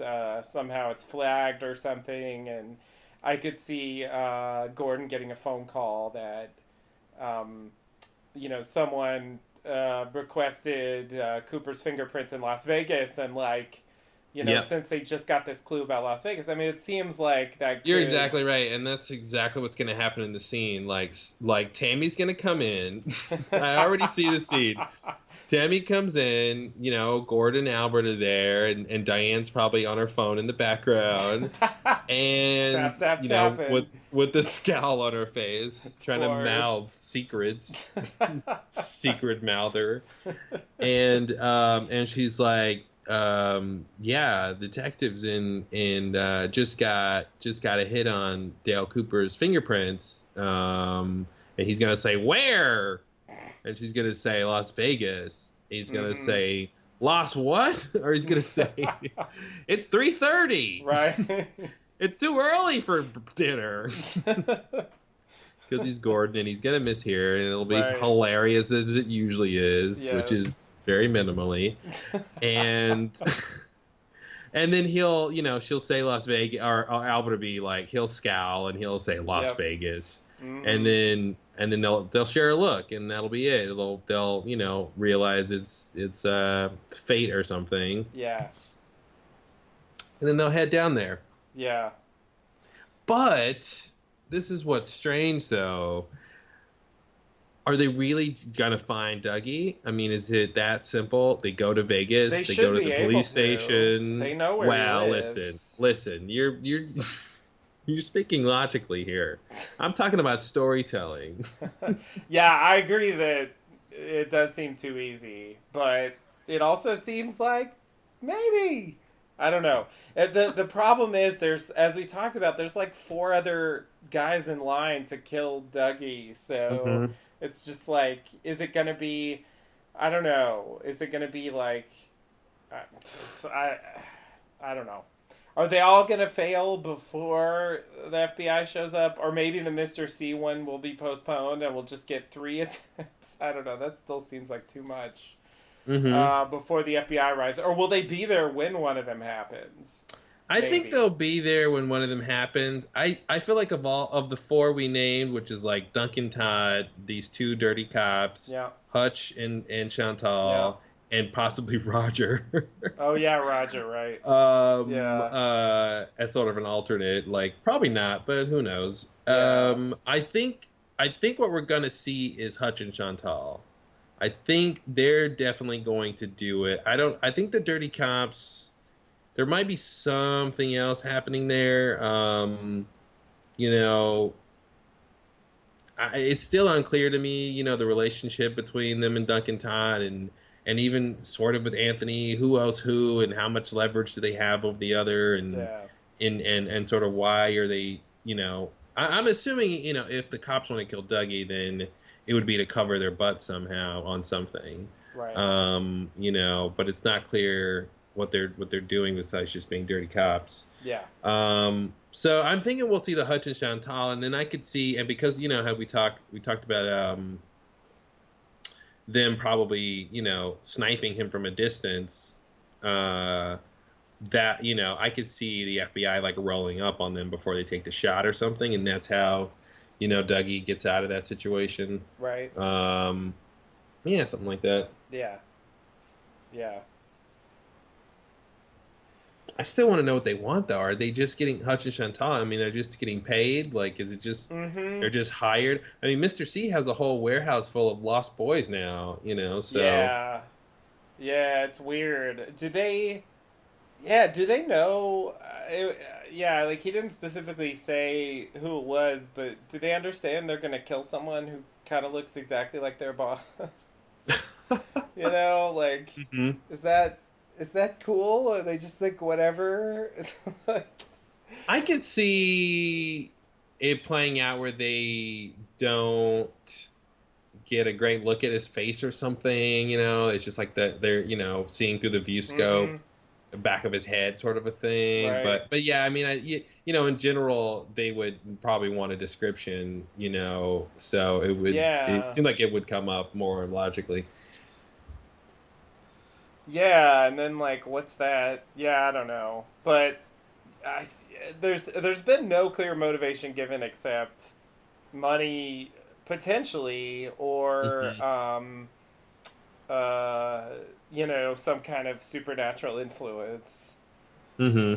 Somehow he's just able to convince people to do things.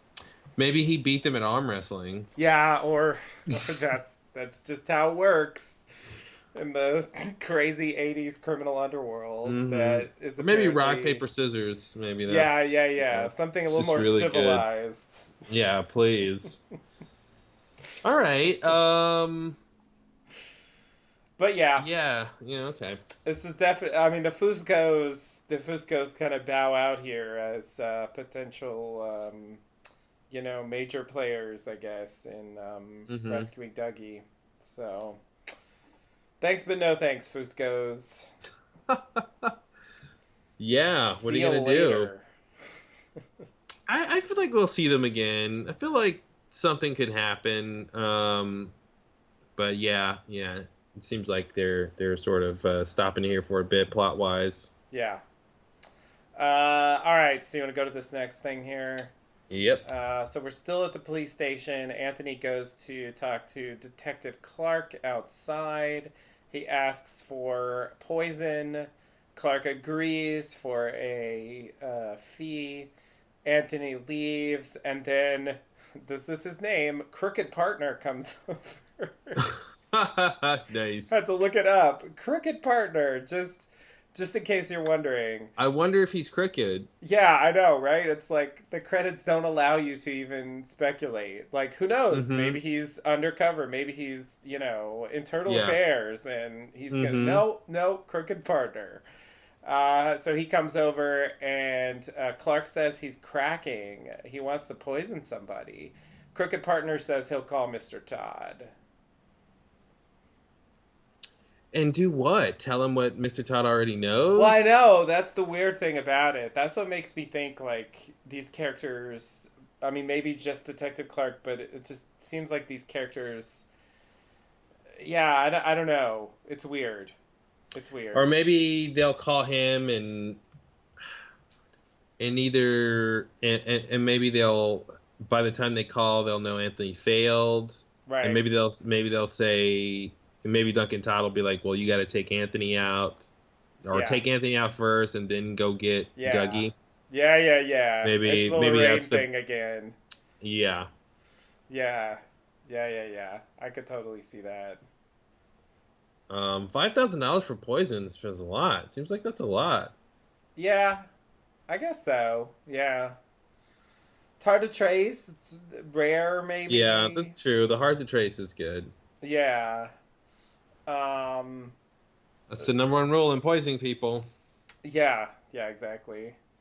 So yeah, I guess, I mean, this goes back to that whole, like, there's this, like, ring of corruption in the office and Mm-hmm. in the police department. And Yeah. it's weird because, like, Well, we didn't even know about this until Bushnell just threw it out there. And this is the first time we're hmm actually seeing, like, what that is, who those that's people what's are. that's why this all seems to go back to this thing about Ducky like being good or making people's lives better. I mean, he like his small little actions of solving the case files is like ricocheting throughout the city, Yeah. and up the chain, up into like the upper echelons of like the politics here, depending on how far this goes. I can't wait till the mayor's involved, or something. Yeah. uh you know what I mean? Like, it's weird. um Yeah.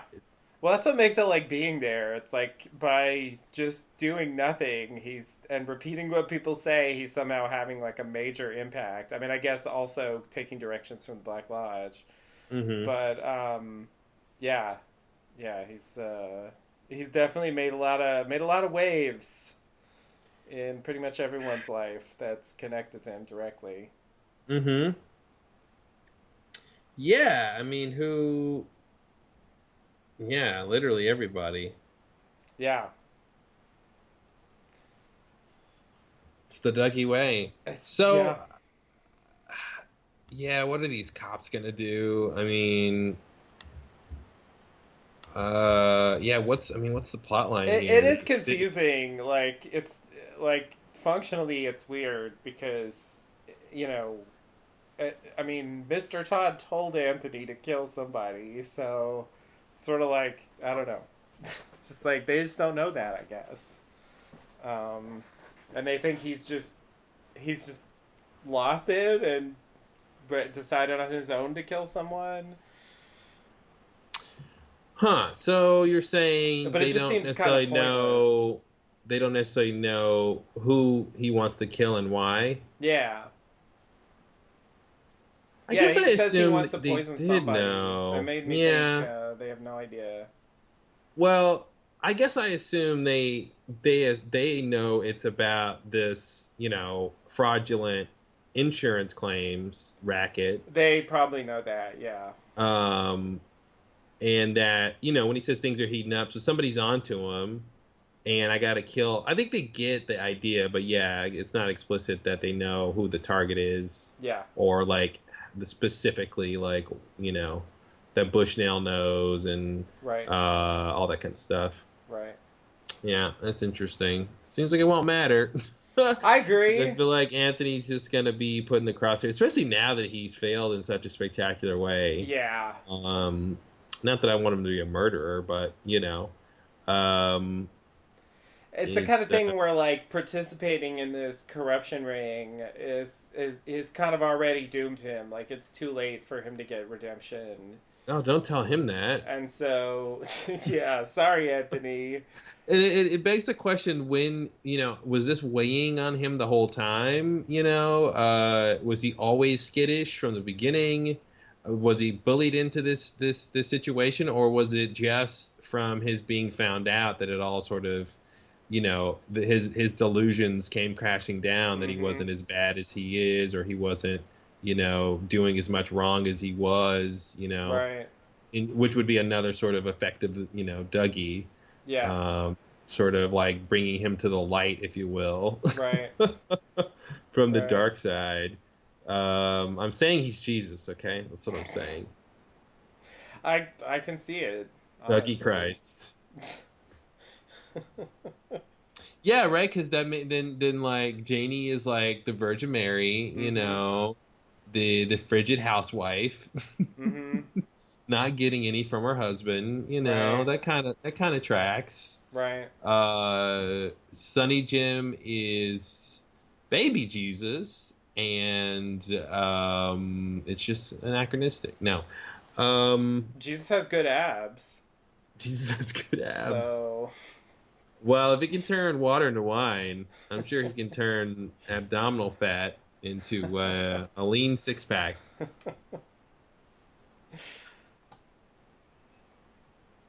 It's staying away from carbs. yeah.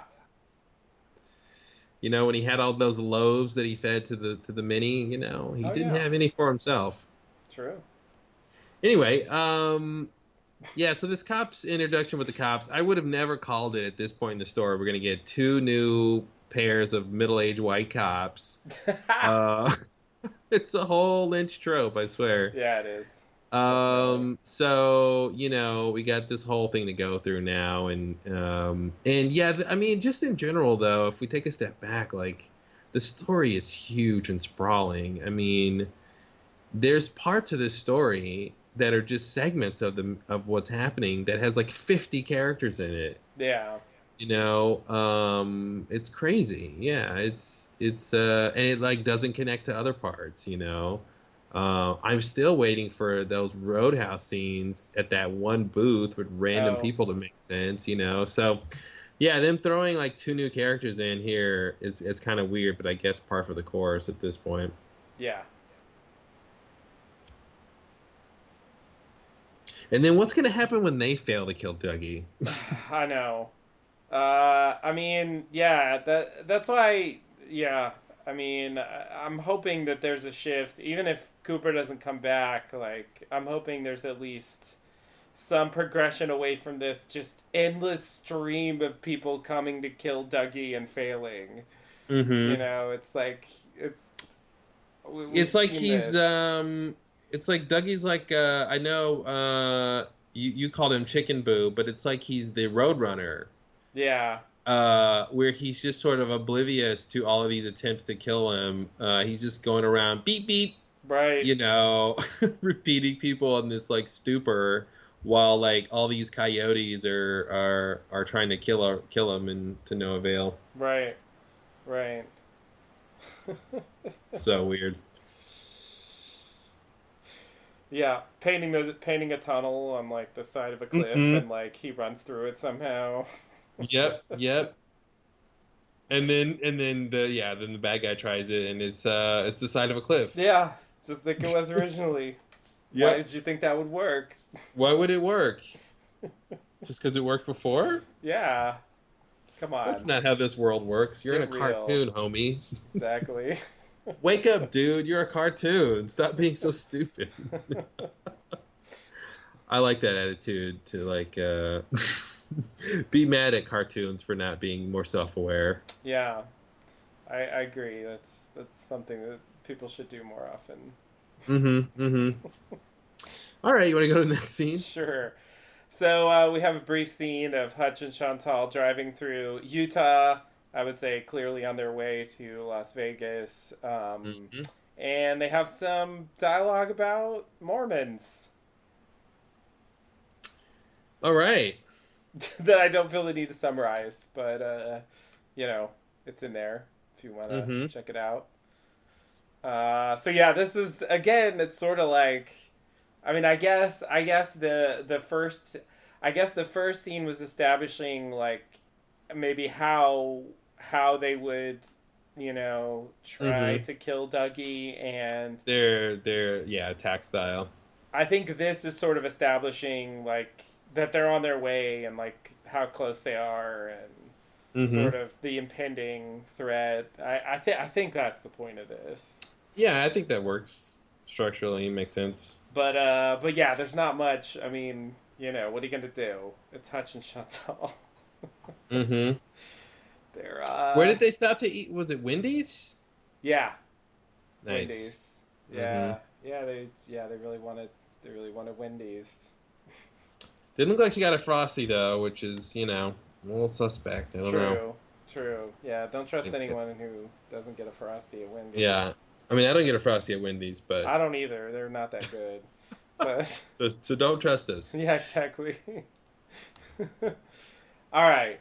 So shall we move on from there? Yep. All right. So we go back to Las Vegas. Janie E drops Dougie off at work in the new car. This is the next day, I guess.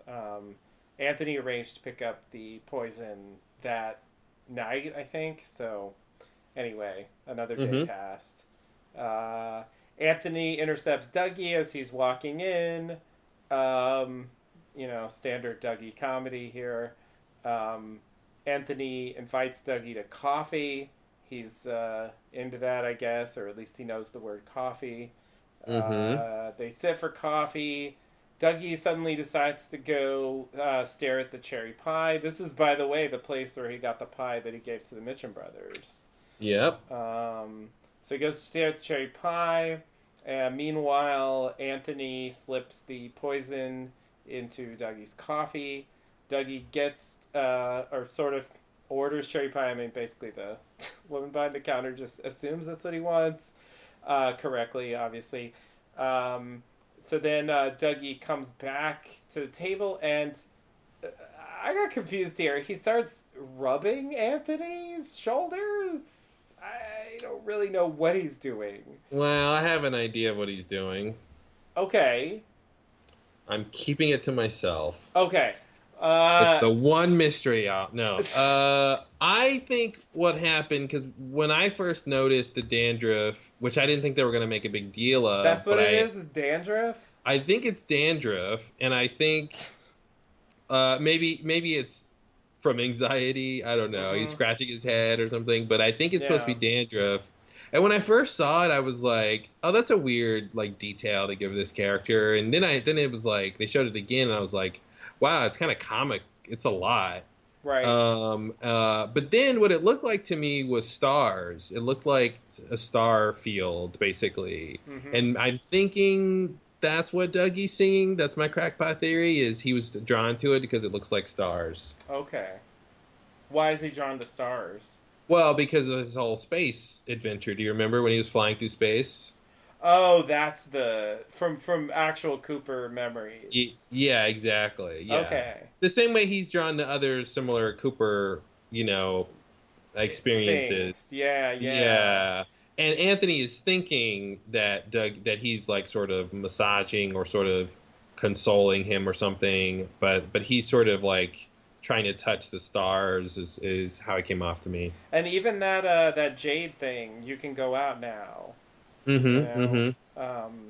That was clearly a Cooper memory, and that was something that stood out because it's like I feel like they hadn't done that. So if what you're saying is correct, they hadn't done that again since. So if what you're saying is correct, aside from the coffee and stuff, but like I guess a specific memory, From his more recent things. Exactly. Yeah, not Mhm. just like that he likes coffee and pie and And law enforcement. and the FBI. Yeah, exactly. Yeah. It's more like specific and recent, I guess, is the right Mm-hmm.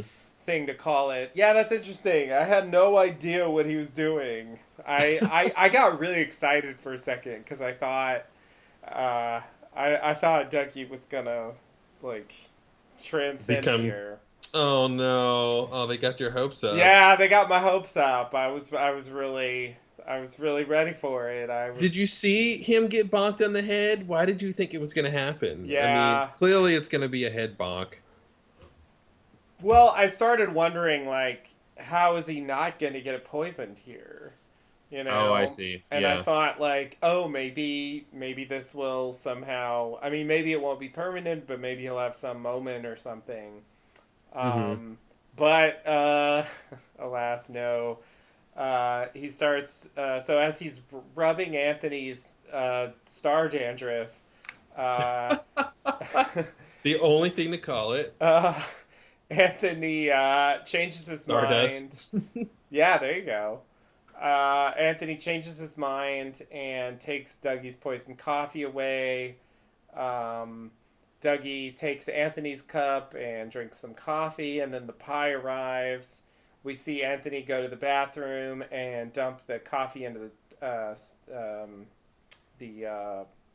the urinal and throw away the coffee mug. And then he goes back and apologizes to Dougie as he eats pie.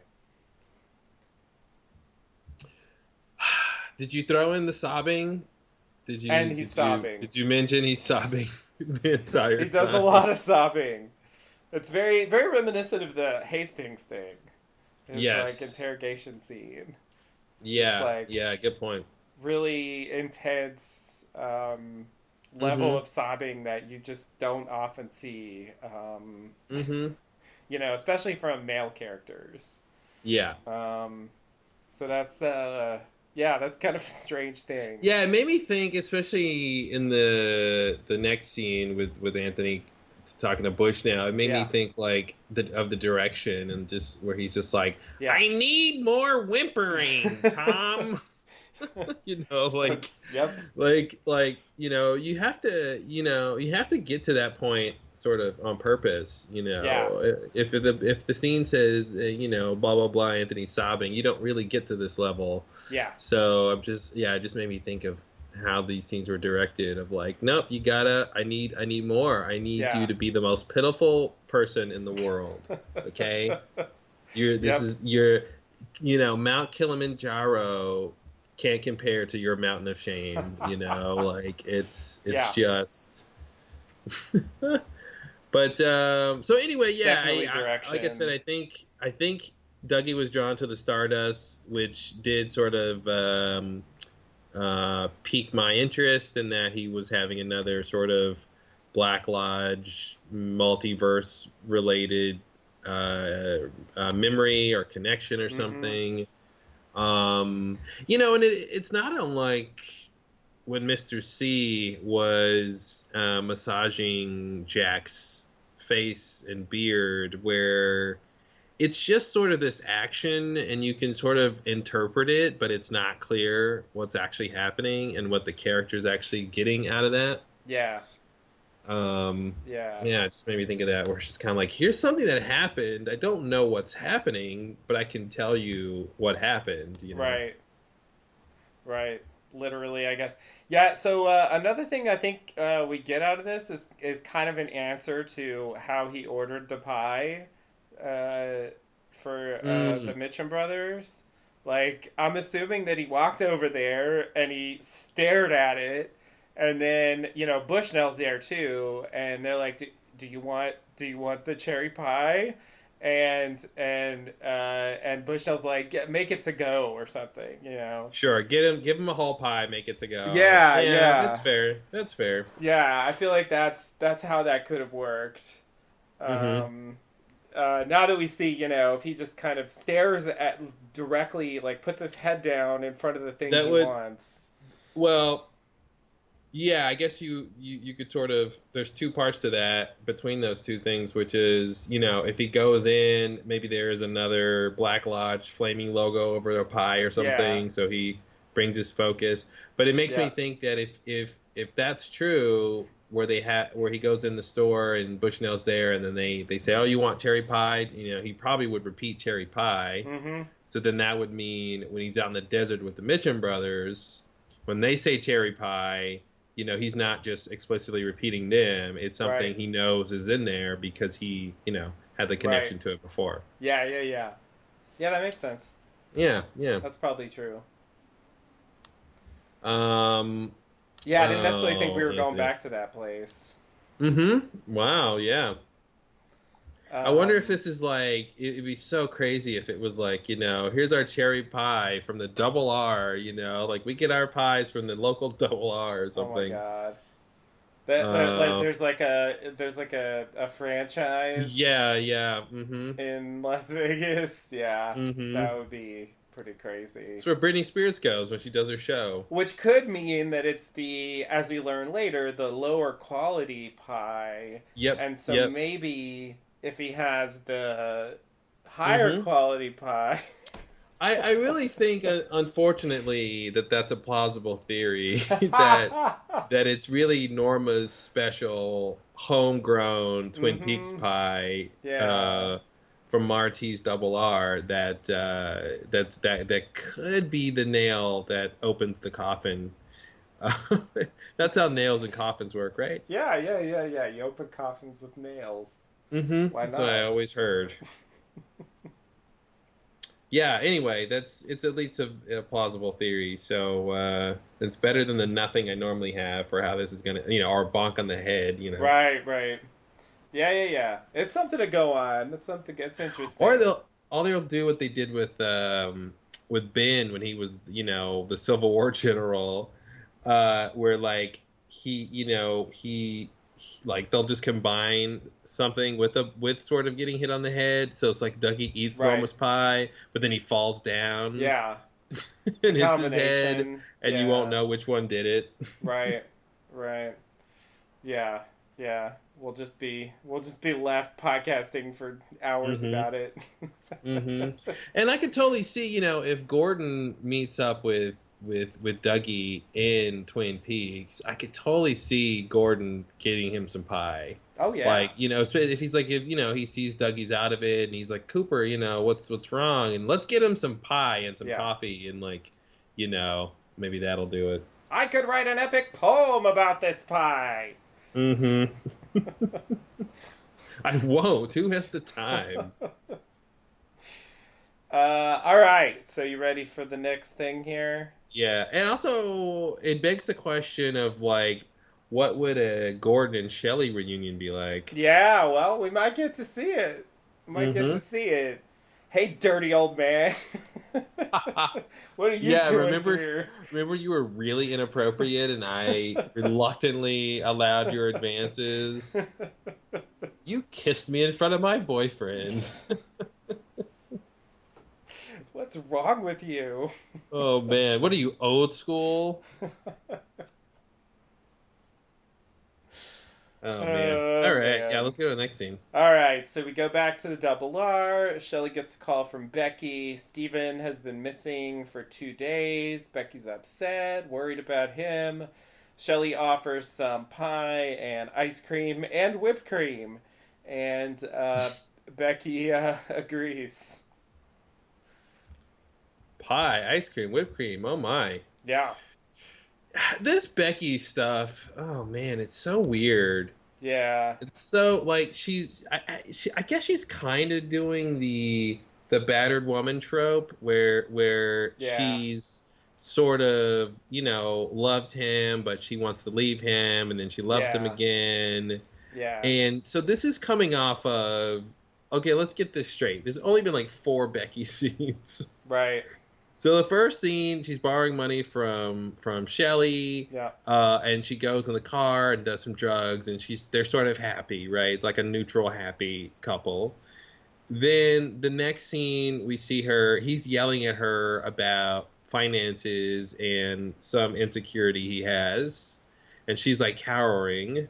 The third yeah, scene is, um, she goes after him to try to kill him yeah, because he's cheating on her. yeah, And now this fourth scene is she's like completely like upset and remorseful and like worried about him.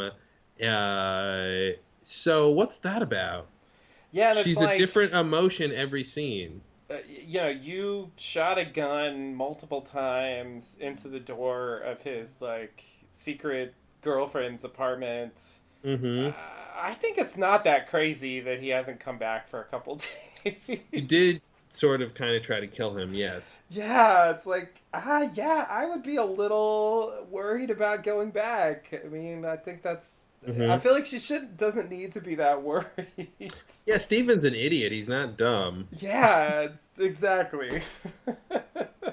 And it was established that he heard it. Now, she doesn't necessarily know that he heard it, but Mm-hmm. even still, if he comes home and there's bullet holes in the door, it's like, yeah, Yeah. like something's, this is, yeah, if I go home, I mean, who knows? If she's this crazy, Mm-hmm. who knows what she's going to do? So, yeah, it's And just, I why don't even know. go home? I don't, it seems like it's over. Yeah, it does kind of seem He like it's clearly wanted to over. be with the other woman with the. Gersten.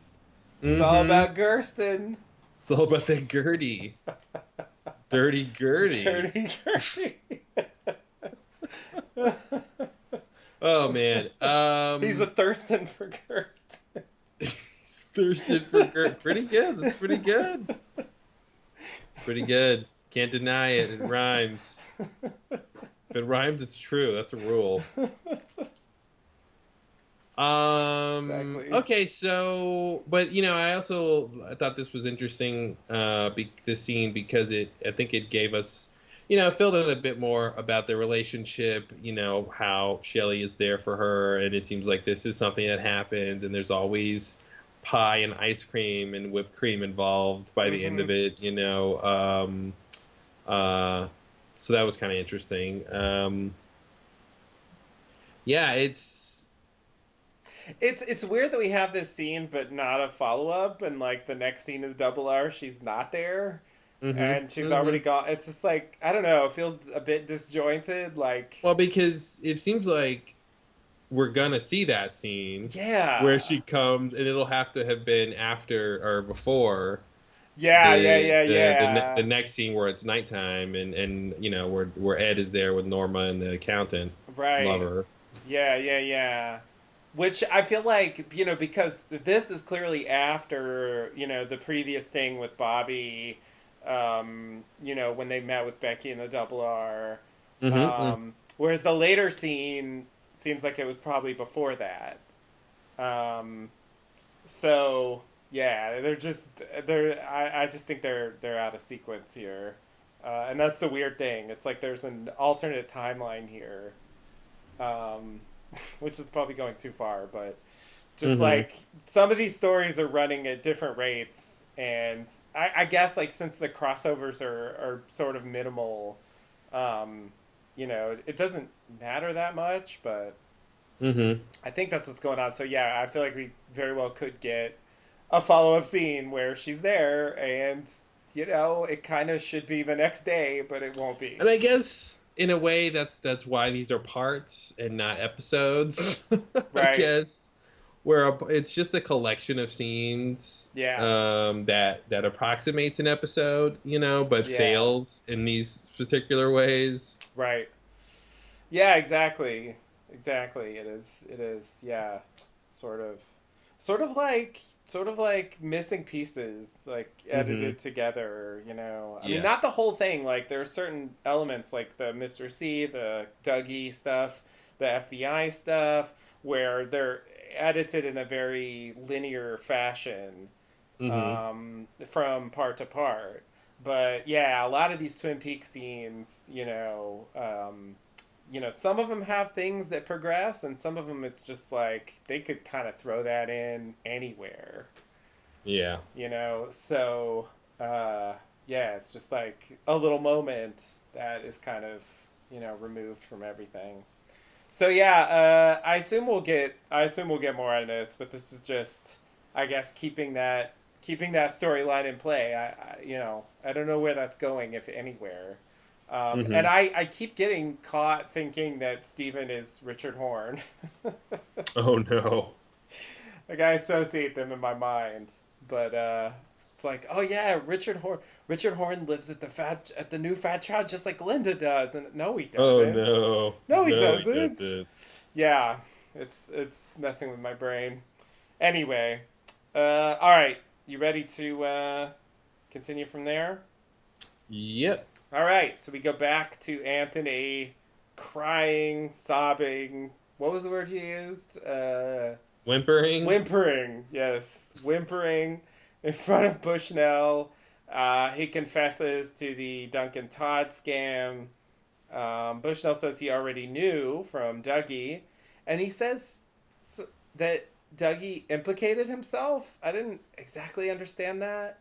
Um, Bushnell asks Anthony to testify against Duncan Todd. He agrees. Uh, Testify. You gotta testify, testify. Anthony.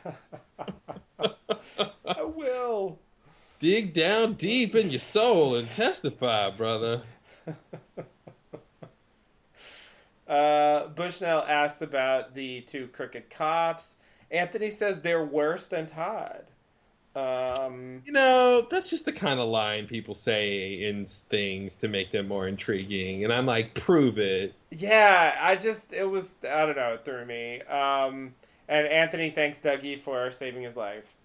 How did Dougie implicate himself? Like, is this implying that, in fact, before the Cooper switcheroo, the real Dougie was actually involved in the scam? Like, is that what we're meant to believe? It was implied that he and Anthony had like kind of an illicit friendship where they would cover for each other and stuff. So are we supposed to think that, you know what I mean? Like that actually it don't showed think. that he was involved? No, no, no, no. I don't think so because I think Anthony would confess here and say that Dougie was a part of this too, or something like that, and they're just holding Dougie harmless on all these charges. I think what he's saying is that that when he was looking over all the case files and all the corruption and fraud, that he was seeing the evidence that Anthony planted that Dougie was behind all of it, behind it. And I think he's saying, even though there's evidence here that Dougie was complicit, he still came forward and showed me, how you manipulated things. I think something like that is what he's saying, if that makes sense. Does that make sense? What? Did I make a point? Maybe. So basically, he says, let me look at the transcript. Maybe I'm reading this wrong.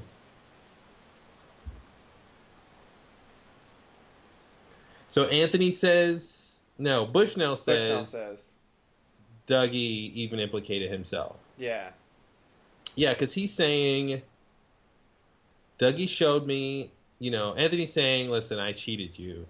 He said, Bushnell is saying, yeah, Dougie showed me and explained this. And now that you're confessing, I have to admit I was really mad. But it's subsiding. Dougie even implicated himself. To me, that just has to mean that in Dougie's findings, there was some evidence that Dougie was guilty also. I don't know what else that means. Yeah. That's what I was trying to say. Oh, good. Yeah. Like the real Dougie, like before the Cooper switch happened. No. So, okay, I guess that's where I was making a different point. It's that this evidence is fraudulent, though, because wasn't the whole point that Anthony had to make it look like Dougie was responsible for this? That's why the Mitchum brothers were after Dougie for that brief period of time. So I guess that's what I'm saying is, like, when he says Dougie implicated himself, he's saying he saw evidence that Anthony planted, but he doesn't know it was evidence that Anthony planted. Oh, I see what you're saying. Well, but I mean, he had the case files were handed over before that whole thing even happened. So, I mean, he would have had to plant stuff about Dougie before he even knew that he was supposed to do that. I mean, someone should have been planted, right? When Anthony was doing these sort of documents originally, right?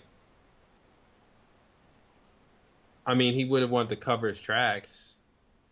I mean, I see what you're saying in terms of, what we've told in the story, for sure. Yeah, I don't know what else he means then. Now you're saying he means that the original Dougie was involved. Yeah, that's what I that's what it just, sounds like it means. yeah, and I could see taking it that way, but it seems like, um, well, hmm, well, I don't know. I guess I would expect Anthony to come off differently if Dougie was. I guess maybe he's just not as guilty or something. Like, because if Yeah, he was in it 50-50, I feel like some of their scenes should have played differently. He should have.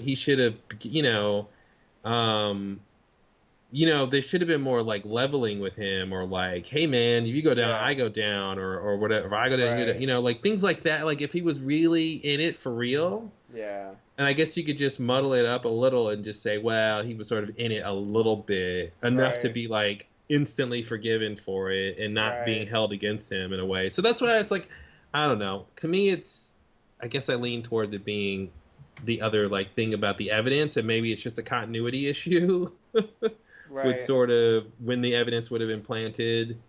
Um, yeah, because he says Dougie implicated himself, which should mean it's the recent case files stuff. Yeah. Yeah. Um, so, um, which would bar it from being about the old Dougie, right? Well, the case files certainly came from. I mean, he got the case files. I think the first day he went as Mm. Cooper, so the case files must have existed. Well, no, yeah, yes, they existed and they were, created during the time of the old Dougie. I guess I'm Yeah. saying that whatever evidence implicates Dougie should have been, uh, I guess Cooper, illustrated that too in his ladders and stairs. That's, I guess, my point. Oh yeah, yeah, yeah, yeah, yeah. I agree. I agree with that. That But would make yeah, I don't sense. know. I guess it's like it makes sense if the evidence was sort of illustrated in the case files by Cooper. But to me, it doesn't make sense if it's true that that Dougie, the old Dougie, was really involved. But yeah, I don't know. You're right about kind of how they came off in the beginning. There was this little weirdness there. And Dougie, the original Dougie we saw did seem like the kind of guy who was kind of sleazy. Yeah. So it definitely fits in that in those fronts. Yeah. Yeah. I just there was not an indication of that before. So it makes me wonder like it's kind of this strange thing was Dougie actually working for Duncan Todd? I mean, did they communicate before? You know what I mean? How long has this been going on? I don't know. It raises some issues as far as the Mr. C stuff. If you know what I mean? I don't know if he was actually directly working with Dougie for I don't know, possibly years. I'd have to go back and see that line again about him covering for him and stuff like that, and reevaluate that, because it's depending on how you take those lines and what's really communicated there, it has big consequences. So, um, which is like the only toothpick that leads you to Dougie working for Duncan Todd, and that's a lot. That's weird. Um, It is. It is. I mean, I agree. It seems like a stretch, but it also seems like potentially an implication of this implication, if you will. what part was that in? Uh, which part? The So like part 3? 5, I think. You're talking Oh, about 5. the his first day at work? Mm-hmm. Yeah, Dougie's first day at work. I think it's 5 because I think 4 is the casino, and he goes home. And I think 5 is the first day. I think I'm looking at it.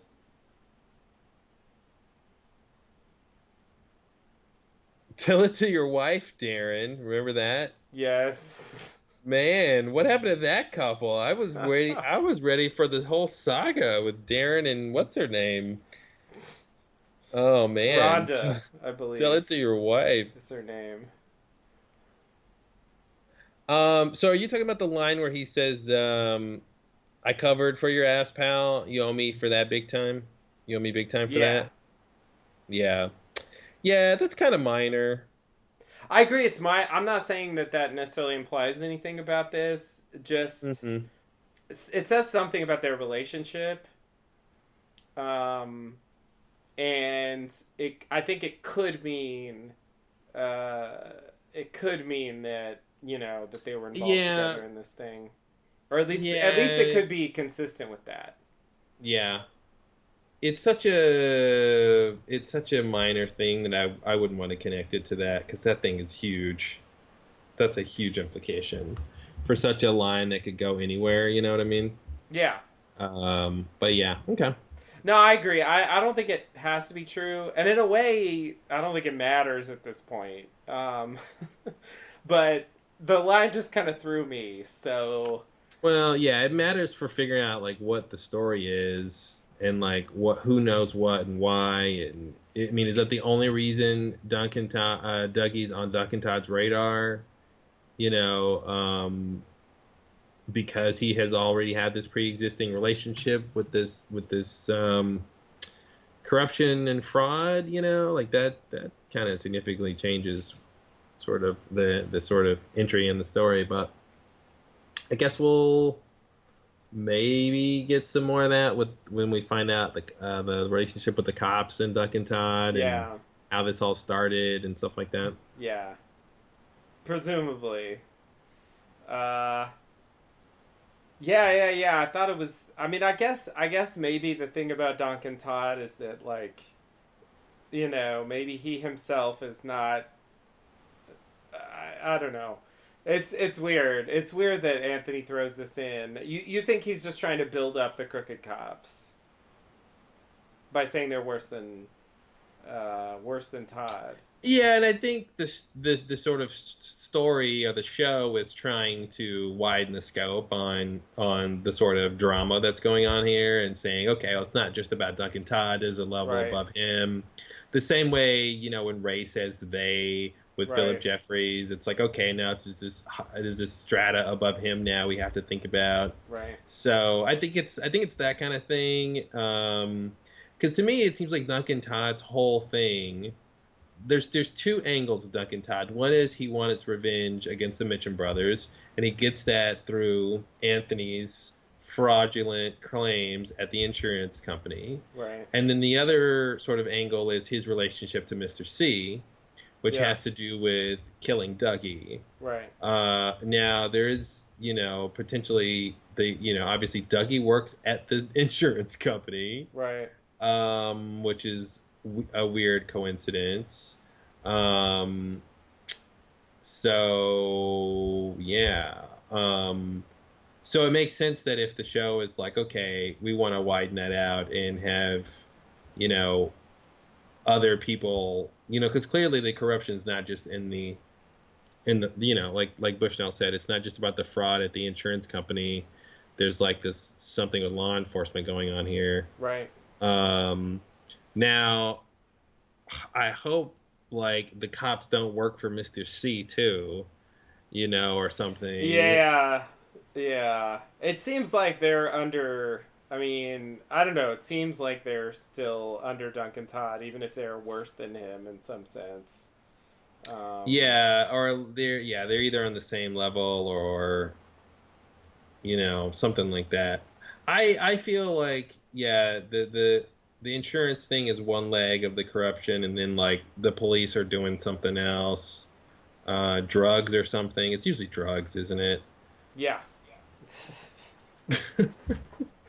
Pretty often, especially Maybe on Twin Peaks. maybe they're getting, drugs across the border, that whole Oh thing, yeah, or, that'll gag. selling it to the high school kids, the Right, usual. right. Standard. Yeah, yeah. Yeah, I mean, what else could they be into? Anything that we could guess from what we've seen?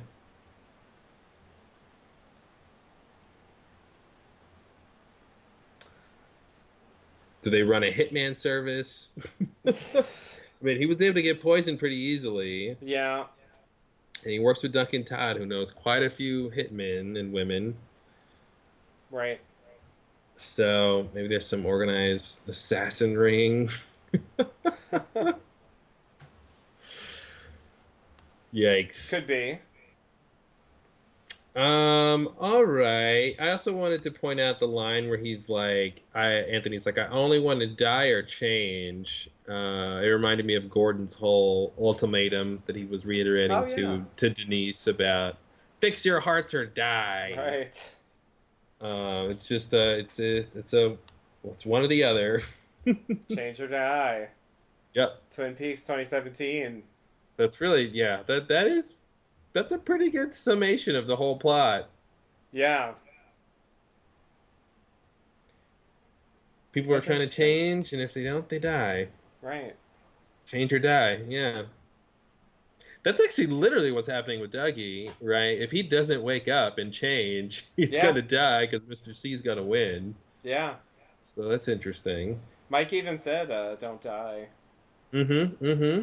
Change. Wake up. Yeah. Yeah. Wow. Look at that. Weird. That's called a theme. Oops. I found a theme. I found a theme. Yeah. Wow. Stepped right on it. Nice. All right. So, anything else about this Anthony's tearful confession? Yeah. I guess I gotta say, I guess I'm a little surprised we're still getting so much Bushnell. That's a lot of Bushnell. Yeah, I really Bushnell didn't is think. heavily featured. Yeah, I didn't think he was gonna have this much to do with the plot when he was first introduced. I didn't either. And then once he was like, "Oh, you give me a lot to think about," I thought, "Okay, I guess we won't see him too much more." And it's like, yeah, no, he's quite a bit. Yeah. I do think before the end we've got to see some of his boxing moves, right? Doesn't he have to beat somebody up, with his old, it's like Bushnell still got it. Right. Right. Battling Bud. Mm-hmm. Yeah. Mm-hmm. Fallon Budhead, one more battle in him. Yeah, and I thought it was going to be Anthony, but Mm-hmm. he didn't really need to do anything there. So yeah, that's a good theory. It does seem like that's a reasonable setup for some kind of scene where he has to punch somebody. Mm-hmm. Yeah, it's got to happen. So we can look forward to that. Whoever that's going to be, Hutch or one of the Mm-hmm. cops or. That's interesting. That gives a sort of window because I was just thinking, why would he be attacking Hutch? Maybe he's there when Hutch and Chantal try to kill Dougie. So I was just thinking, what if, this whole line about Dougie implicated himself? What if, I don't know, somehow, Janie E finds out that Bushnell did something good for Dougie or gave him a promotion or something happens, and then she's like, you should come over to the house for a barbecue or something, and then Mm-hmm. he's there when Chantal and Hutch come. I don't know, Yeah. just putting up toothpicks. That's a good point, because yeah, they're more likely probably to try to kill him at home. So if Mm-hmm. yeah, if Bushnell's going to get involved with that, then he would have to. But yeah, I feel like they forged a bond at this point. I mean, to whatever extent Dougie can bond with someone. Yeah. Um, so yeah, I could see that happening. I don't think that's out of the question.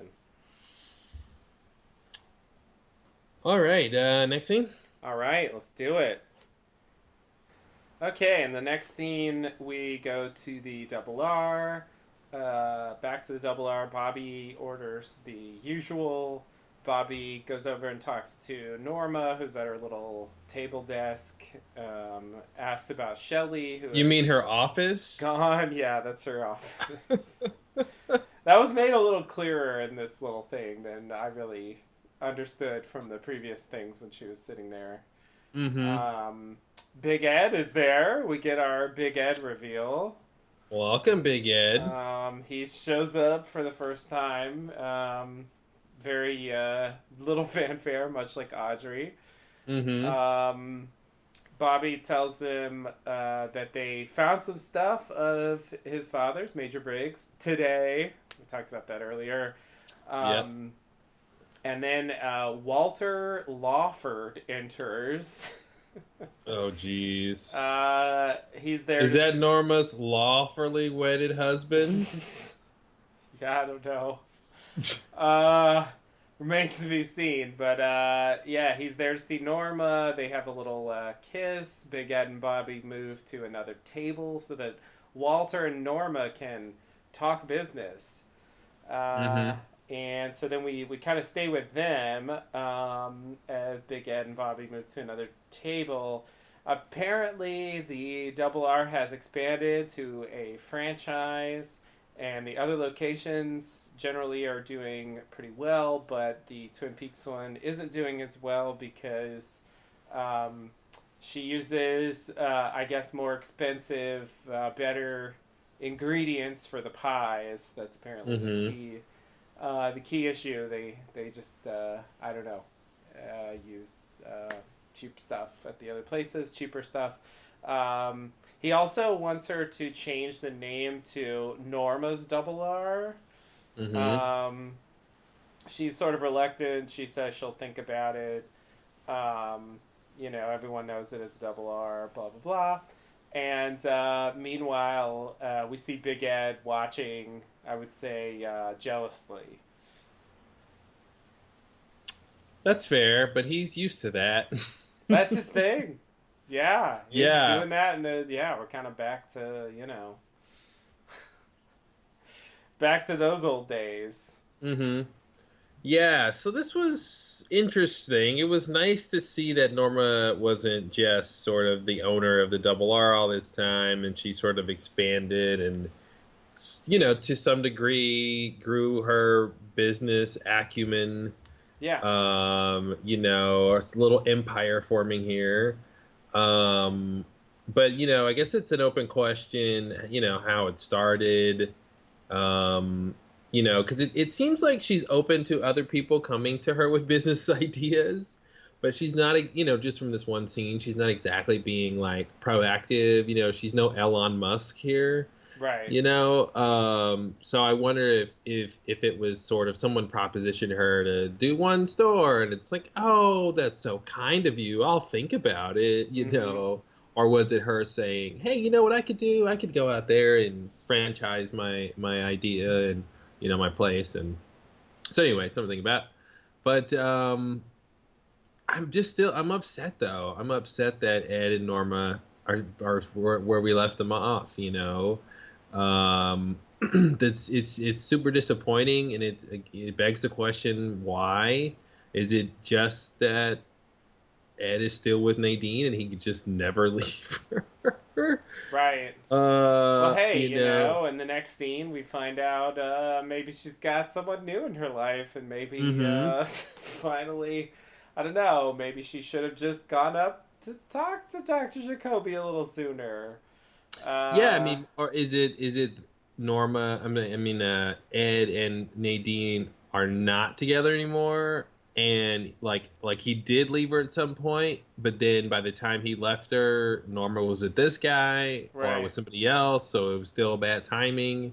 Yeah, You know, could be. it's interesting they don't make that clear though. We get two scenes where this married couple is sort of clearly into somebody else, Yeah, yet we don't get have it be established if they're still together or not.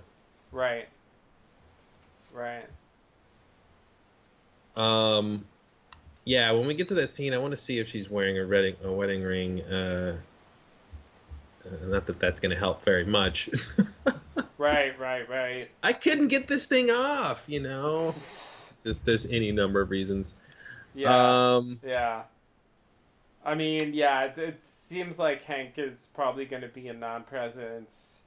Um, I and, think he was I going think off he's to jail dead. anyway. And yeah, yeah. I mean, according to the book, he's dead. Hmm.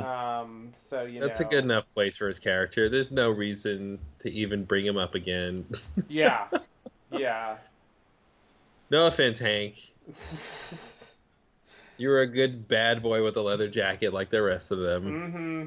Yeah, yeah. They didn't really have a place for him, I guess, which is fine.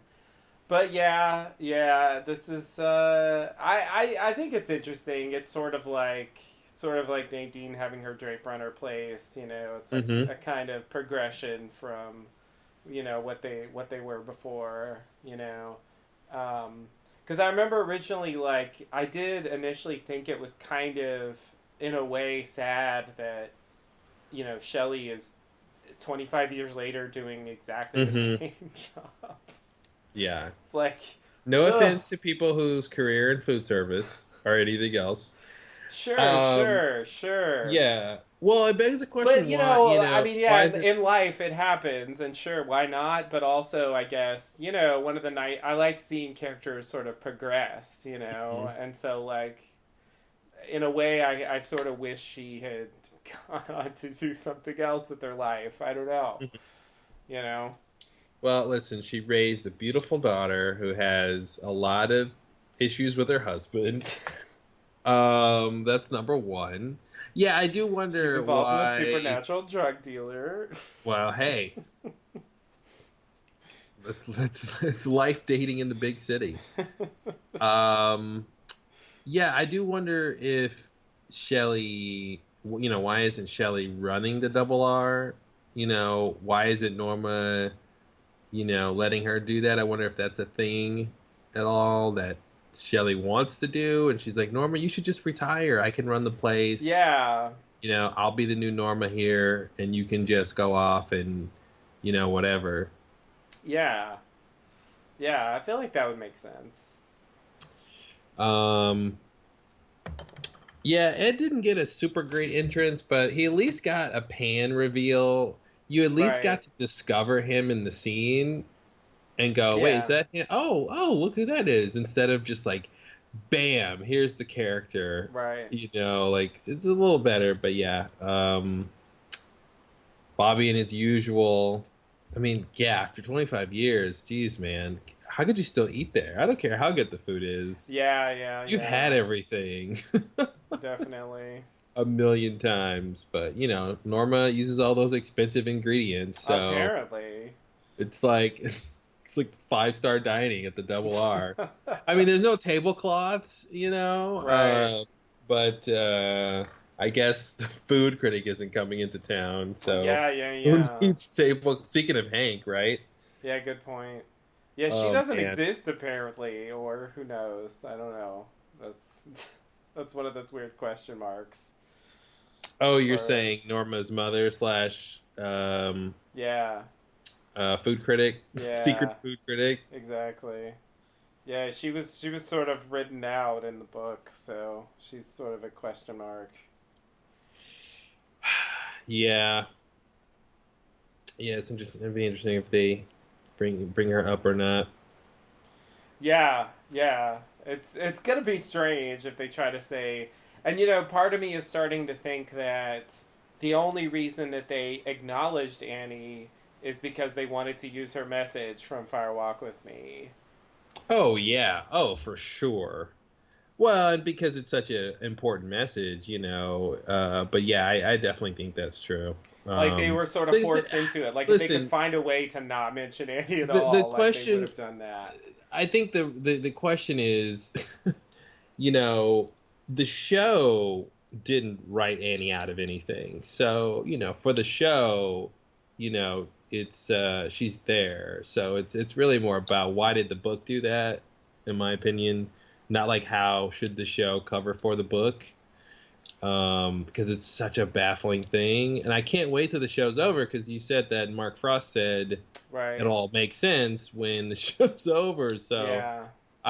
which will be really cool. I mean, that's actually really cool, like interactive kind of experience to like read a book and go from a show to a book, back to a show, and the show say something about this like big mystery from the book. That'd be Right. interesting. And there's also the follow-up book. Yeah. Then you'll get the follow book. Yeah, and So maybe the answers are there too or something. yeah, I'll have to delve into that when that comes out. I think like October. Um, so What's yeah, it? we'll Is it the see. real secret history? What's it called? The Oh, final dossier. the final dossier. Yeah. Yeah. Yeah, uh, maybe he'll just go full sci-fi, and the first book is an alternate reality, and after whatever happens at the end of this series, it'll be like, oh, you can make alternate realities, and then or right. something, or time travel or something, and then the last book will be like the real sort of accounting, and more in line with the show. Right, right, right. Yeah, so I mean, I guess like officially speaking, Annie exists. They're not denying that, but I guess what I'm still kind of suspicious about is that they sort of use her existence in the most minimal way possible, which is to say, that was it. You know, Mm-hmm. like Mm-hmm. she's never mentioned again. I feel like that's possible. Yeah, yeah. I mean, at this point, though, no one's really been in a position to mention her. Like Doug Cooper's out. Mr. C could be the only one I think that sort of remembers where she was, and in terms of like what we've seen so far, that he's been at the hospital. Mm-hmm. Or I guess maybe Doc would say something. He knows that was Norma's sister, and he knows like, um, well, I don't know if he knows about Cooper and Annie, but I'm just thinking, would he care about her being a patient there, Right. and interested in like her outcome, or maybe she needed surgery. Yeah, I mean, you know, what actually happened to her and how long she was there and all that stuff would be nice to know. Yeah, yeah, yeah. And it just seems like, I don't know, it just seems like something that I would expect them to address. It seems like it even comes up naturally in the story. So yeah, I'm surprised I how little Yeah, relevance it seems to have. yeah, yeah. I hear you. I think it's, if anything, it's likely to come up after Cooper comes back. Yeah, well, that would be at this point, that's yeah. Absolutely. If it's ever going to come up, that's going to be it. But Hmm. yeah, we'll see. We'll see. It'll be, I don't know. I'll be surprised at this point. Um but, I never thought they'd say her name Hey, at all. well, and I didn't think Agent Jeffries would be a player necessarily in this plot and all that stuff. And I think for the most part they're bringing back the oldies. So Yeah, I think that's true. she's got a fighting chance. That's Come on, true. Heather Graham. You can do it. All right, so anything else about this double R thing? Bobby's usual is spaghetti and meatballs. Oh, yeah, yeah. And like garlic toast or something?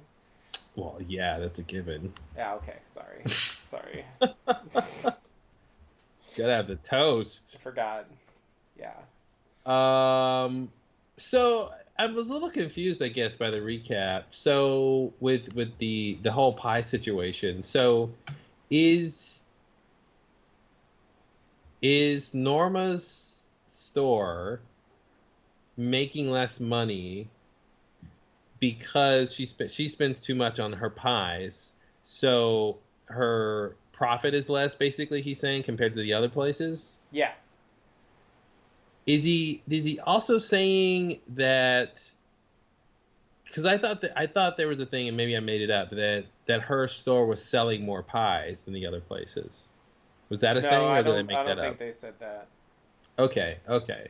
I guess I inferred that from her pies being better or something. Right.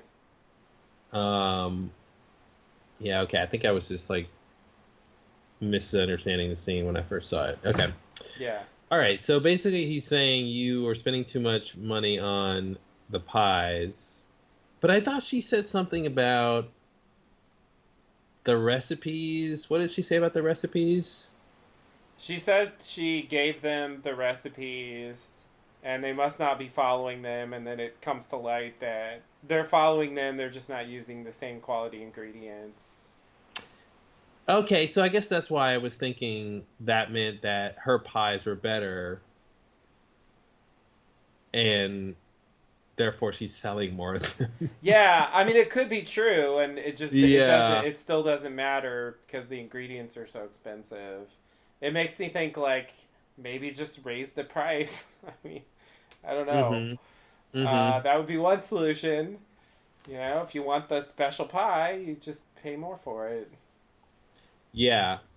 And you're getting the original Norma's pie. I mean, come on, what do you want, people?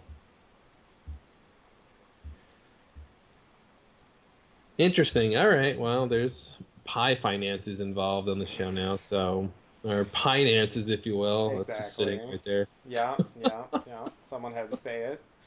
Yep. All right, so you ready for the next Yeah, we thing can go to the here? next part. All right, so we go to Nadine at Run Silent, Run Drapes. Dr. Jacoby buzzes at the door, uh, and Nadine comes out. Jacoby likes the window display of the shovel, the golden shovel that she has there. Um, Nadine says she's been able to shovel herself out of the shit.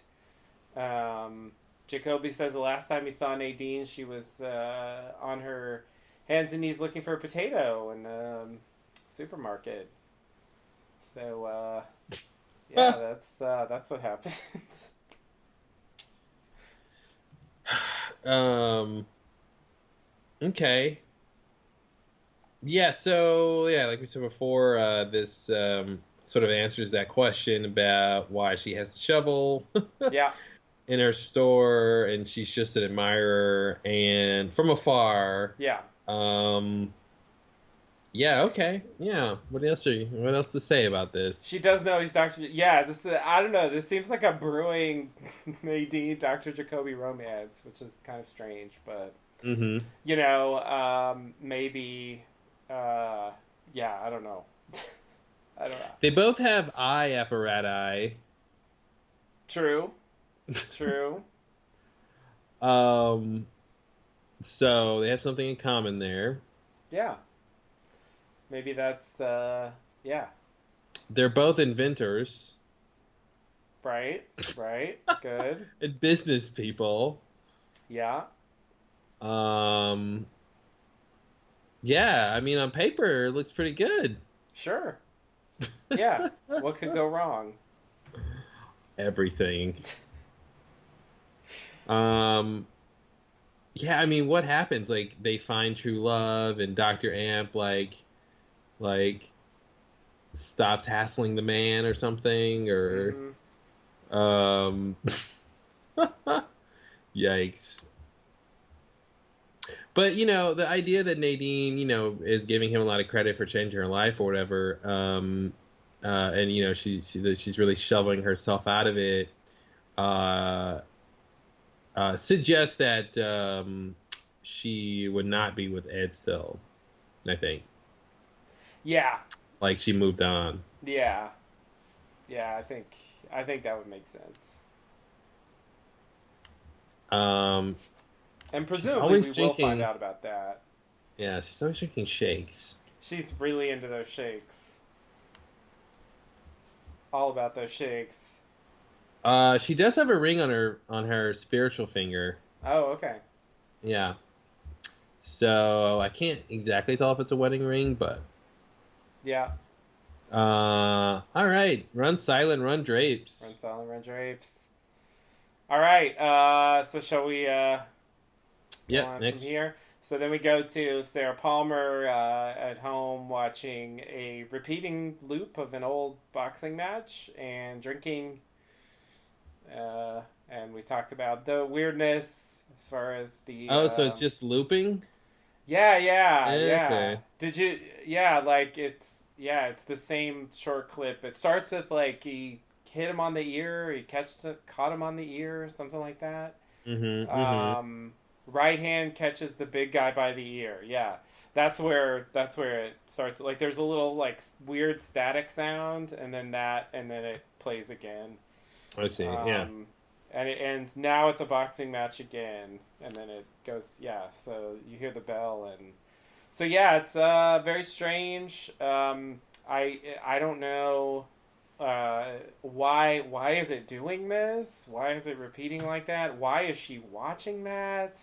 Mm-hmm. I mean, watching old boxing by itself is weird enough, but watching like an endless short loop, repeating loop of old boxing is like I Mm-hmm. just can't. I don't know. Um, now that based on Ray's thing, I do kind of not. I think Bob is still with Mr. C. So I don't necessarily think she's possessed by Bob or anything. Mm-hmm. And maybe the point is that yeah, she's just kind of um, Well, living this sad alcoholic life. I think it connects to when we first saw her and she was watching the nature video with the Mm-hmm. lionesses or whatever attacking the wildebeest or whatever that was. Um, it's the same kind of thing. It's the same kind of like raw violence.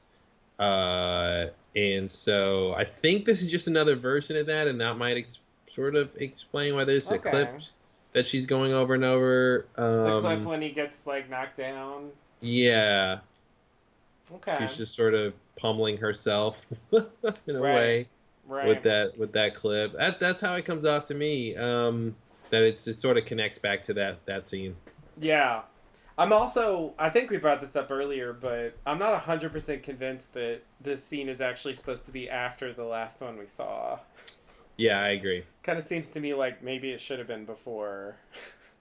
Because, like, it does seem like it's established she's out of alcohol here. Hmm. And it would kind of make sense to Or follow that up with a trip to the grocery store. what's weird is if like the room she goes into, like she goes into the kitchen where like the groceries could be, because it's after the store and the bag boy brought them, but the bottle's empty because she's already gone through that. Like Right. I guess it could be that. That's Mm hmm. weird. But yeah, I think it does come off like it's supposed to have been before that. Yeah. Yeah. Like just It's. another night, and then this is gonna prompt her to go to the store and get more. Yeah, yeah, yeah, exactly. It's one of those like weird isolated moments, Hmm. where it feels like they're just like, well, we can just slide Well, this in wherever. this is actually starting to become a pattern that I don't think was really happening, at least as apparently in the first part of the series, in this first season. Because we have, I'm thinking of all the anachronistic scenes, which is like this scene, Dougie and Sonny Jim playing in the Yeah, backyard, yeah. and even this like what maybe the like these double R scenes are The playing Bobby weird. Double R thing, yeah. The Becky thing, Yeah. yeah. So that's three times, in two parts Mm-hmm. where we've gotten these scenes that, on some level are sort of obviously out of order or something. So Yeah. I think that's kind of interesting. Now it could be just a product of, as the we get towards the end of the story, they're going to have, potentially more one-off scenes to throw around and not have great places for. So we could just be getting that, just sort of a product of how they're telling the story. But I wonder if, if it, put the crackpot theory hat on, if it is some sort of, um, you know, intentional uh, structural thing that's kind of happening that would make sense as we keep going. If it Yeah. happens more, like I joked, we're reversing towards the singularity or something. Right. Like, and time is slowly going to get weird and fractured, and scenes are going to play out of order or something. Yeah. We'll see. Yeah, I mean, if we one thing keep is. getting, oh, go Sorry. ahead. No, go ahead. I was gonna say if we keep getting these scenes like this, it'll be interesting to see if we see any kind of pattern. Yeah, yeah, yeah. I don't know. There's a few, yeah, little segments like this, and yeah, I mean the original. So one thing is that like as the series goes on, the more we get in Twin Peaks and the more we have like certain storylines like progressing. I mean, just the more chance there is for a continuity thing to cause a problem. Like, earlier in the series, like not that much was established, so they could show an Mm-hmm. isolated scene like this. Like we had a scene just like this early on, and it was there was no sort of reason to think anything about it in terms of Mm-hmm. timeline. So I feel like that's one problem. Just yeah, as they insert these later, there's just more of a chance that it causes a conflict. Yeah, that's what I mean by saying like as we get later into the show, they're just gonna have all these parts of stories to just throw places, Yeah, and yeah, it'll just not really make sense. yeah, yeah. We just kind of have to. Yeah, I don't know. It makes me wonder about the editing. Like I sort of wonder what would the 18-hour version be.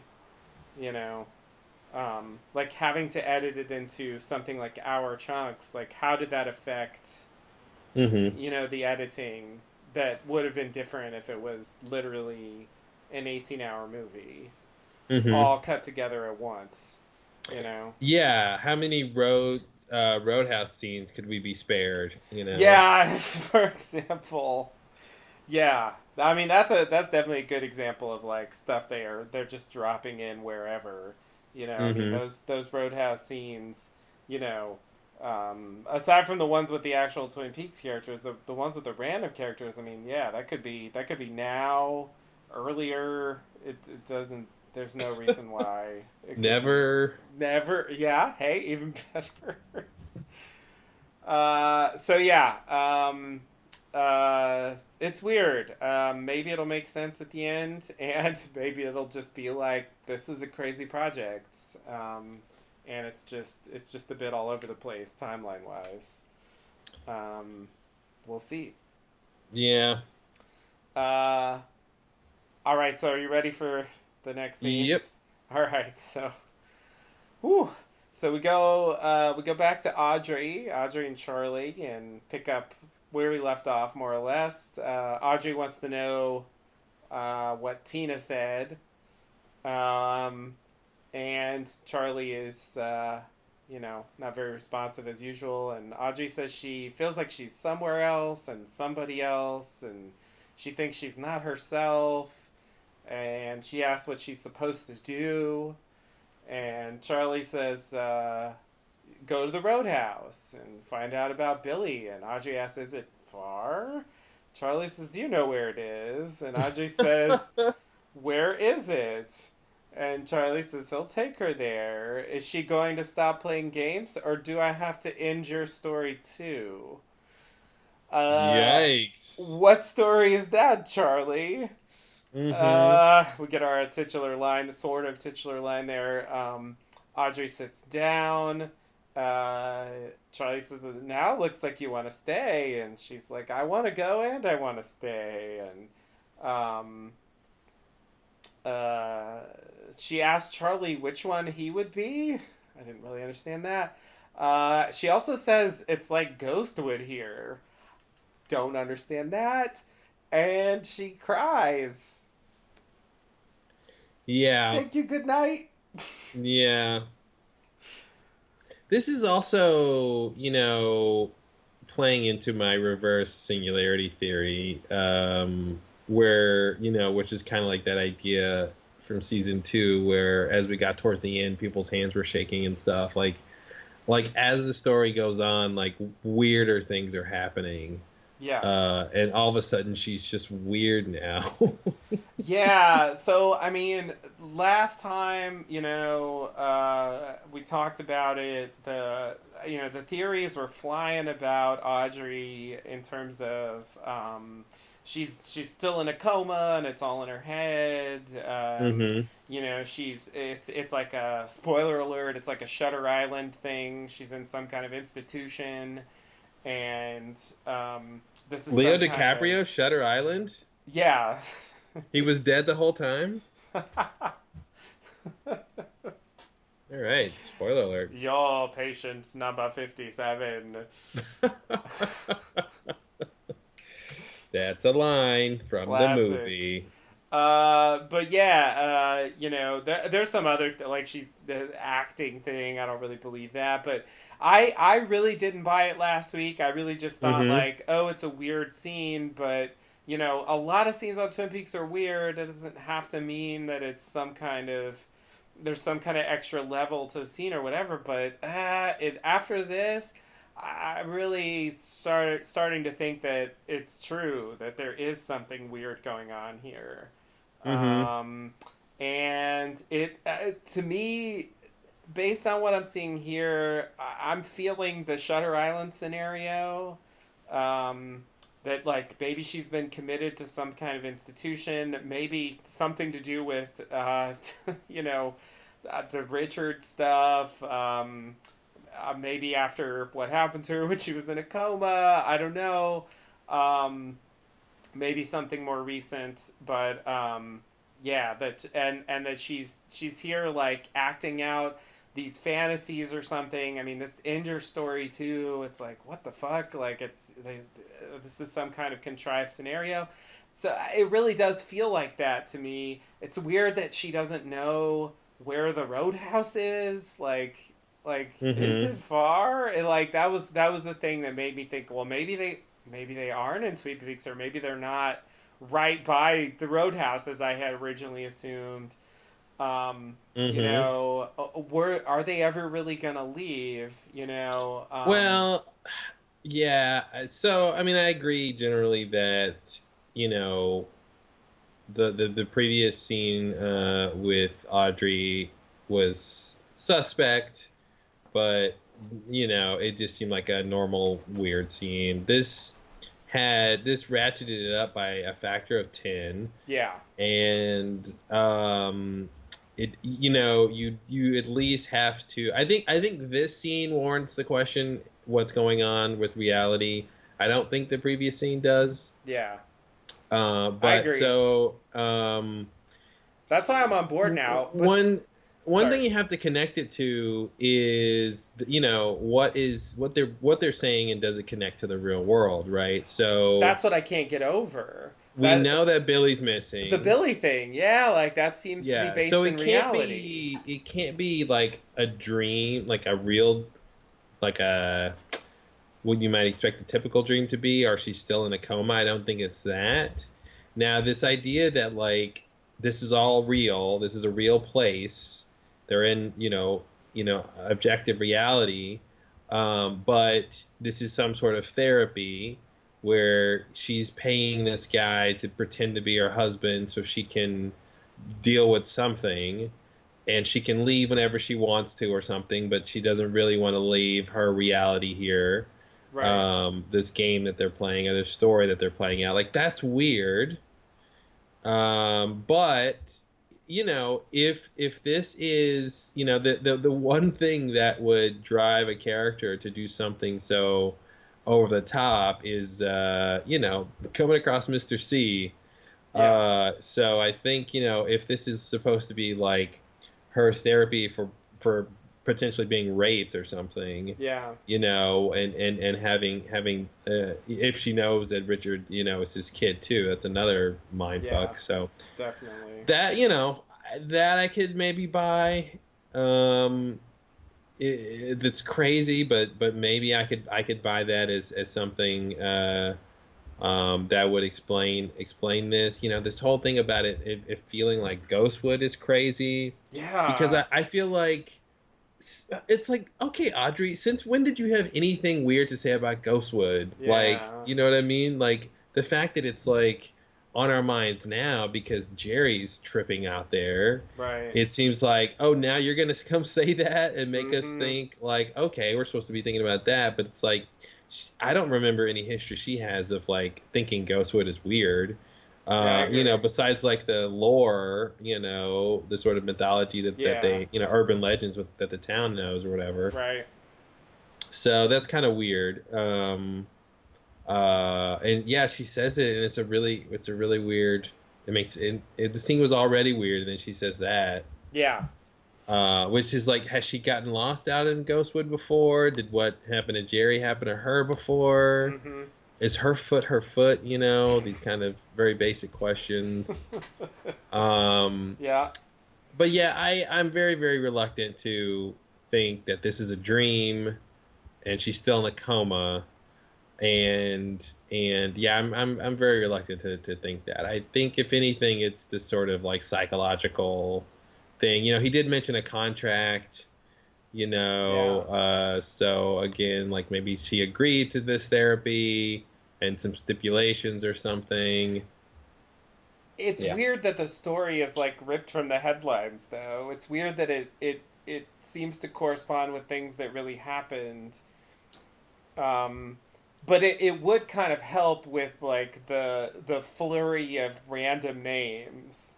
You know, it would make that seem like a little bit more reasonable if like none of those people matter because it's just a contrived scenario.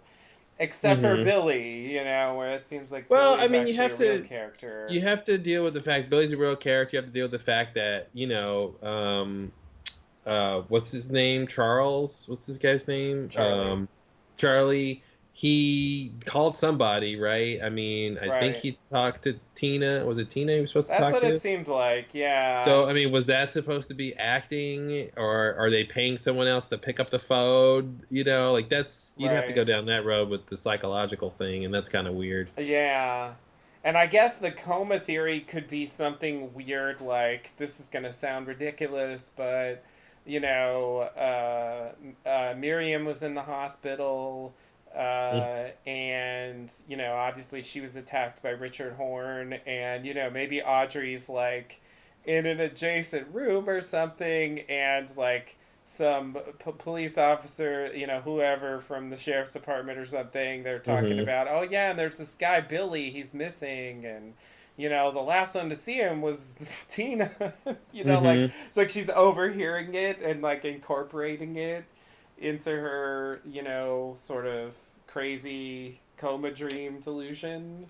Well, listen, first I want to applaud your storytelling acrobatics. I mean, that was some diligent work trying to make that make sense, and I think you succeeded. That was some acrobatics there. Valiant effort. One of the things though this theory you're posing has to satisfy is how does she give birth to Richard if she's been in a coma this whole time? Well, yeah, she would have to give birth in the coma, I guess.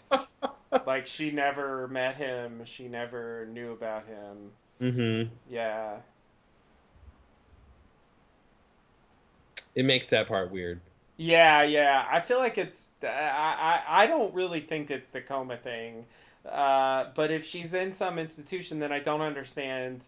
Did she really have an affair with Billy? Like I mean, I'm confused she about that. you could loosen the constraints of the psychological test, you know, program idea, and say she can still live her normal life. She's just somehow living part of it through this way, you know. Um, that I think that's the only way to make that work, you know. So she can still sort of come and go as she pleases or Right. whatever, you know. Um, this is just like extended therapy, you know, or something like that. Right. So, but you know, I'm gonna just hold firm to the belief that this is normal reality. This is not a psychological program. This is more of not necessarily Audrey's world being weird, but more that we're seeing sort of the effects, become a pattern, like some wider range of weirdness that's going on. Perhaps like the Laura vision to Gordon, and Mm-hmm. Gordon's hand was sort of shaking, and the sick kid in the car, Right. and the sort of slow buildup of strange sort of things happening in and around Twin Peaks, of late. I'm gonna put it under that umbrella and say that's why it's being, whatever's happening with Jerry in the woods, and she connected it to Ghostwood too. So I think Right. we're supposed to connect those two things, and so I'm gonna say, yeah, it's not that she's in an alternate state of reality or consciousness, or that this is a psychological testing. That's a tough one. Um, it's just this is something weird's going on. This is real reality, but something is affecting her strangely right now. Uh, yeah, that's what I'm gonna go with. Yeah. Yeah. Yeah. I don't. I'm not really happy with any. I'm not really happy with any theory that I've heard. Because they all have problems. Because Since when are yeah. you happy with theories? What a luxury. Occasionally, occasionally one sounds believable to me, and I can kind of get behind it. But yeah, I can't quite reconcile all the elements here, because it really feels strongly to me like this is a contrived thing, but also a real thing. So yeah, I'm kind of stuck there. I don't know. I don't really know what to think. Um, but Because don't forget, this is not unlike what happened with Maddie. Maddie had a sort of similar crisis of reality where, and like identity, I guess, that whole thing about, I know I'm Laura's cousin and I loved her. That's right, all I right, know, and I just got to town, and, it's just like her world seemed like a dream at times too. right. So I feel like it's, if anything, it should connect to something we've seen before. And I just think if this was a dream, it'd be clear it was a dream. Yeah. Um, you know, Yeah, I agree with that. That's why I'm more inclined to make it is taking place in the real world. Just but that there's something um yeah, contrived or scripted or something. There's some element of this is not just normal life playing out. hmm There's some kind of program happening here, but maybe something to do with the contract. I don't know. Um, but yeah, I still don't I still don't feel fully satisfied with any theory. But this scene made me think that was a possibility in a way that the previous one didn't. So yeah. um, I will yeah, I'll give it that. It's this is strange. It's a strange storyline. I think it makes sense for it to tie into the bigger thing, and if Audrey really is Richard Horn's mother, which I think she is, I mean that could be, I mean that could mean she has maybe some more significant role in the larger plot, since clearly hmm Richard has some significance, um, based on the Giants thing at the beginning. So Yeah. yeah, so I think it could be going somewhere that kind of And ties in. it's also, descriptive of Dougie's Cooper situation too. Sort of being somebody else. Um, all that duality stuff. Right. Yeah, yeah, Um, yeah. Yeah, definitely. Definitely. The weird, yeah, identity crisis or something. hmm Um, all right. All right. So you ready to hmm okay. So we go to the Roadhouse, our obligatory Roadhouse bid here, and tonight it's a very special performer. We have James Hurley and the two young ladies. I don't know. James Um, Hurley and then not Maddie and not Donna's. Definitely not bad. There you go. There you go. Yeah. Performing his classic hit "Just You," Mm-hmm. and we In have parentheses, and I. anti yeah, exactly. And we have Renee from I think that was part two. She was in the booth with Shelly when she Okay. Thought says that was her. James has always been cool. Like she says, like I think he's looking at you. He's got a thing for you or something like that. Mm-hmm. So yeah, this is her, and she's clearly affected by the performance, as we all were. Yes. We He's are still all cool. Renee. See, look, he's still cool. So cool. What I love about this, in a way that I think is just hilarious, is that so in the original, I think maybe we mentioned this at some point, but it's this funny thing that like they sit in the living room. It's James and Maddie Mm-hmm. and Donna, and they're like, okay, we're gonna do the song, and like it's like quote unquote diegetic. The idea is they're actually performing it there, Yeah. live. If you actually know how to listen to music, though, you can Yeah. hear that there's a bass track and there's a Oh drum yeah. track, Uh-huh. and there's just no way.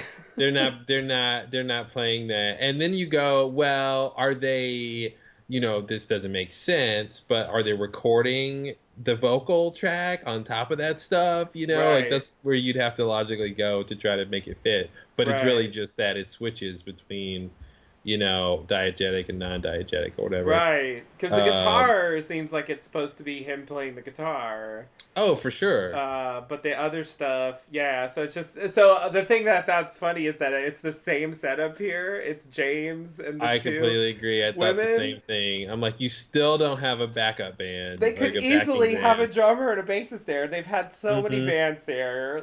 Yeah. Like, But then it wouldn't be as big of a callback to the yeah, original performance, true. with James and two girls. Yeah, yeah. They really got me with this. I was not expecting this whatsoever. Hmm. This is the kind of thing like this weird hit of nostalgia, like really like calling back hardcore. And Hmm.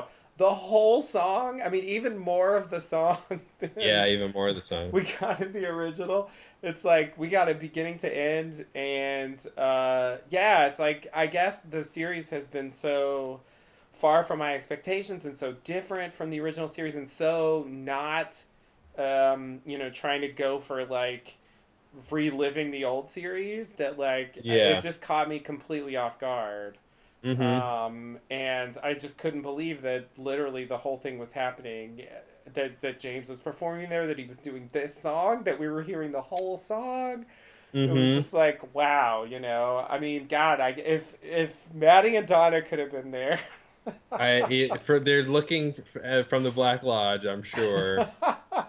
I guess Donna's not necessarily dead. True.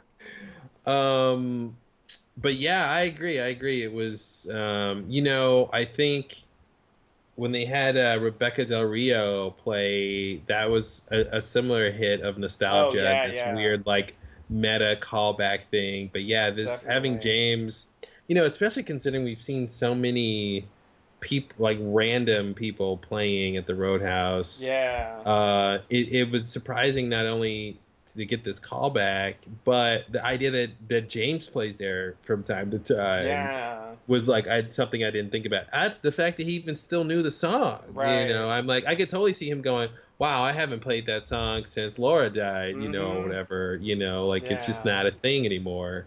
So that was kind of surprising too. This idea that this is still a thing he does, right. and I Yeah. feel like this is the only song he can play on guitar, right? That's kind of what I was thinking too. Yeah. It's just He's like, one oh gosh, song. no, this is the only song I ever learned. Like this is, there's no need to do anything else. Yeah, and I was actually a little surprised, and I guess this would have just been overkill for the callback, but I was surprised one of the girls. Oh no, never mind, never mind. I was thinking one of the girls should have been blonde, but no, they were both brunettes. Yeah. So it works. Never mind. Yeah, yeah, It yeah. is overkill. Yeah, yeah. They definitely got the They got the Yeah. visual happening. Yeah, that's right. Yeah, wow. It's such a dreamy song, so coming after Yeah. this Audrey scene where you're like, is this a dream? Mm-hmm. And then you go into this other dream like reality of this like song that just like repeats and repeats and Mm-hmm. lulls you off to God knows where. Yeah. Yeah. It's got that weird 50s thing Mm-hmm. happening. Um, but yeah, not a normal structure. It's kind of yeah. It just kind of goes on, mostly Mm-hmm. repeating, like you said. There is like a bridge section, Yeah. but it's pretty much just that one part. Like that's it. I mean, hey, whatever works. But Yeah. yeah, but this was definitely a strange moment.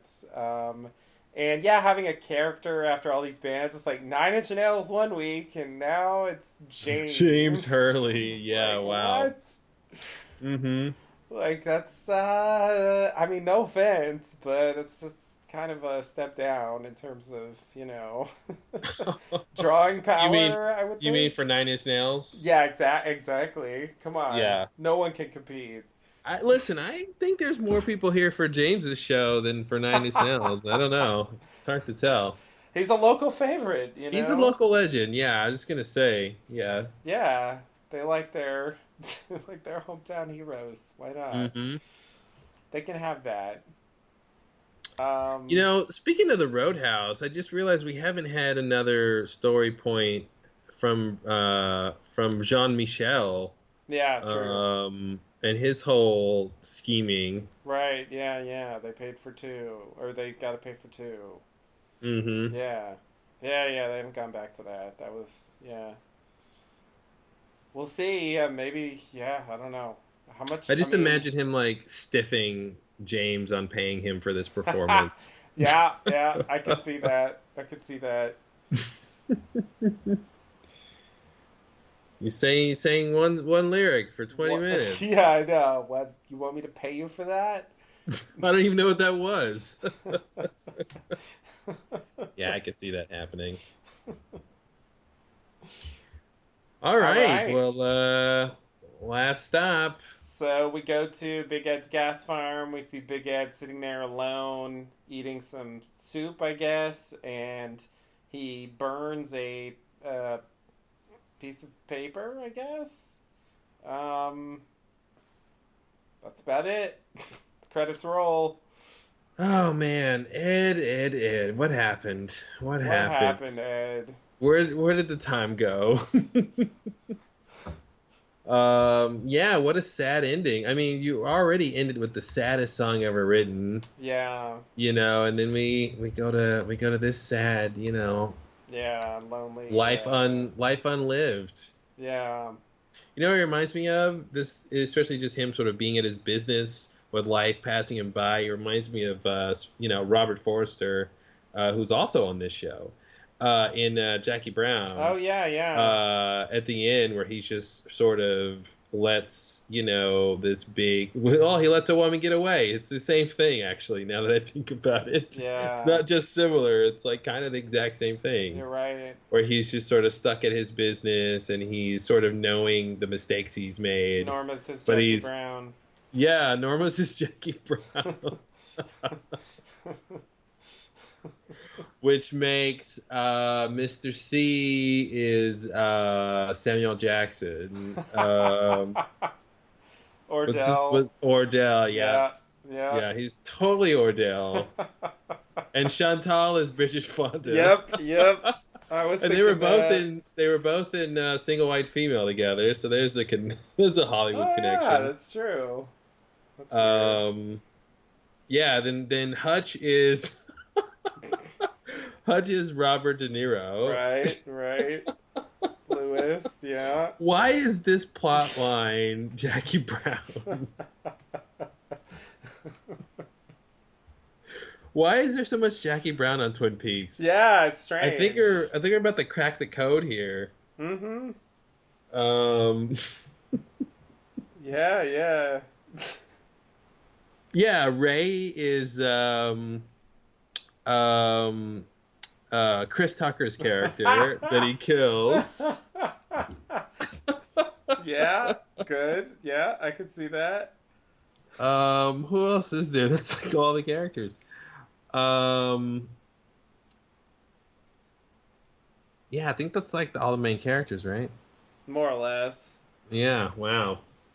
Anyway, just thought of that. It reminded me of that whole thing Yeah, yeah. because it's the same thing. But anyway, yeah, it's tough. So I'm really hoping that since they're sort of coming back to where they left off with these characters, sort of unrequited love or unfulfilled love or whatever.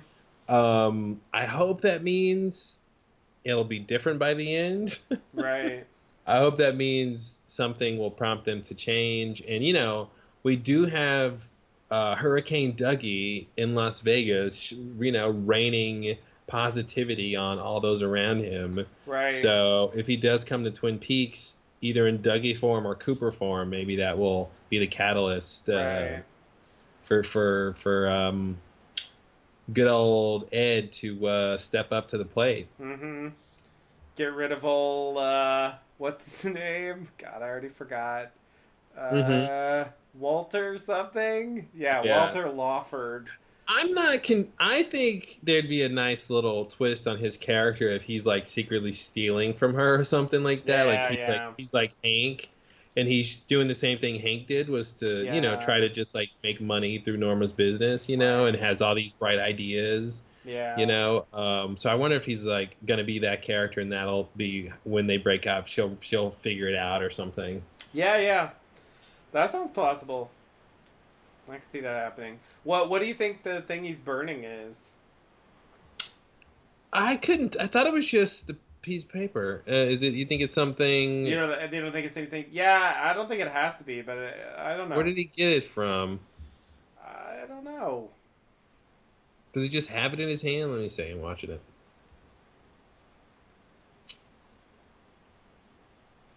So he's just. I think he and Norma have the same telephone. Very similar. It's an old phone. Old phone. Lynch loves his old phones. I remember someone was like, because Charlie used a rotary phone, they were like, it's clearly a dream. It's just oh like, no. Lynch loves old ass phones. Mm-hmm. Everybody knows that. Yeah, he had the note, this piece of paper sort of sort of in front of him. So yeah, I mean, if anything, it does seem significant. So it was maybe a letter to Norma. Yeah. We need to talk. They've done that before. Yeah. That's the most logical thing. That's kind of what I was thinking, but yeah, okay. Yeah. It's interesting that they have a Roadhouse performance, but it's not the credits. It's like right before the credits. Mm-hmm. And it involves a character. They're continuing to come up with twists on the formula. Yeah. They're still keeping that fresh. Yeah. Yeah. They didn't. Ish. Sure. To an extent, but still, yeah, it's not as repetitive as I thought it was going to be. Yeah. When the first few came out, and it sort of seemed like they were doing a like specific thing every time. Yeah, that would have really drug. Yeah, I agree. Dragged. Yeah, dragged. I think, yeah, have dragged. Yeah, because it's yeah. I think it's to have drigged is the correct. You didn't like that one. Yeah, maybe they can say that in Ireland or something, but not here. All right, take that, Ireland. No offense. All right, so there we are. What a weird episode. Yeah. Yeah, this episode was weird. I don't know what to make of it. I don't really know what to make of it. Huh. And we just did a podcast on it, and they still don't know what to make of it. Yeah. I mean, I think, we had some good stuff. We had some... Like, was it good? Uncertain stuff. I don't think it was great. It wasn't the best. It wasn't the most exciting, but it didn't like sort of actively bother me the way Part 10 Mm-hmm. did. I guess Mm-hmm. I enjoyed the Mr. C stuff, the Ray stuff. That was interesting plot development. Um, we moved forward the Dougie storyline, which is always good. And I enjoyed some of these Twin Peaks moments. Relatively speaking, just you and I was amusing. The Audrey scene was kind of interesting. I would say overall it was a decent episode. Not one of the best, but not one of the worst for me. Just kind of like fine. Mm-hmm. Mm-hmm. You know. Yeah, I'll buy that. Yeah, well, listeners may know this by now, but the next part was accidentally aired Oh yeah. before it was supposed to in Europe. So some people have seen part 14. So I'm very interested to see what a lot of other people have already All those seen. people are talking about. Yeah. Hmm. Yeah. And yeah, I hope that doesn't happen again. I That's mean, I haven't read any spoilers about it, but yeah, um, it's weird. They really fucked up. Like, oh man, I would be so irritated.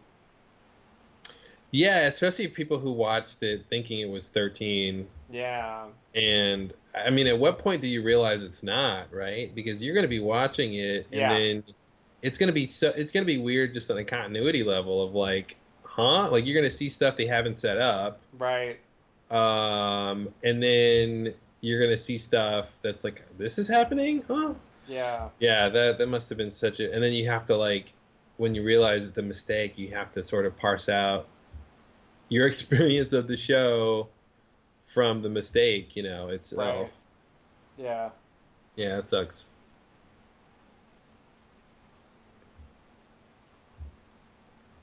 All right. Well, indeed. on that note, Yeah, another one, another one goes by. Only 5 left. that's Counting crazy. down. That's Yeah, we're crazy. we're getting to end game territory at a certain point here. Yeah, it was a slow build. I feel like the first like it seems like it took forever to get to the first 10, and now it's Yeah, like it seems like this last 8 is going pretty fast. yeah, Yeah. definitely. All right. Well, thanks for listening. We'll be back next time. Thank you. See you next time.